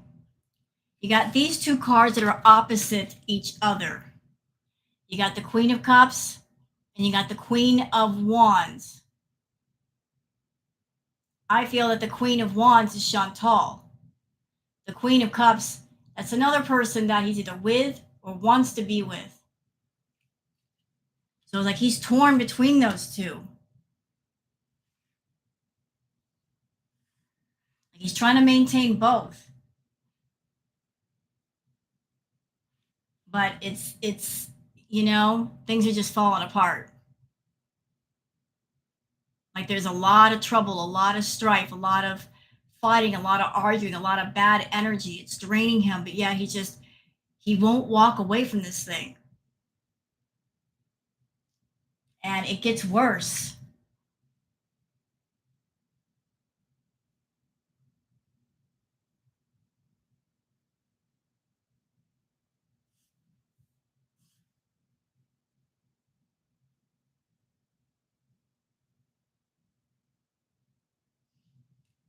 So like you got the Tower card, you've got the 1, 2, 3, the 8 of Swords.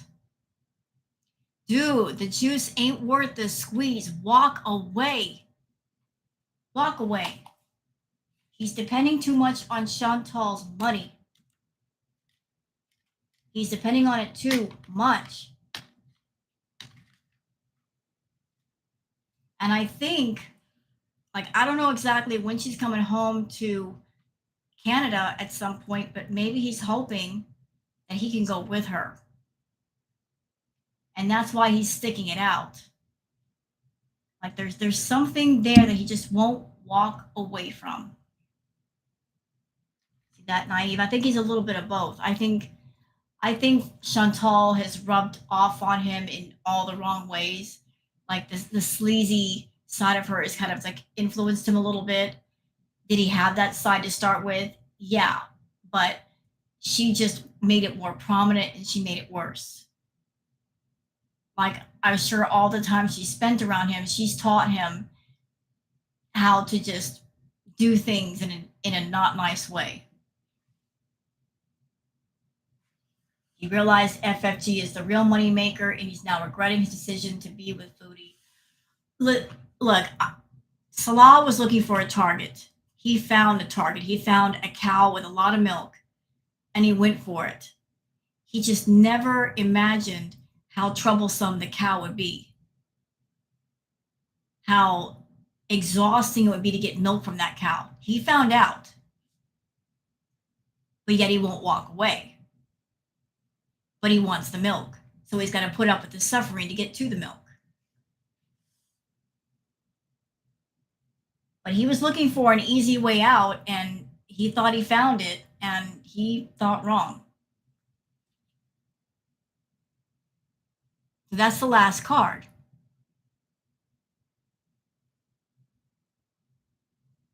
There is a money arrangement between him and Chantal, and he's sticking around to get whatever he can out of her, whether it's money, toys, whatever it is. He's sticking around for a reason.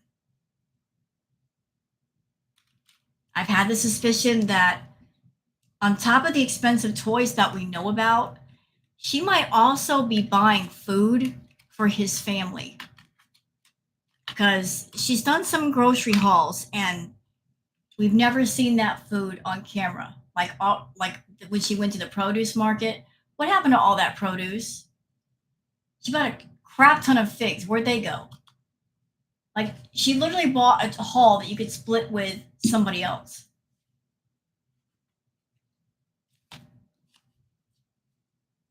Like the last 2 times she went shopping, like she bought like a lot of food, a lot of juice boxes, stuff you buy for little children.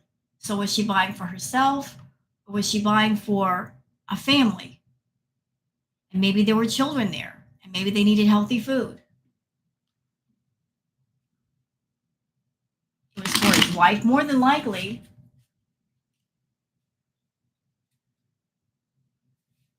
But it just seems strange. She would go to the store and buy all this stuff, and then it's like, where'd it go? We don't ever see you eat it.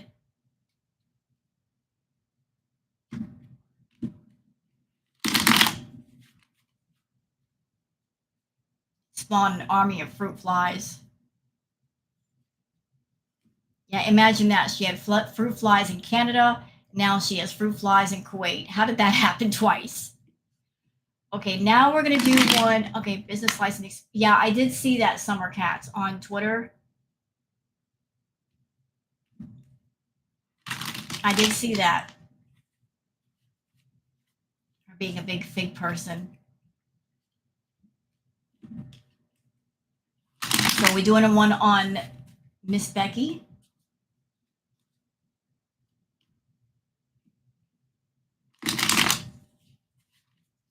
We want one on Miss Becky. I haven't seen a bag of chicken tendies in their grocery hauls in a while. We all know this what Salah eats. Perhaps he's getting them elsewhere. Probably. Oh, she has a rotten cherry. Oh. Why'd you have to say it like that?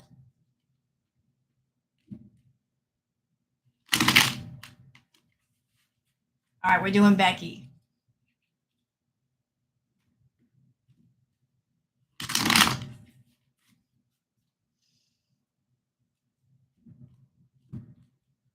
Heartburn with all that juice.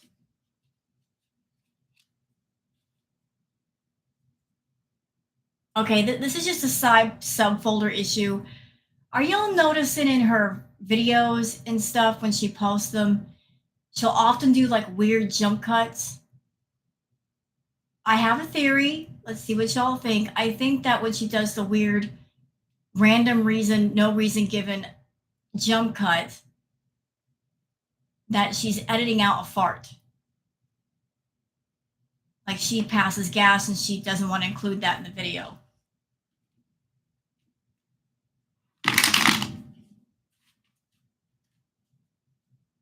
Like she's been very gassy as of late and she's editing those parts out.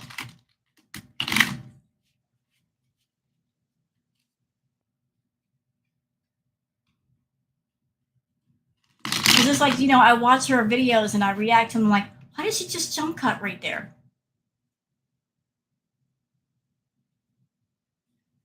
I think some of her choking because of her huge bites. Well, she needs to stop overloading her fork.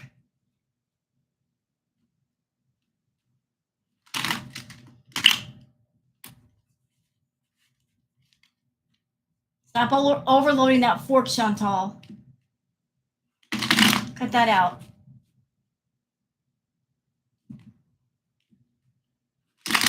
All right, we're going to do a reading on Miss Becky. Yeah, a lot of jump cuts recently.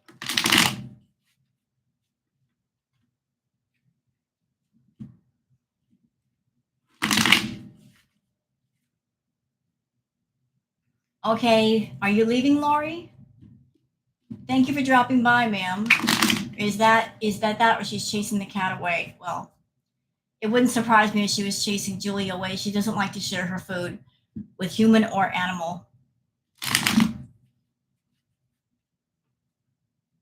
I offered citizenship to Salah if he took a big nose hit.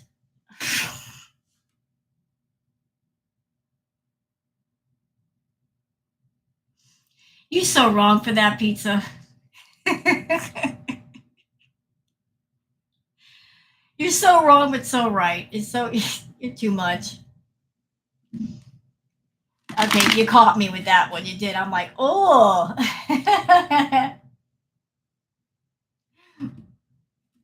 Oh. Evil.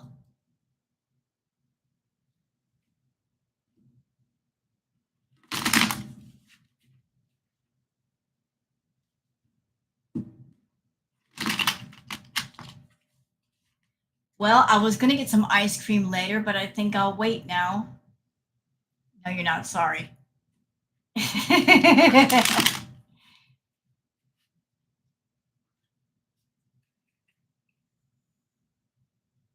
And I agree with you, Oranges. She needs to be very careful. She needs to be very careful. You know, not to put out any morbid thoughts. Not that I want this to happen to Chantal, but let's just think about if she did have some kind of a medical emergency. It's going to take time for an ambulance to get to her. And due to her size, it's going to take more than 2 or 3 people to put her into the ambulance. And then you got to figure in her organs all not being in good condition. That's not going to help out. So she's not really doing herself any favors to ensure that if she has a medical emergency, she can live through it. Hey, Belinda.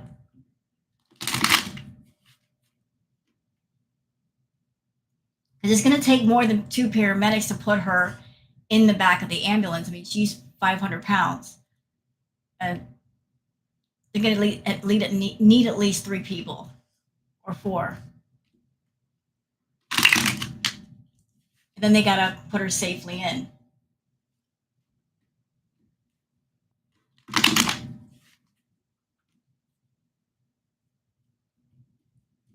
All right, so we're doing Becky. I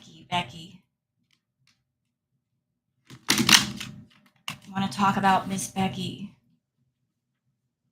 Maybe I may not have a cart that carry her. She better hope they do.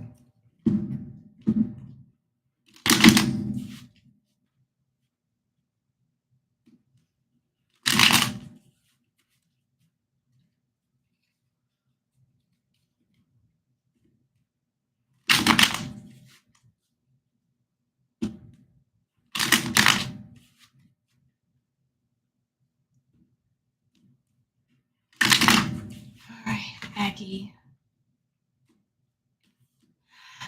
Talk to me, Becky.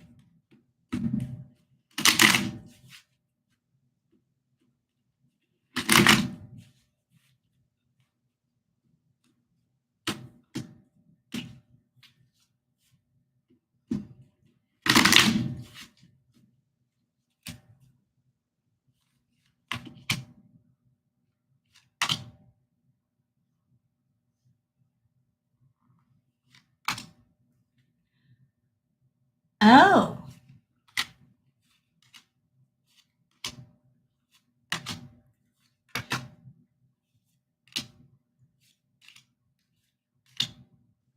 Oh.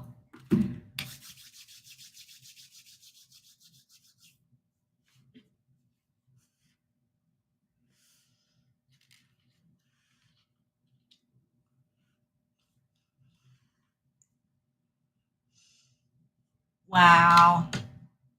All right. So, first card for Becky. I know this is a bad card. Just trust me, it's not as bad as you think. So we got the 3, 6, 8 of swords. So like I said, I don't keep up with Becky. I'm not into every detail of the Amberverse versus the Foodie verse. I know that it just seems like I feel like Becky's going through some stuff right now. Like she has been going through some stuff. Like some really heavy shit.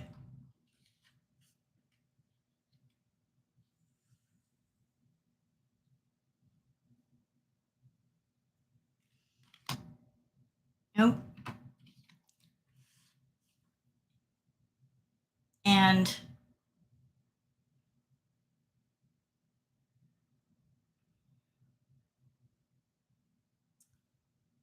so she's feeling a certain kind of way. She's going through some stuff. And you got the Knight of Cups. Thank you for gifting out 10 subs. Appreciate it, ma'am. So we have the 3, 6, 7, 8 of swords. And on top of that, you have the Knight of Cups. And it feels like this might be destiny approaching Becky saying, "Hey, do you want to do this?"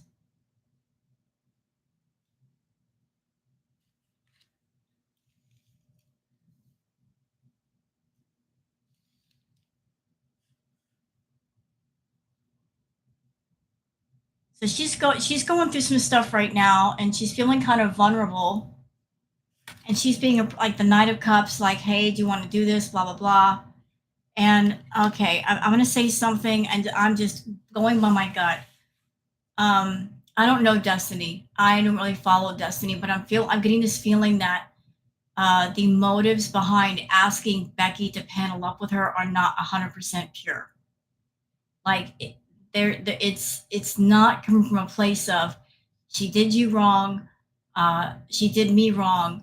Let's team up together and get complete justice. It's not 100% about justice. It's about vengeance and money. Kaya, hey sweetheart, how are you? You inspired me. Look at the hair. Kaya's in the house. Hey Kaya girl. How you doing? You're lovely. Everybody check out my girl Kaya. Love watching her at night. She's very entertaining. Thank you, Bella. So we did some readings on Pete's, on Salah, on Chantal, and now I'm doing one on Becky. And to give you a quick recap, Kaya, let's see. The first reading that I did for Chantal and Foodie, the first thing that came to me and what the cards were saying was they are in each other's way financially. Like she's stopping him from making money and he's stopping her from making money. Like their union is messing them both up financially. Yet Chantal won't let him go. Like he could go off and do his thing, and if she went to Canada, she could do her thing. But as long as they're together, they are in each other's way. They are stopping each other from making the most money. Like it's just a bad pairing. Hey, Linda. So Chantal's over there making the money moves and doing things underneath the table to try to make money, and Salah's just like, "Oh, I'm just here," you know. So that's what's going on right now. Um, I did a reading on Shmi, which is Chantal's mother, and the reading said to me that this is going to make you smile, Kaya. Shmi, Mrs. Sorrell, she's putting her foot down on Foodie. She's like, no, I'm not helping you financially. The bank of mom is closed. Chantal's not getting her way this time. And that's maybe why she's been having fits lately, is that she thought she could always count on her family to rescue her out of situations. And this time the family's saying, no, we're not going to help you. We can't help you. There's a wedding going on here. We can't help you. We got nothing. So she's having a fit. Bye, Phoenix.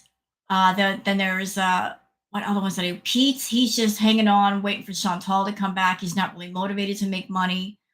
Uh, Salah, he's playing both sides against the middle. He's got Chantal, he's got another woman that he's talking to, and there's a lot of turmoil. The Tower card came up. It's getting to the point with Salah where the juice ain't worth the squeeze, but he ain't ready to go. He's not ready to go yet.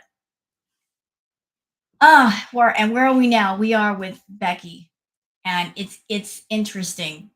Let me get back to Miss Becky before I lose my train of thought here. So, first card for Becky. You have 28 decks. You have a problem. Hey, Oogie. How are you, Oogie? Oogie Boogie. All right. So, this card, the 3, 6, 8 of Swords. Like, Becky's going through it right now. She's just not in the best place emotionally, mentally. And then you have an offer that, like I said, it's not 100% pure. It's not coming from a place of like there's nothing in it for me. Like there's some motivation here. There's some financial motivation. So it's not about, hey Gary. So it's not about, this is about justice. This is about Let's get back at this person and make some money. There's a lot of money motivation here.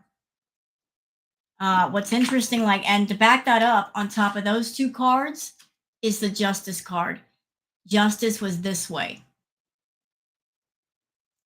So that's why I say it's not about seeking justice for wrongs. It's about doing things in the name of justice, but not really from a place of justice.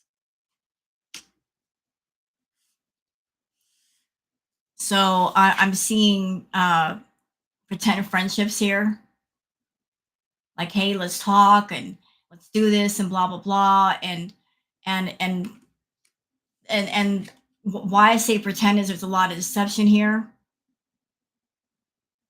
a lot of deception. It's not coming from the best place. Like, somebody's looking to make some money off this. Like, ride that wave. Like, money's all over the place. Ace of Pentacles. And you've got the Magician. The Magician. Then you've got the Empress.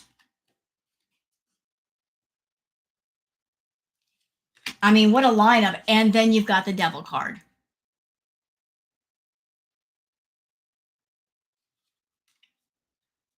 So all four of those in a row. You've got Ace of Pentacles.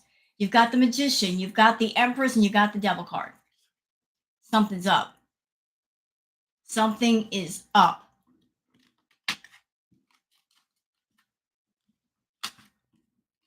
So it's not all like these two have had enough and they want to get back at Amber. They're going to expose all the tea and they're going to give it to us. Well, one person's motive, not exactly pure. There's some greed involved.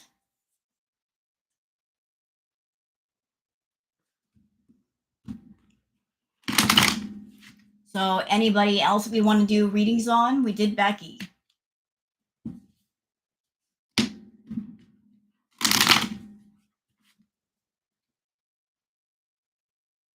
There's always greed involved. This is true. And I think the greed has more to do with Destiny than Becky. I'm getting that feeling that Destiny is more greed motivated than Becky is. Love the sound of cards shuffling. Well, I've been doing it all night. You've been here for a minute. You have plenty of card shuffling going on. I've been shuffling cards for the last 3 hours. Well, thank you, Enchanted Roses.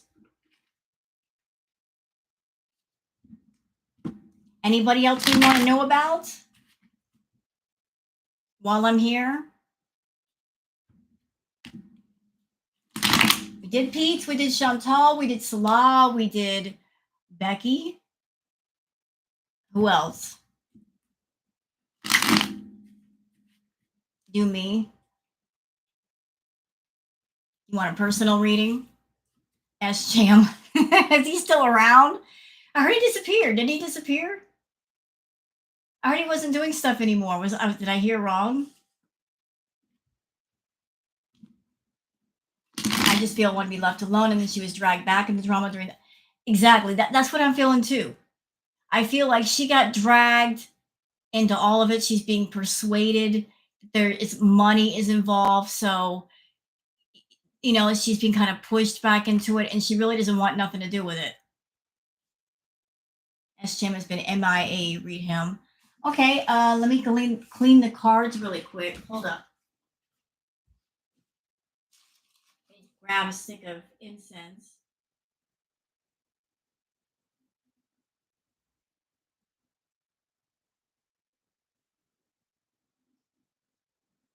All right, let it burn for a minute.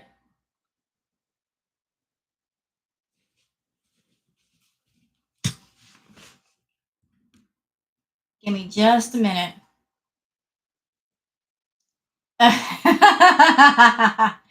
Well, you and Gary have an awesome wedding. Yes. I don't even need to use my cards. I see a bright future for you and Gary. Not only are you going to have an awesome wedding, but girl, you're going to have it on the moon. That's right. You're going to have a wedding on the moon. You're going to be getting it on the moon.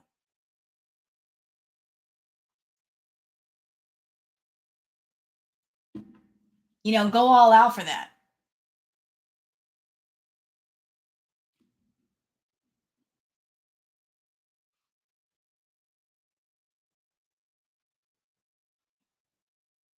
How is the pregnancy going?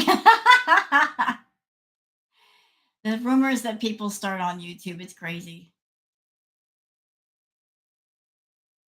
What are you going to do? You just roll with it. Make it funny.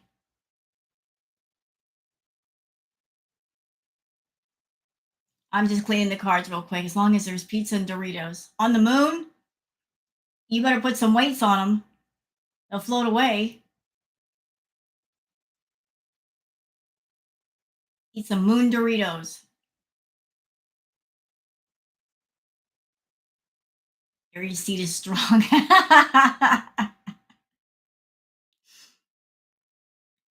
She put something in the water. See, that's how it happened. Pregnancy by water.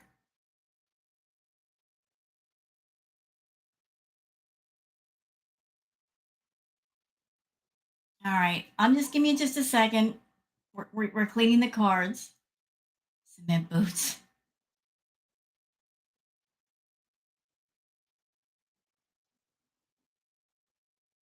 All right. Let me just put this away.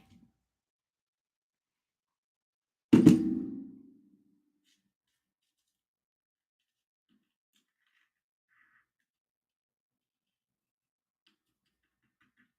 trying to put this out. I don't need the entire stick burning. I need an incense burner. I don't know where it is. Quit burning, please. I can use my cards. Thank you. Okay. All right. There we go. You go right there. Okay, don't move. All right, perfect.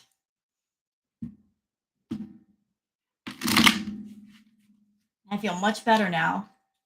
So we're doing one on S-Jam. Gut Boy.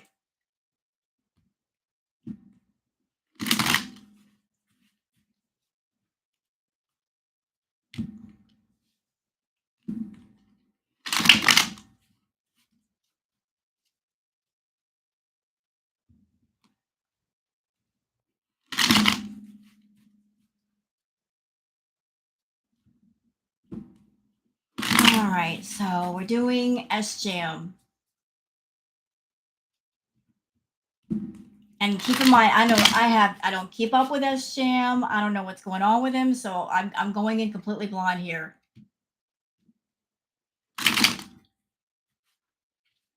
Last time I heard about S-Jam, he did like a live stream with some chick, and she was off the chain. And that's the most I know.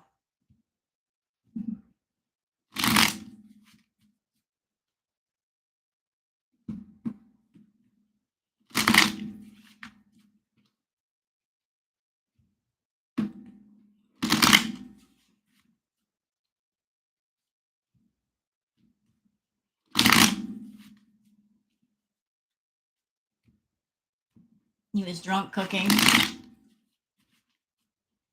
All right, bye, Shan. Enjoy your dinner. Bye, Fork.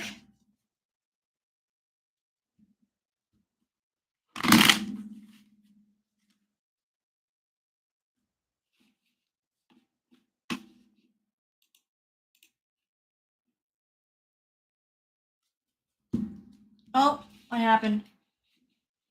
Did I touch something I shouldn't have touched? No. Hold up. Okay. All right, we're back to business.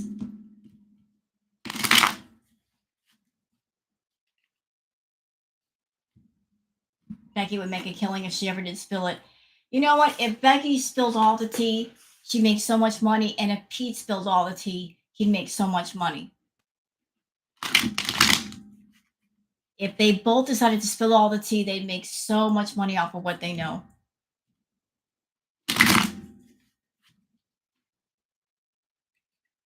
All right, Gary, feel better.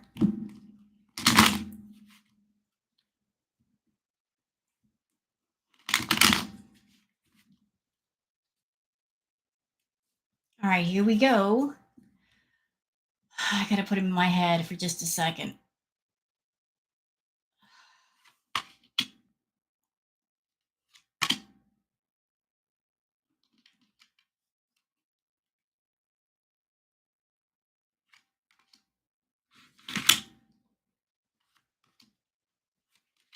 Ooh. Damn. Oh.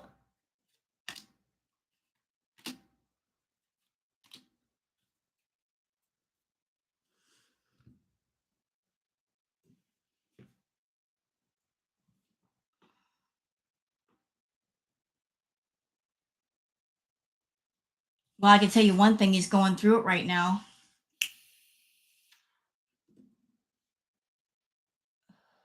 I don't know what's going on with him, but he's going through it right now. So the first card for S Jam is this one. This one keeps popping up a lot tonight. A lot.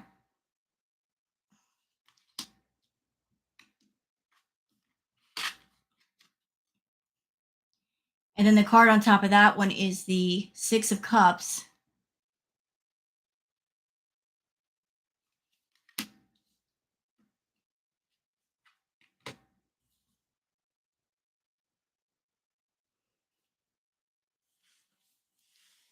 I'm getting a sense that he's, I'm just going to say, by the way, I'm not making fun of this. I want to stress that I'm not making fun of this. It's a very serious thing. I'm feeling like he's really struggling with his addiction.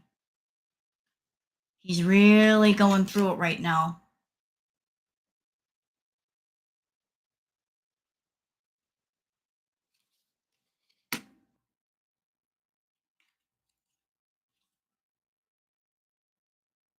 That was this way.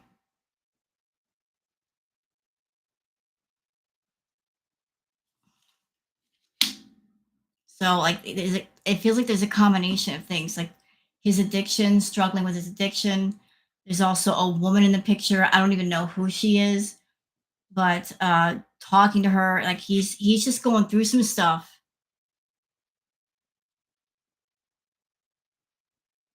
Like he's okay. He's going through some stuff right now.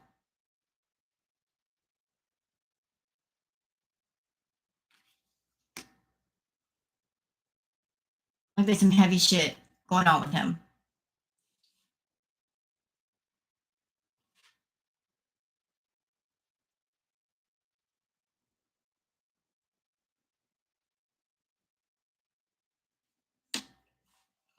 But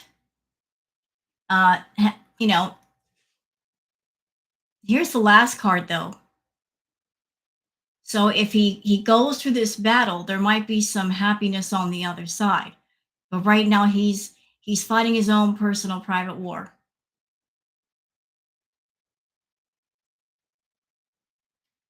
So as far as S Jam, he's in the trenches right now.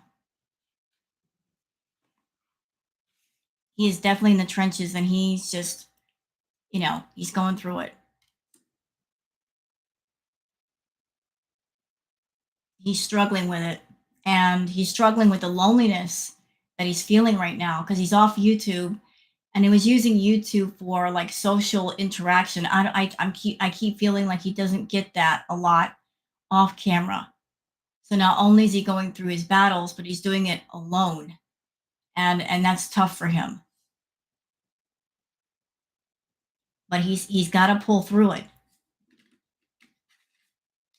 So he's going through a war right now. So if you wanted to know about uh, S-Jam, that's basically where he's at. He's fighting the battles as we speak. But it's he's fighting the good fight. If he keeps up with it, there's light on the other side of the tunnel.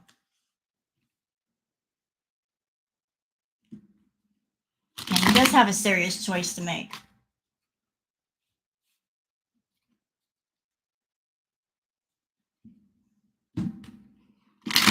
So, anybody else we want to know about?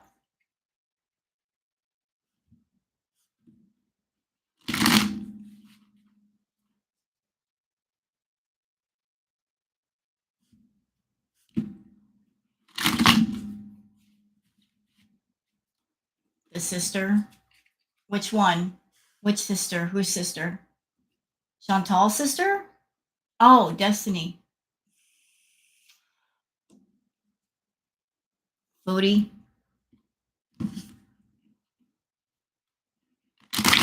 Tell you what, let's do Destiny first, because when I was reading Becky, I saw those indicators that Destiny, she's not in a completely positive place with this. Like, she's got some shisty things going on, like having to do with money. I really want to get deep more into that, just to get more detail.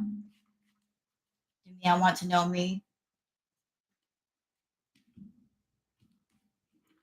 What do I do first? Do I do you first or Destiny first? I don't know.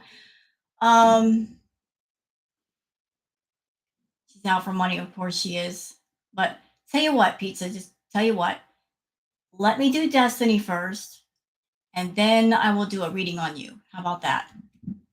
Because I want more detail on this Destiny situation. I did not like what I was feeling. I did not like what I was seeing. I want to see how bad the greed goes.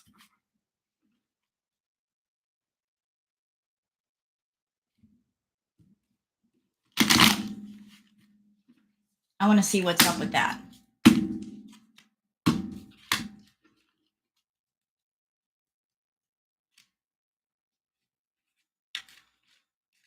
I really want to see what's up with that.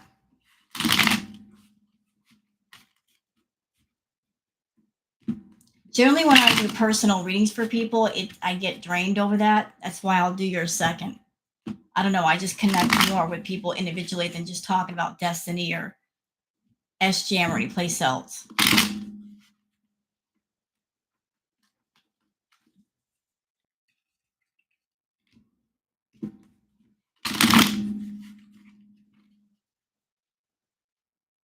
No, you're not pressuring me. No, you don't have to pay for a reading. It's all good.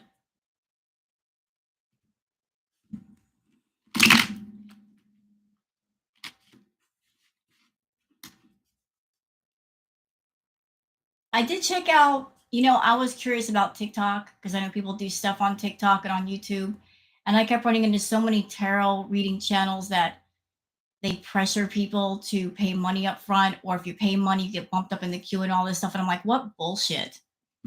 Greedy asses. That's just my opinion, though. That's just me. That's how I feel. Don't yell at me. But I'm not that way.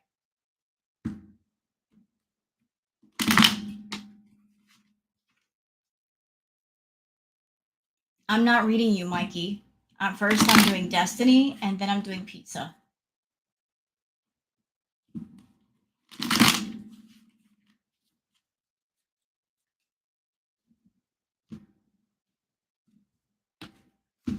Hmm.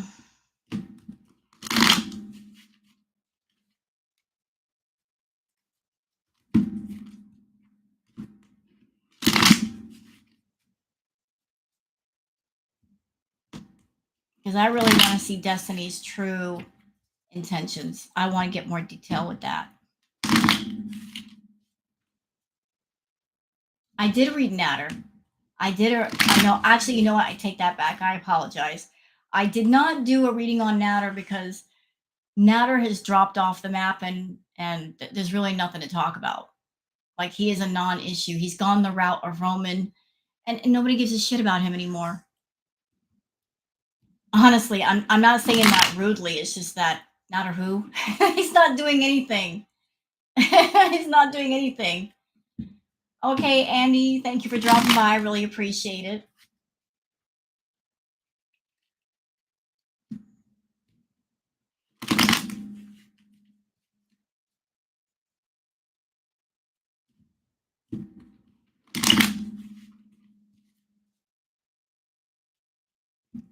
Good night, Andy, and again, thank you for being here. So talk to me about Miss freaking Destiny.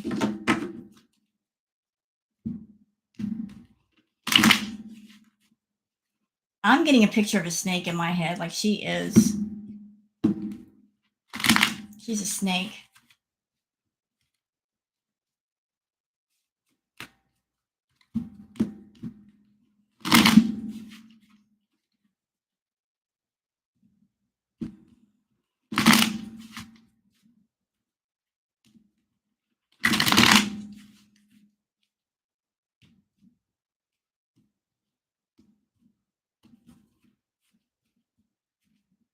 I'm just not getting a good feeling off this whole thing.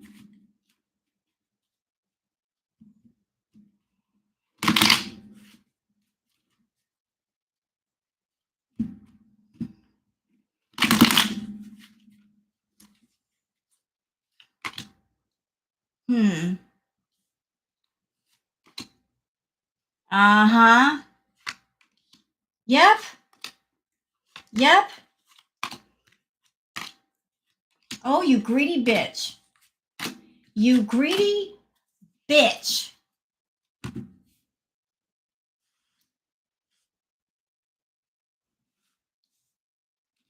Pentacles everywhere. You greedy biatch. All right. So we've got the Hermit card. Then we've got this.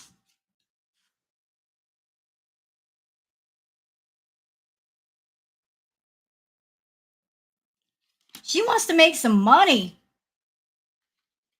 Nine of Pentacles, looking to get that money being brought to her.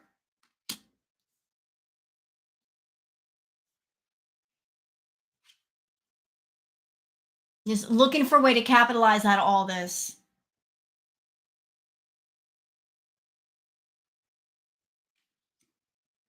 Yep.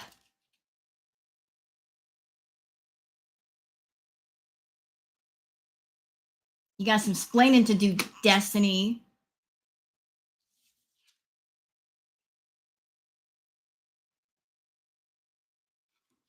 You know, you're picking up a sword to fight and you want someone to join you to back up you in battle.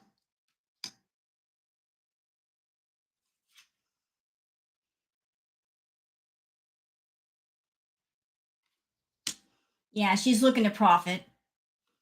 She's looking to profit hard.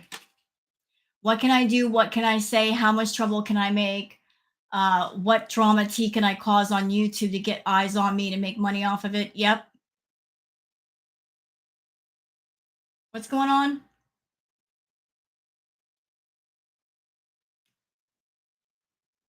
What's going on in chat, Erie?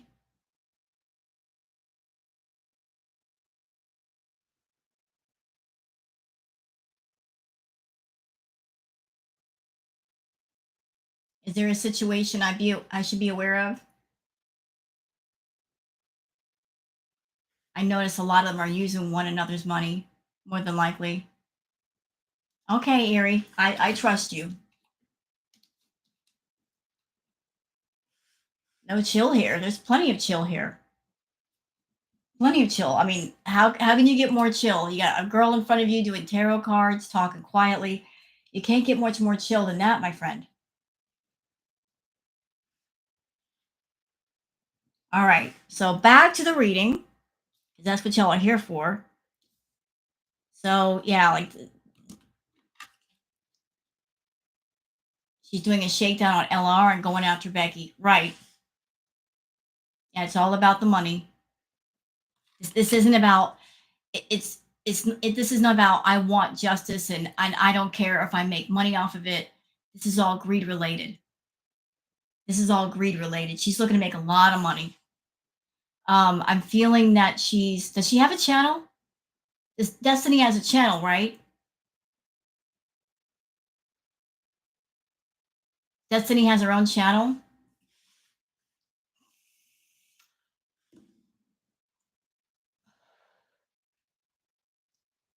I don't keep up much with Destiny. So that's why I'm asking these questions. Like I don't follow that side. I'm more into foodie. I don't know what's going on with her.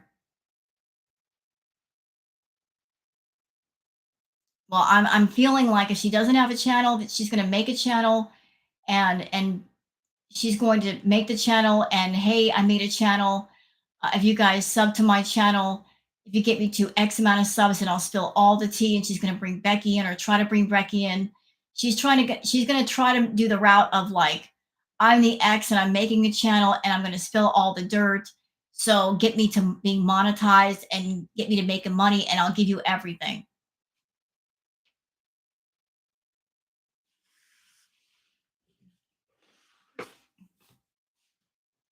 Lightly toasted. So she's looking to profit any which way she can off of this. This is all money motivated. Like she's got some designs.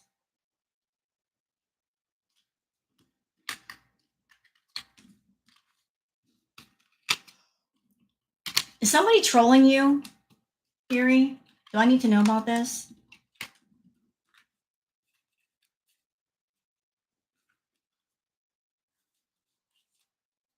She did have a YouTube channel.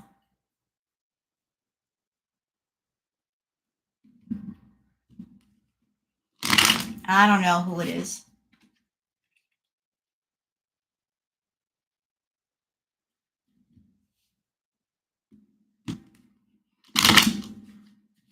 Okay. Okay. Never mind. Anybody else? Well, you wanted a breeding pizza?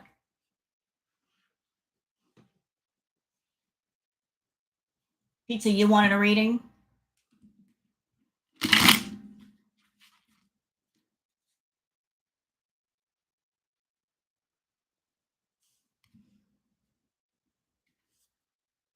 Is Pizza still here? I think it. Pizza Kitty, are you here? I believe you want a reading. Okay. So, I mean, that was the answer to my question. Like, how money motivated was this move by Destiny? And I just found out it's very money motivated. It's not like I'm looking to make a little bit of money. No, she's looking to make the most money. So she's going to be making all them money moves.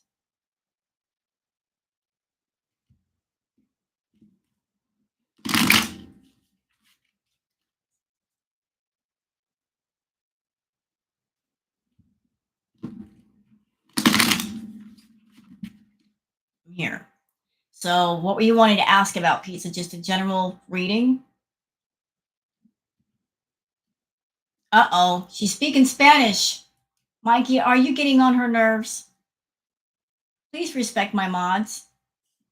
Look, I'm just in here doing a tarot reading. I want to keep it absolutely chill. I don't want anybody upset. I don't want any negativity in here from anyone. And if you're feeling negative, step out for a minute, have a smoke, do what you got to do, chill out, and then come back in.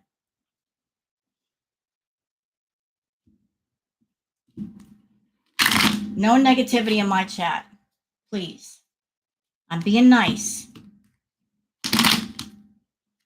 Yes, he's in the corner. Okay, thank you. I want to focus on my reading. I don't want to see static in my chat. I don't want the white noise. It's not ASMR for me. So you just want a general reading, Pizza?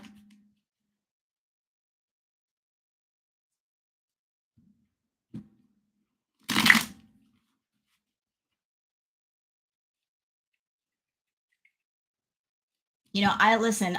My mods are not jerks. I trust my mods. Uh, you give my mods a hard time. You're giving me a hard time, and I don't appreciate either one of those. So, like, this is a chill chat. We're all here to do the readings, have a good time, chat. That's what it's all about. Anybody coming in acting like jackholes, you gotta go. Like, I don't put up with any mess, and neither do my mods.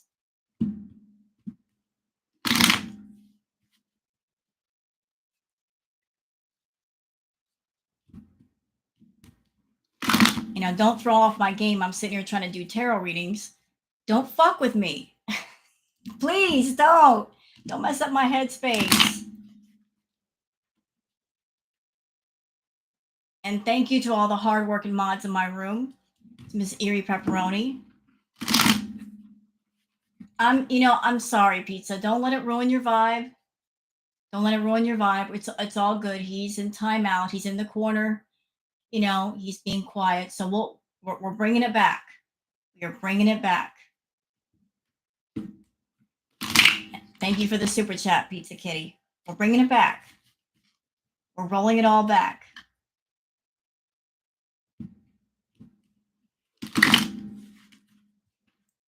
Have faith. We're bringing it back. We won't allow some rotten apples to spoil the entire applesauce. We got this. We handled our business. All right, general reading for you.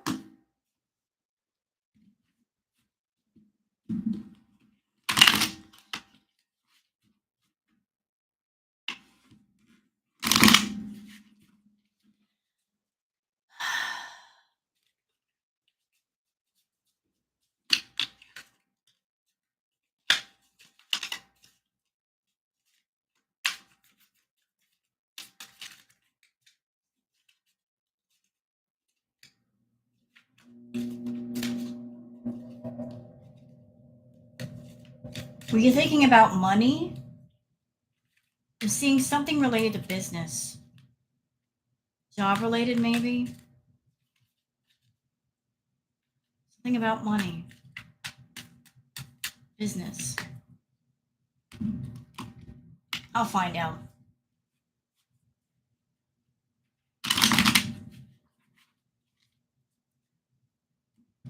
Something job related, money, business.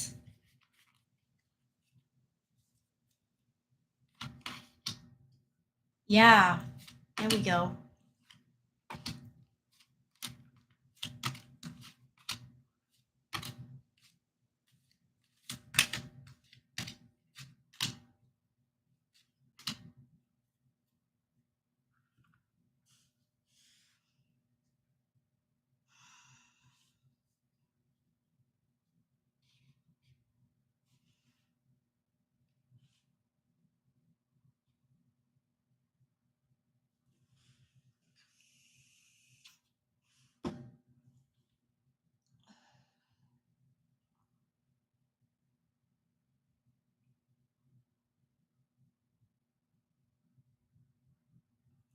For some reason, like you just told me to give you a general reading. So it could have gone in any direction. And the direction that the cards are pointing me in for you is it has to, like, one of your concerns is money. Like when you were asking me that question, you weren't in the headspace of asking about something romantic or relationships. It has to do with money, has to do with business, has to do with finances. Because and after I said that, after I asked that question while I was shuffling, the Knight of Pentacles came up. Oh, I don't want you to say anything. Like I'm not going to sit here and ask a bunch of leader questions. Just the Knight of Pentacles came up, and then you've got the Hermit card. Like whatever's going on money wise, maybe you're feeling kind of alone with everything. Not being able to sleep at night, or just like you're not feeling good about certain things right now.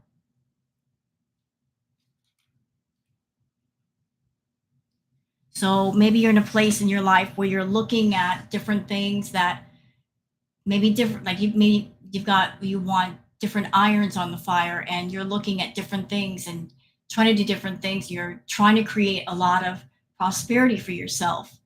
And that could be beyond money. It could be personal life. It could be just being successful and being more creative and more imaginative. And so this is where what you want from life. This is what you're wanting to have. And all of these cups don't necessarily have to represent money, because there's all kinds of wealth in the world. And so each one of these cups could represent something different. So you're kind of looking to that, and you're like trying to decide what paths to take to get all of those things. And I'm seeing two women around you. I don't know the relationship you have with them, but we have the Queen of Wands And we have the Queen of Swords. And the Queen of Swords is generalized as a woman who's very, very strong. Uh, Maybe a mother figure, not like strong in a harsh way, but just very strong-willed. And we have somebody who's much more gentle. So they're definitely around you and they're there. Maybe you're feeling like there's some kind of indecision going on.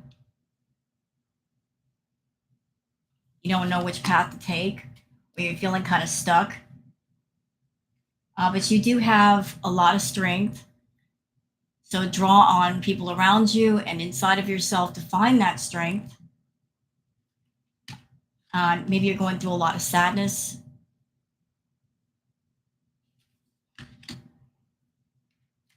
But there is wisdom in the world. Like draw upon wisdom for guidance. And like I see a sense of, you're thinking about what can I do? Where can I go? How can I expand on myself inside and out to get what I want? Like, so, you've got plans, you've got dreams, and I say go after them. You're just going through a bit of a emotional, mental, speed bump right now, but you will get through it. You're just trying to figure things out right now. Does that make sense?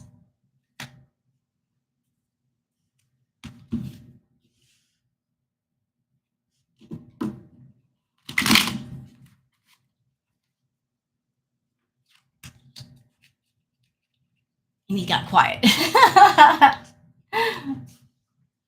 Everybody here?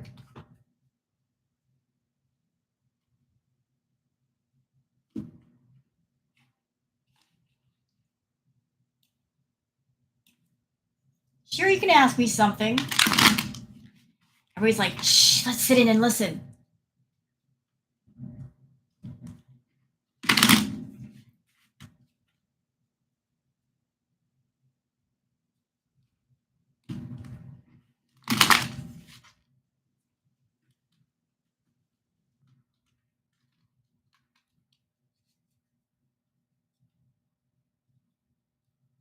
Sure, you can ask me something.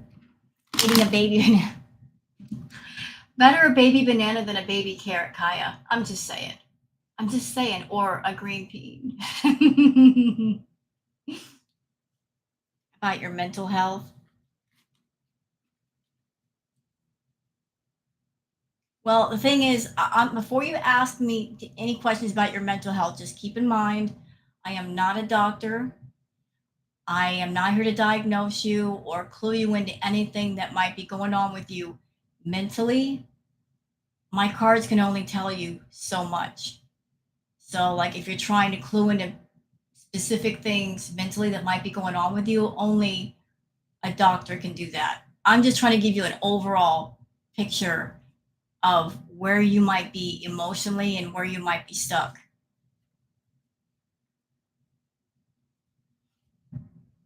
Will Beatrice ever stop begging for bananas? Now, why is she begging for bananas? Because you started feeding her bananas? Whose fault is that? Who started that? You started that whole thing. And by the way, I love Beatrice. He's so cute. Those little ears. Your corgi hated bananas.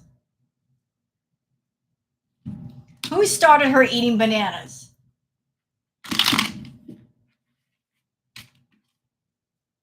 Who started that? Tiny. Well, see, you just confessed. That's why I love Kaya. Kaya tells the truth, but she also tells on herself. So you gave her a tiny bite and then you expect her to just want a tiny bite? Girl, you know how that goes. You give a dog something that they love and they want more of it. And they'll always beg you for it. You should know better. What were you thinking? It's sweet. That's okay. I can't yell at you, Kaya. I used to have a cat that she went wild for powdered donuts. She would bite my hand off for a powdered donut. So I've done that in the past too. I ate a powdered donut, and then I had a cat named Snowball that she ate a little piece, and then she would literally like grab at my hand if I got the powdered donuts.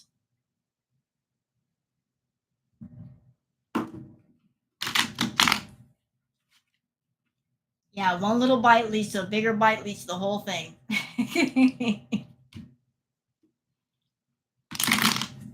Her name is Bella, her bat but she does look like a little bat with them ears.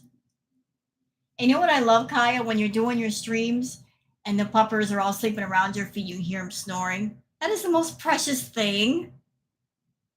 That is such relaxing ASMR. I'm not even kidding. You should record that and put that on your channel for those that want to relax. Little Beatrice snores.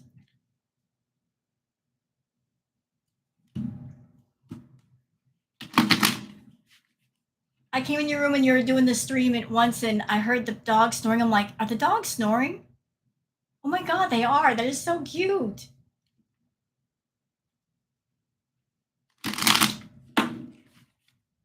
I love bulldogs and French bulldogs. They get the little snazzy snort.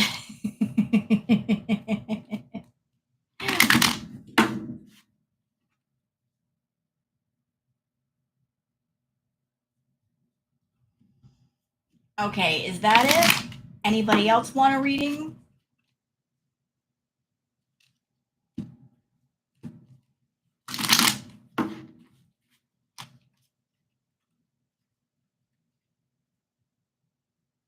Or is everybody like, everybody got the answers they were looking for?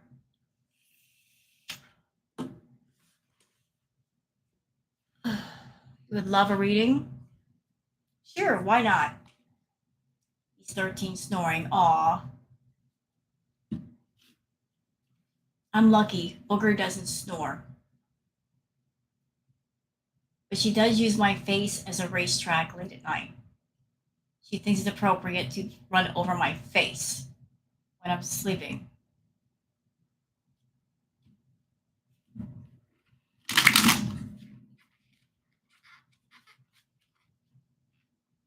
Yes, cat's purring. She purrs, she just purrs really softly. She doesn't have a loud motor.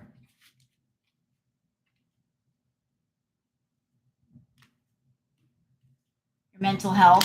Well, you didn't ask your question. What about when I told you about I couldn't diagnose you, I didn't know if you want to go further or not. So what can I answer for you about your mental health?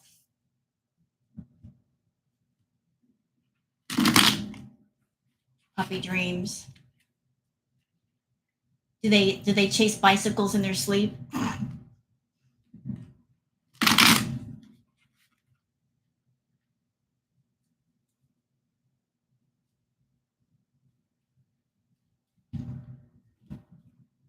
What would you like me to what would you like to ask about your mental health?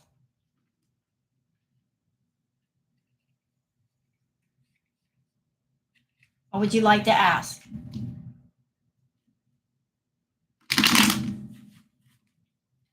Her dogs are sweet. Send the dogs after those doggone raccoons, Kaya. The ones on your roof.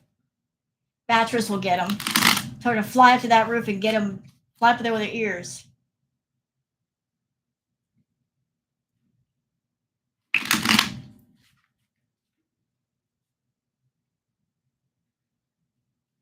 Live was unpleasant.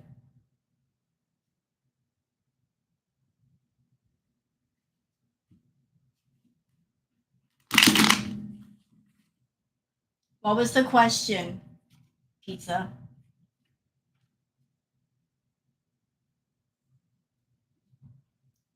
Better not be any. um,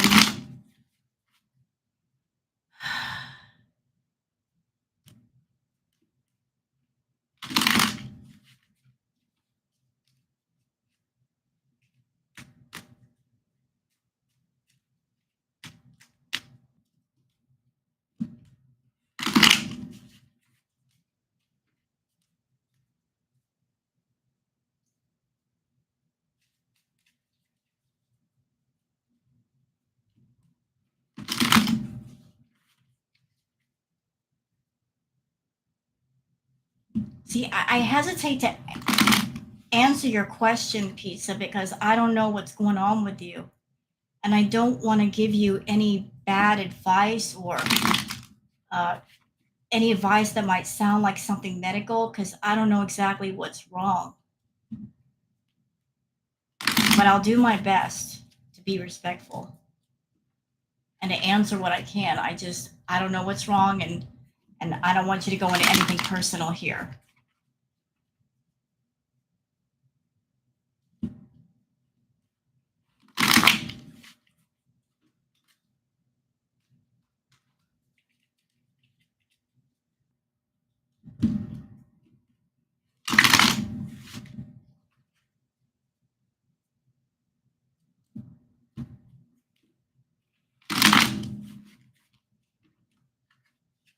I mean, I hesitate to say the word that's in my mind right now because it's something that only a doctor can prescribe to you. But that's the word that keeps popping in my head. Like I said, I don't know what's all. I'm in the dark with this one. It's a hard question.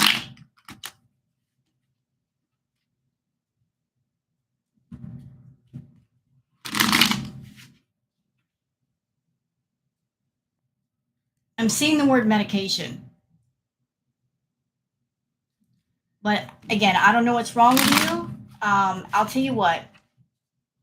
Please don't be angry with me, but I mean, I'm feeling a bit uncomfortable because we're walking on very delicate ground here. Like when it comes to mental health, I don't want to give any bad advice. Uh, I would say if you have a therapist, please go talk to your therapist, and they could help you a lot more. And you could be specific and tell them the personal things and tell them exactly what's wrong, and they can give you the best care. I'm just here to do the tarot reading, and please don't be angry with me about that. Mental health is a very serious thing, and I want to see you get the help you need if you need serious help.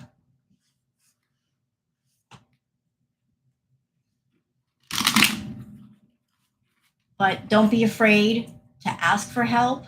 If the help is there, don't be ashamed to ask for it, to go get it. There's no shame at all in asking for help and asking for assistance. It's there for a reason.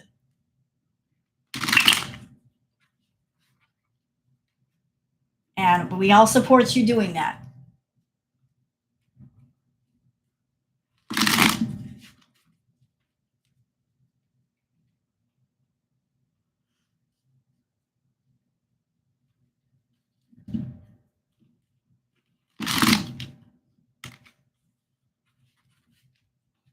So, I mean, I hope you're not upset with me for saying that to you, Pizza, but it's very serious stuff. So I would say go to someone that can give you the best help, correct help. And that's what I want for you. I want you to get what you need. And I can only do so much reading cards.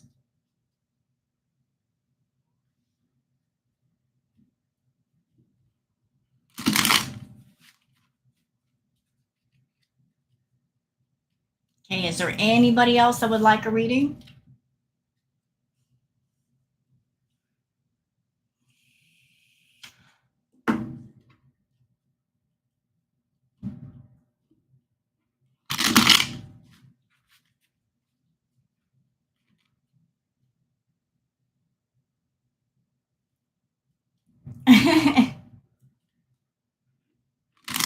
Okay, Erica, you said you wanted a reading in Oogie. Okay. You know what? I'm getting really hot here. Please don't be angry with me, y'all. I'm gonna go tonight. I might be back on tomorrow night or in the afternoon to do more readings. My cards are feeling a bit tired, and so am I. I'm getting hot with this wig on. But I will do more readings perhaps another time. Again, please don't be angry with me. And I really enjoyed doing these readings for y'all. And I promise it won't be forever before I do the next ones. So thank you all for being here with me tonight. I really appreciate it. Thank you, Pizza Kitty. I really appreciate that. Oh, no. Oh, you tipped me, Erica. Now I have to do the reading. I'll do one last reading for you, Erica, because you did the super chat, and I would feel like a complete turd if I didn't do a reading for you for that. Like, I don't believe in just taking something and giving nothing back.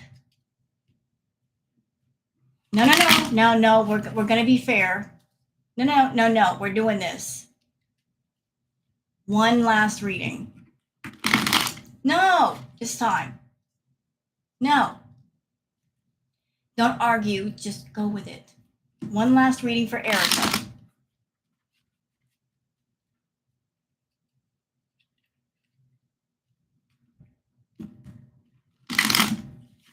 And before you even get started, Erica, your mind is in like love. Your mind is on love. Something of romantic nature. Something to do with love, relationships, something like that.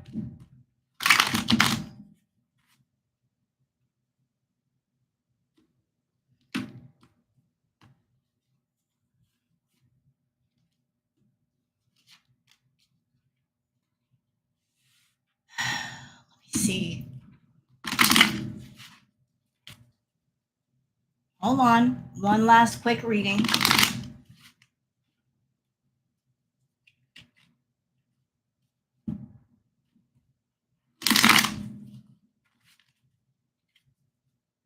We're not done yet, y'all. We got one last reading.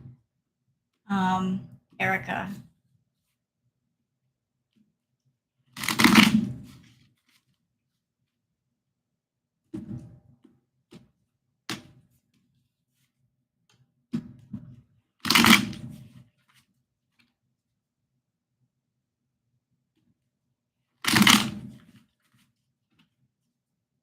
What? I'm here. I'm here. No, you don't want to get the thorns. Trust me. I don't want to bring them out either. I don't like it when they come out. They hurt me too. It hurts me when I bring the thorns out. They stick me too. It's not nice. All right. So, something for Erica.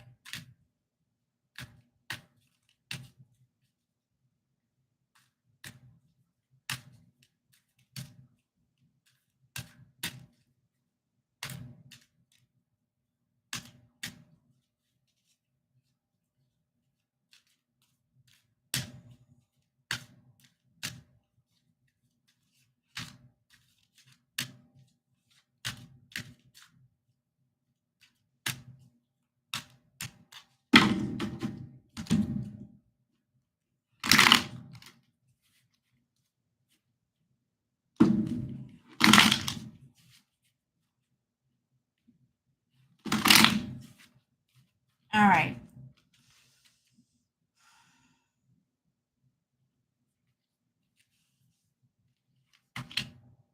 Ooh.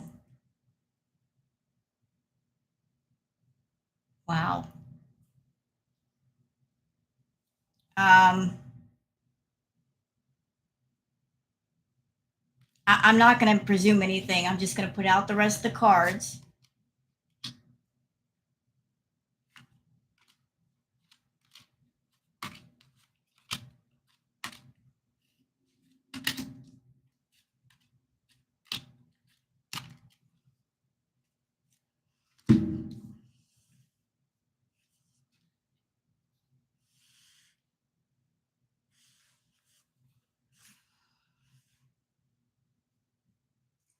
Again, I'm going in blind with this, Erica, but it looks like there's something hurting your heart. Like something has happened that really, really hurts you.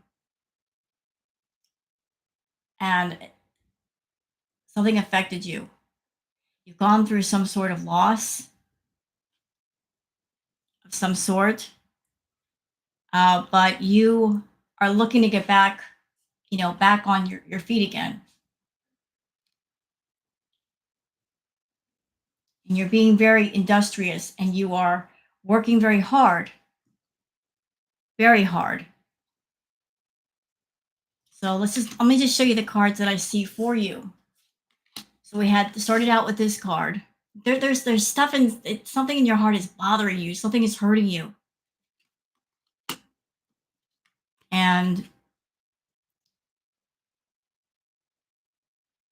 either you've gone through this or you're going to go through this. Like you've something's going to happen or something has happened where you lost a lot, but you didn't lose everything, which is good. You haven't lost everything. You suffered a bump in the road, but you've got something to work with, and you're looking to triumph over whatever it is that hurts you, whatever that loss is. You're looking for a way to be victorious over this thing. You're also a very generous person. You're a very generous person, very industrious. You're always, you've got so different things going on all the time. You're always looking at what can I do, what can I do, what can I do, and that's part of what's going to make you get back on your feet and be strong again. It's the fact that you're feeling a certain kind of way right now, but it's not going to last for long. Lots of different things going on, productive things. It doesn't have to be money. It could be creative things, artistic things, personal things, just filling your life with all kinds of happiness.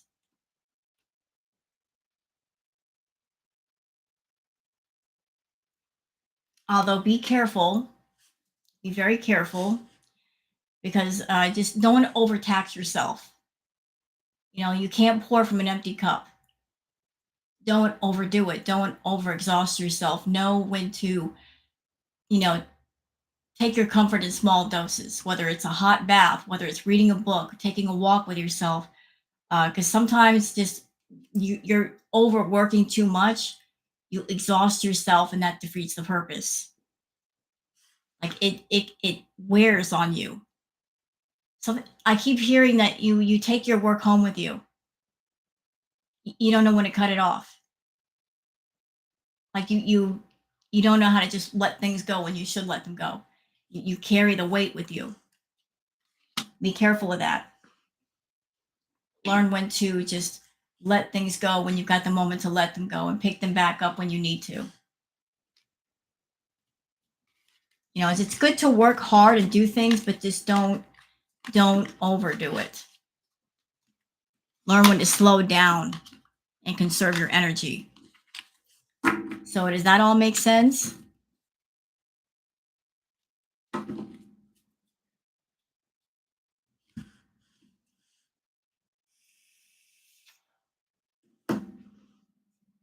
You're welcome. I hope that helped.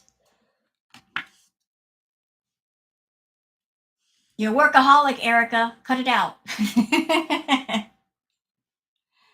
I applaud you for being a hard worker, but doggone it, learn to breathe.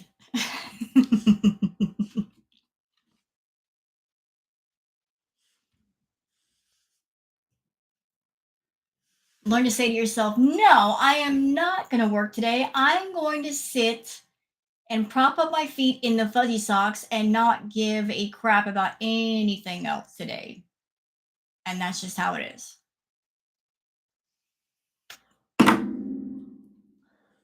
Consider the downtime part of your work. You got to have the balance of work and play, work and rest. By resting, you can be more productive. You can be more on it. You can be more on point.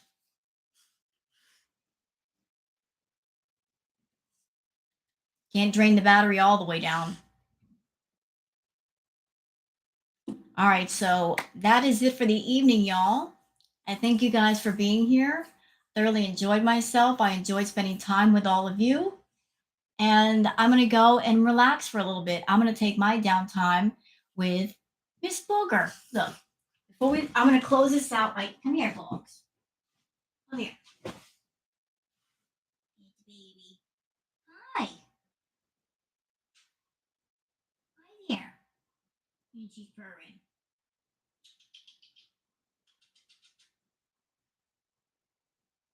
Hi, baby. Oh, you see that?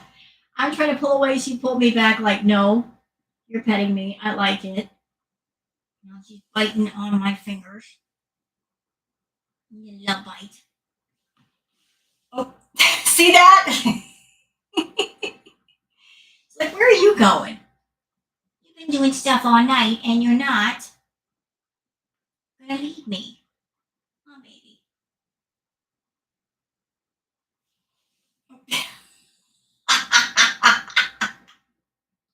You little booger.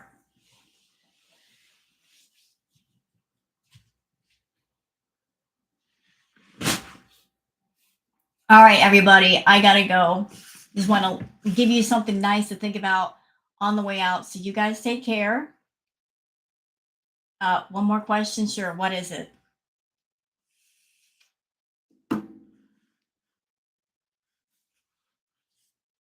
What's the question?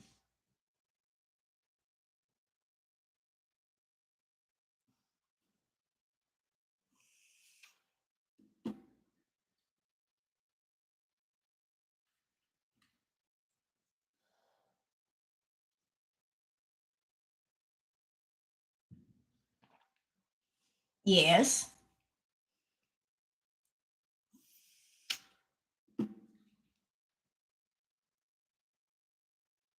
Why can nobody read you? You mean read you? As far as what? I did a reading for you. I did a reading for you, love.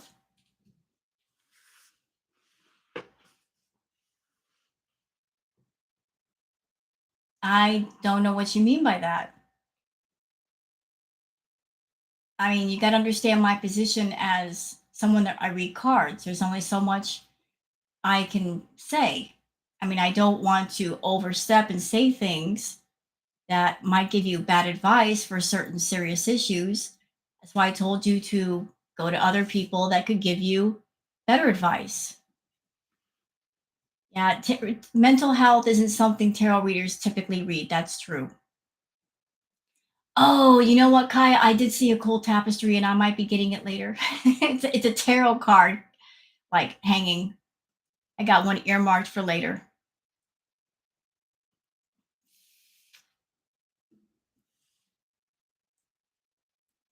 All right, I'm going to go because I do need to relax. I'm feeling a bit tired. And I will see you guys again soon.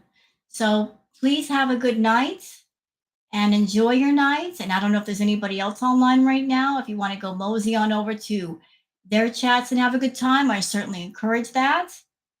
I don't know if you're going live tonight, Kaya, but if you are, I'll check you out. So thank you guys for being here. Thanks to everybody for being here, whether you're a content creator or not. I enjoy everybody's company. And everyone have a wonderful day. And don't forget to like and subscribe if you haven't already. Take care, everybody. Bye now.